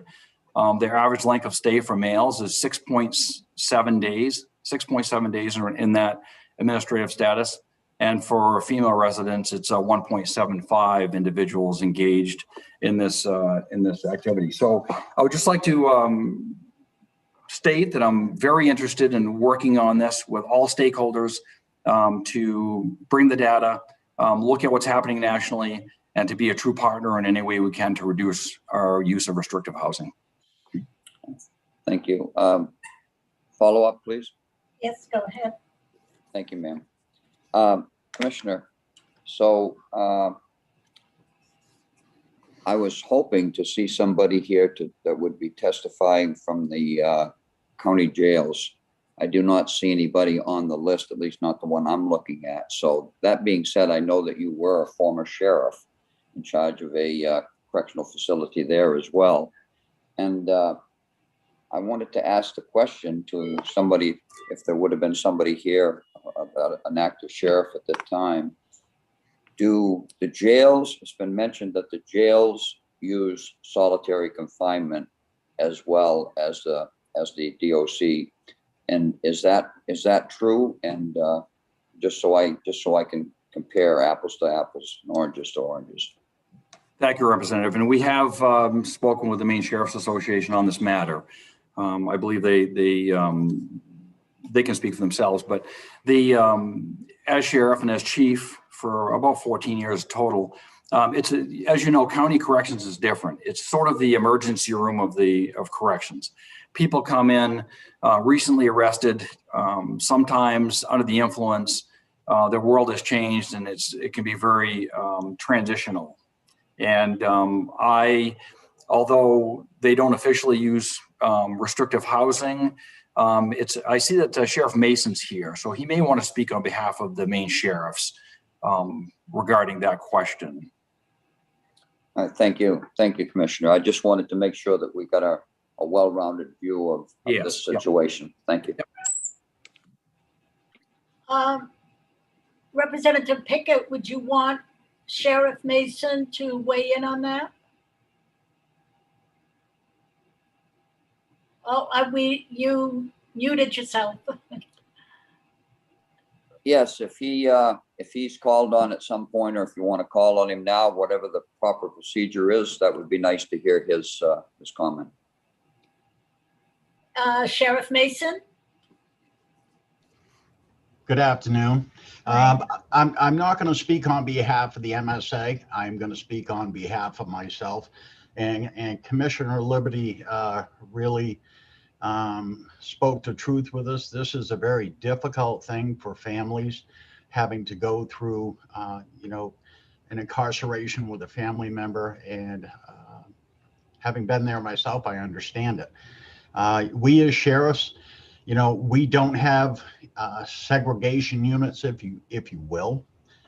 A person may receive a disciplinary action and be locked down within his own or her own block for a period of time. There is they continuously have contact with our staff, as well as other inmates can talk with them through the doors, and they have an hour out. I haven't experienced any of that type of behavior since I've been sheriff, and certainly it would never be condoned. Thank you, sir. Senator Seaway. Thank you, Madam Chair. I guess this is kind of a question to both the commissioner and the sheriff, because I know that two different facilities, but I just was asking how policy has changed through the years because of what we have for resources. I remember AmHigh days when they would come and evaluate the person and then decide whether they could go to AmHigh or not. And if they couldn't, they'd have to keep them there until they decided, saying, well, he met the threshold, and then get back. And I don't know what kind of, times the policies change because of resources. I guess that's the question. What do you think about that? And I just wondering if this bill would not give the option of the policy change. Thank you, Senator. Yes, as you mentioned, it's two different sort of correctional models. The jails have a very heavy lift and heavy responsibility taking those new intakes, and it's a very challenging transitional time. The prison system, the Maine Department of Corrections, is a more stable population. We have the luxury of that. I feel as though we do have the resources available to make those assessments. When someone's placed in a restrictive housing environment, there are follow-ups that are done within 72 hours with mental health and with the leadership team and multidisciplinary teams to determine if they should remain in restrictive housing. Most often, individuals in restrictive housing in my facilities, and I think in the jails also, it may be an assault on staff. It could be an assault on another resident. There could be some major disciplinary infraction that would create a harmful environment that would require them to be taken away from the general population for the safety of the staff and for the safety of the fellow residents. And that's why they're placed there. And the assessments take place at 72 hours, 1 week, 1 month, to continue to examine the necessity for them to be there in that restrictive housing environment. As I said, with males, it's on average less than 8 individuals of the 1,700 are in that restrictive sort of status. And the challenge we have is what happens when a resident stabs an officer? What happens when a resident stabs another resident? And what happens when this is a pattern of behavior? We have some residents at the Maine State Prison that are there for homicide, and then they've stabbed 3 people over time while in the Maine State Prison. And so these are the people that are a challenge to make sure that family members of other residents have the right to ensure that they are safe in that environment and in that community while they're incarcerated. And I want my officers to go home at night. So those are the challenges and why people are in restrictive housing most often. Thank you. Are you all done, Senator Seaway, with your questions?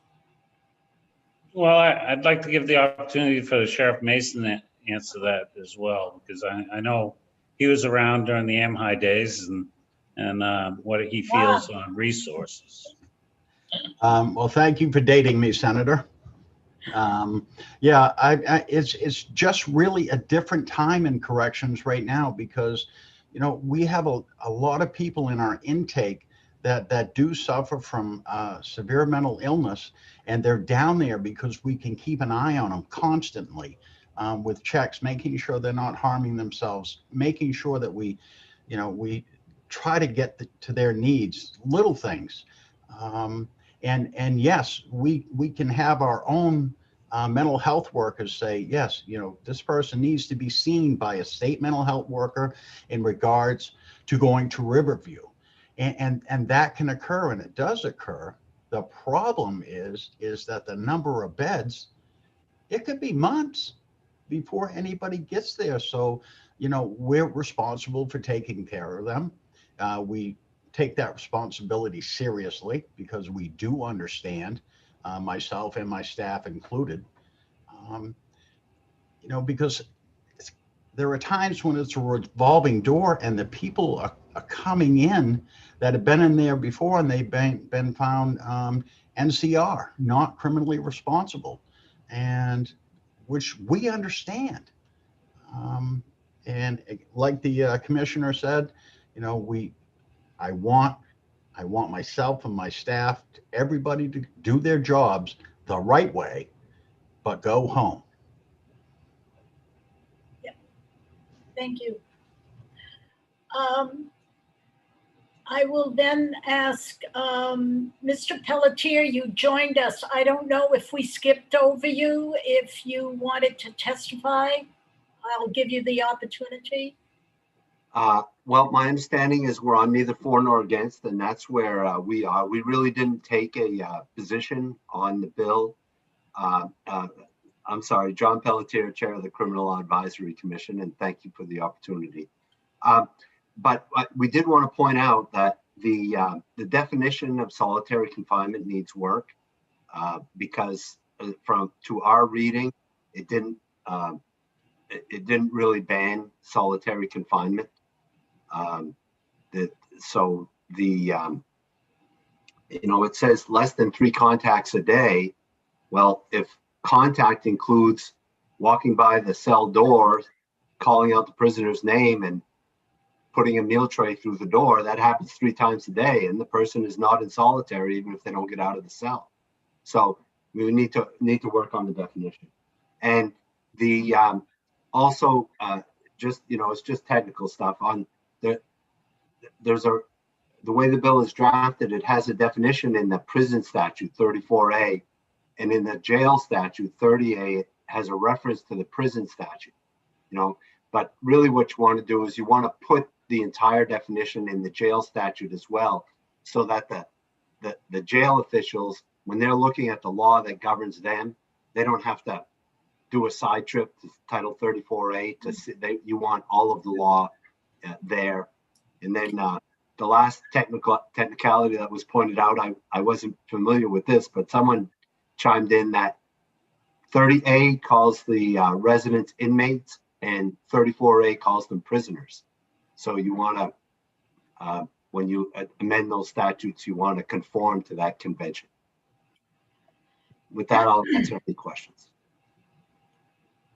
And policy calls them adult residents. So yeah, we'll get there. Thank you. Any questions of Mr. Pelletier? Thank you. Thank So you. I've done support and opposition. I now just received a note that there are 2 people that wish to speak neither for nor against. And I will recognize Ms. Drew. And then Ms. Collins, I believe. Now, you haven't testified in this one, right? I mean, you testified in the other one? Okay, Correct. Thank you. Go right ahead, Ms. Drew. I'm Janet Drew from York, Maine. I'm reading a letter from an inmate of Maine State Prison, and he's clearly opposed to solitary confinement, as am I, but I think that the bill needed work, and that's why I have us listed under neither for nor against. Here's his letter. Dear Senator DeChambeau, Representative Warren, and Honorable Criminal Justice and Public Safety Committee members. My name is Stephen Clark. I'd like to provide testimony for LD 676. I'm an incarcerated citizen at Maine State Prison. I'm certified as a substance abuse and mental health rehabilitation technician, a recovery coach.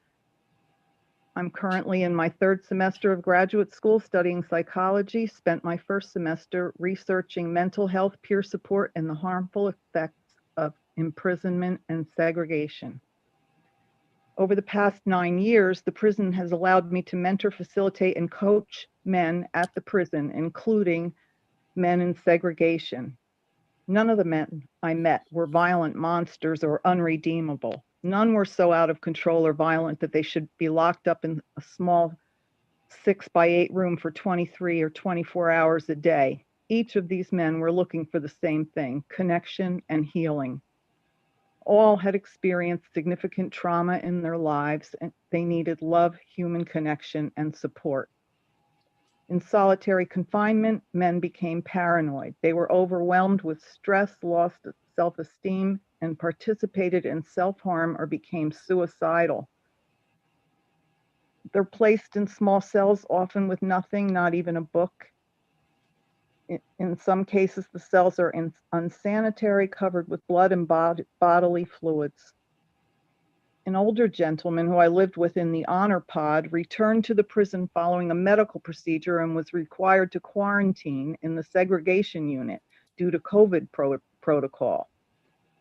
He was placed in a cell with feces on the walls and still in the toilet and blood on the door of his cell. He requested cleaning supplies, but got none till the next day.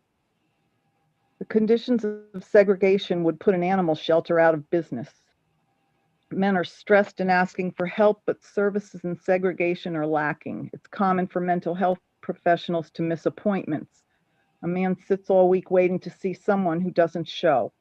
They feel let down and angry. Many guards are professional and compassionate, but several others are abusive and enjoy provoking inmates. For example, refusing to provide toilet paper or banging on the doors to wake up men during rounds. If you put a plant in the dark, give it no sunlight and nutrients, it does not grow. Humans are similar in nature. Our ability to evolve requires positivity and a stable environment. Segregation creates an environment of digression and instability. It's a powerful example of warehousing human beings. We are taking broken people, placing them in segregation, separating them from connection. We over-medicate them, provide minimal services, then release them with no supports. A disaster. The prison has a 66% recidivism rate. Ms. Drew, Yes? your time is up. If you could wrap up, please. Okay. I have one more short paragraph. Go ahead. My last attempt to mentor a young man in segregation unit named Zach was rebuffed. I don't know if it's the same Zach. I'm saying that. I was told his behaviors did not match up with me being able to go down and support him. He had to behave first. I asked, when we're struggling, isn't that when we need the most support in our lives? The response, I don't know what to tell you. By supporting an end to segregation, you're supporting the well-being of human beings and an end to unnecessary suffering and creating a safer Maine community. Thank you, Stephen Clark, Maine State Prison. Thank you. Any questions of Ms. Drew? Seeing none, I will call forward Jan Collins.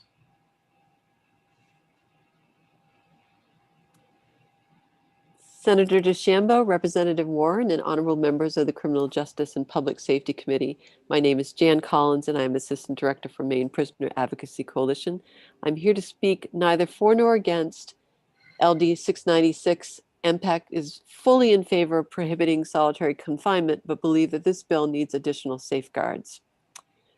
According to articles in the Journal of the American Academy of Psychiatry and Law, isolation can be as distressing as physical torture. We do not need journal articles to tell us this. COVID has taught all this lesson. Still, we continue to use isolation as the go-to discipline in prisons. Cloaked in new terminology, segregation, special management units, it continues to cause irreversible physical and mental harm, even death. The DOC has provided us with statistics that at best minimize the true impact of this practice of isolation. For instance, the graph showing average length of completed stay. An average means that people who have been in segregation one day are averaged with those that have been there for over a year. It also fails to capture those who may have been there 30 days, then out for 5 days and back in for 2 months. What we need to know is the cumulative stay for individuals. We need to know if an individual has spent 4 of the last 6 years in solitary.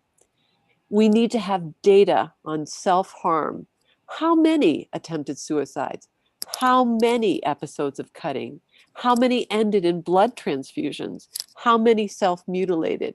How many banged their heads against the wall repeatedly? How many smeared feces in their own blood throughout the cell? Each of these is an extreme cry for help. Why are these men and women being returned to isolation after being rushed to the hospital? Why is medical advice being dismissed in favor of continued torture? Every condition in the DOC policy intended to ensure the safety of an individual in solitary can be overturned by some level of administration. There are no safeguards that are absolute and definitive. This needs to change. The research is clear. Confinement may make people incapable of living around other people. It also adds to memory, hallucinations, paranoia, poor impulse control, social withdrawal, etc. All of these are in direct opposition to the department's directive to rehabilitate and return inmates to the community successfully. There is a critical need for an ombudsman to evaluate the DOC's compliance with Americans with Disabilities Act and to ensure that healthcare needs are being met, especially in the area of mental health. In short, we need the same policy and corrections as in healthcare. Do no harm. Although we are grateful to the current administration of the Department of Corrections for the distance they have come, there is still a huge distance to go. I urge the committee to strengthen this bill and eliminate isolation in prisons. Thank you. And I'm certainly willing to take questions. Any questions? Seeing none? I don't see anyone else who wishes to speak neither for nor against.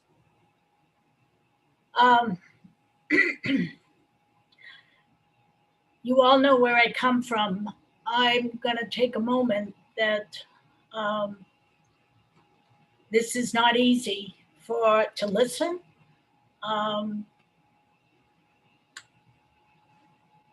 know many of the individuals that were named. I also was thinking of the staff that deal with this day in, day out. They don't go to work every day to do harm. I was thinking of the administration. In 1,000 inmates in a confined area with different issues, different needs, different wants. The staff, one day are law enforcement, one day they're ministers, one day they're mental health, one day they put a Band-Aid, one day they encourage them to have job training. To be a staff person in a facility such as a prison, you have to be everything to everybody. I am not excusing any behaviors. Some of the comments made were about 18 years ago, especially Maine State Prison. There was a reason why that closed and it is no longer standing. But having said all this, I am obviously in support of any review. I don't know if it needs to be a statute. This is a facility. There is an administration. There are reviews of policies. There are accreditation looking at policies. So I am wide open to listen, and I hope you are also to listen and hear. This is very difficult. So having said that, I thank you for not stopping me. And we can proceed. And again, Representative Luckner, I will personally tour you for sure. So we are done for today. Our next meeting is, excuse me, Wednesday, the 7th. We begin at 10. We have 5 bills in the morning and 2 public hearings. They're all public hearings Wednesday. And so we'll see you then. Does anybody have any comments to make or questions to ask? Seeing none, thank you all, and hope you sleep well all. Thank you. Bye-bye.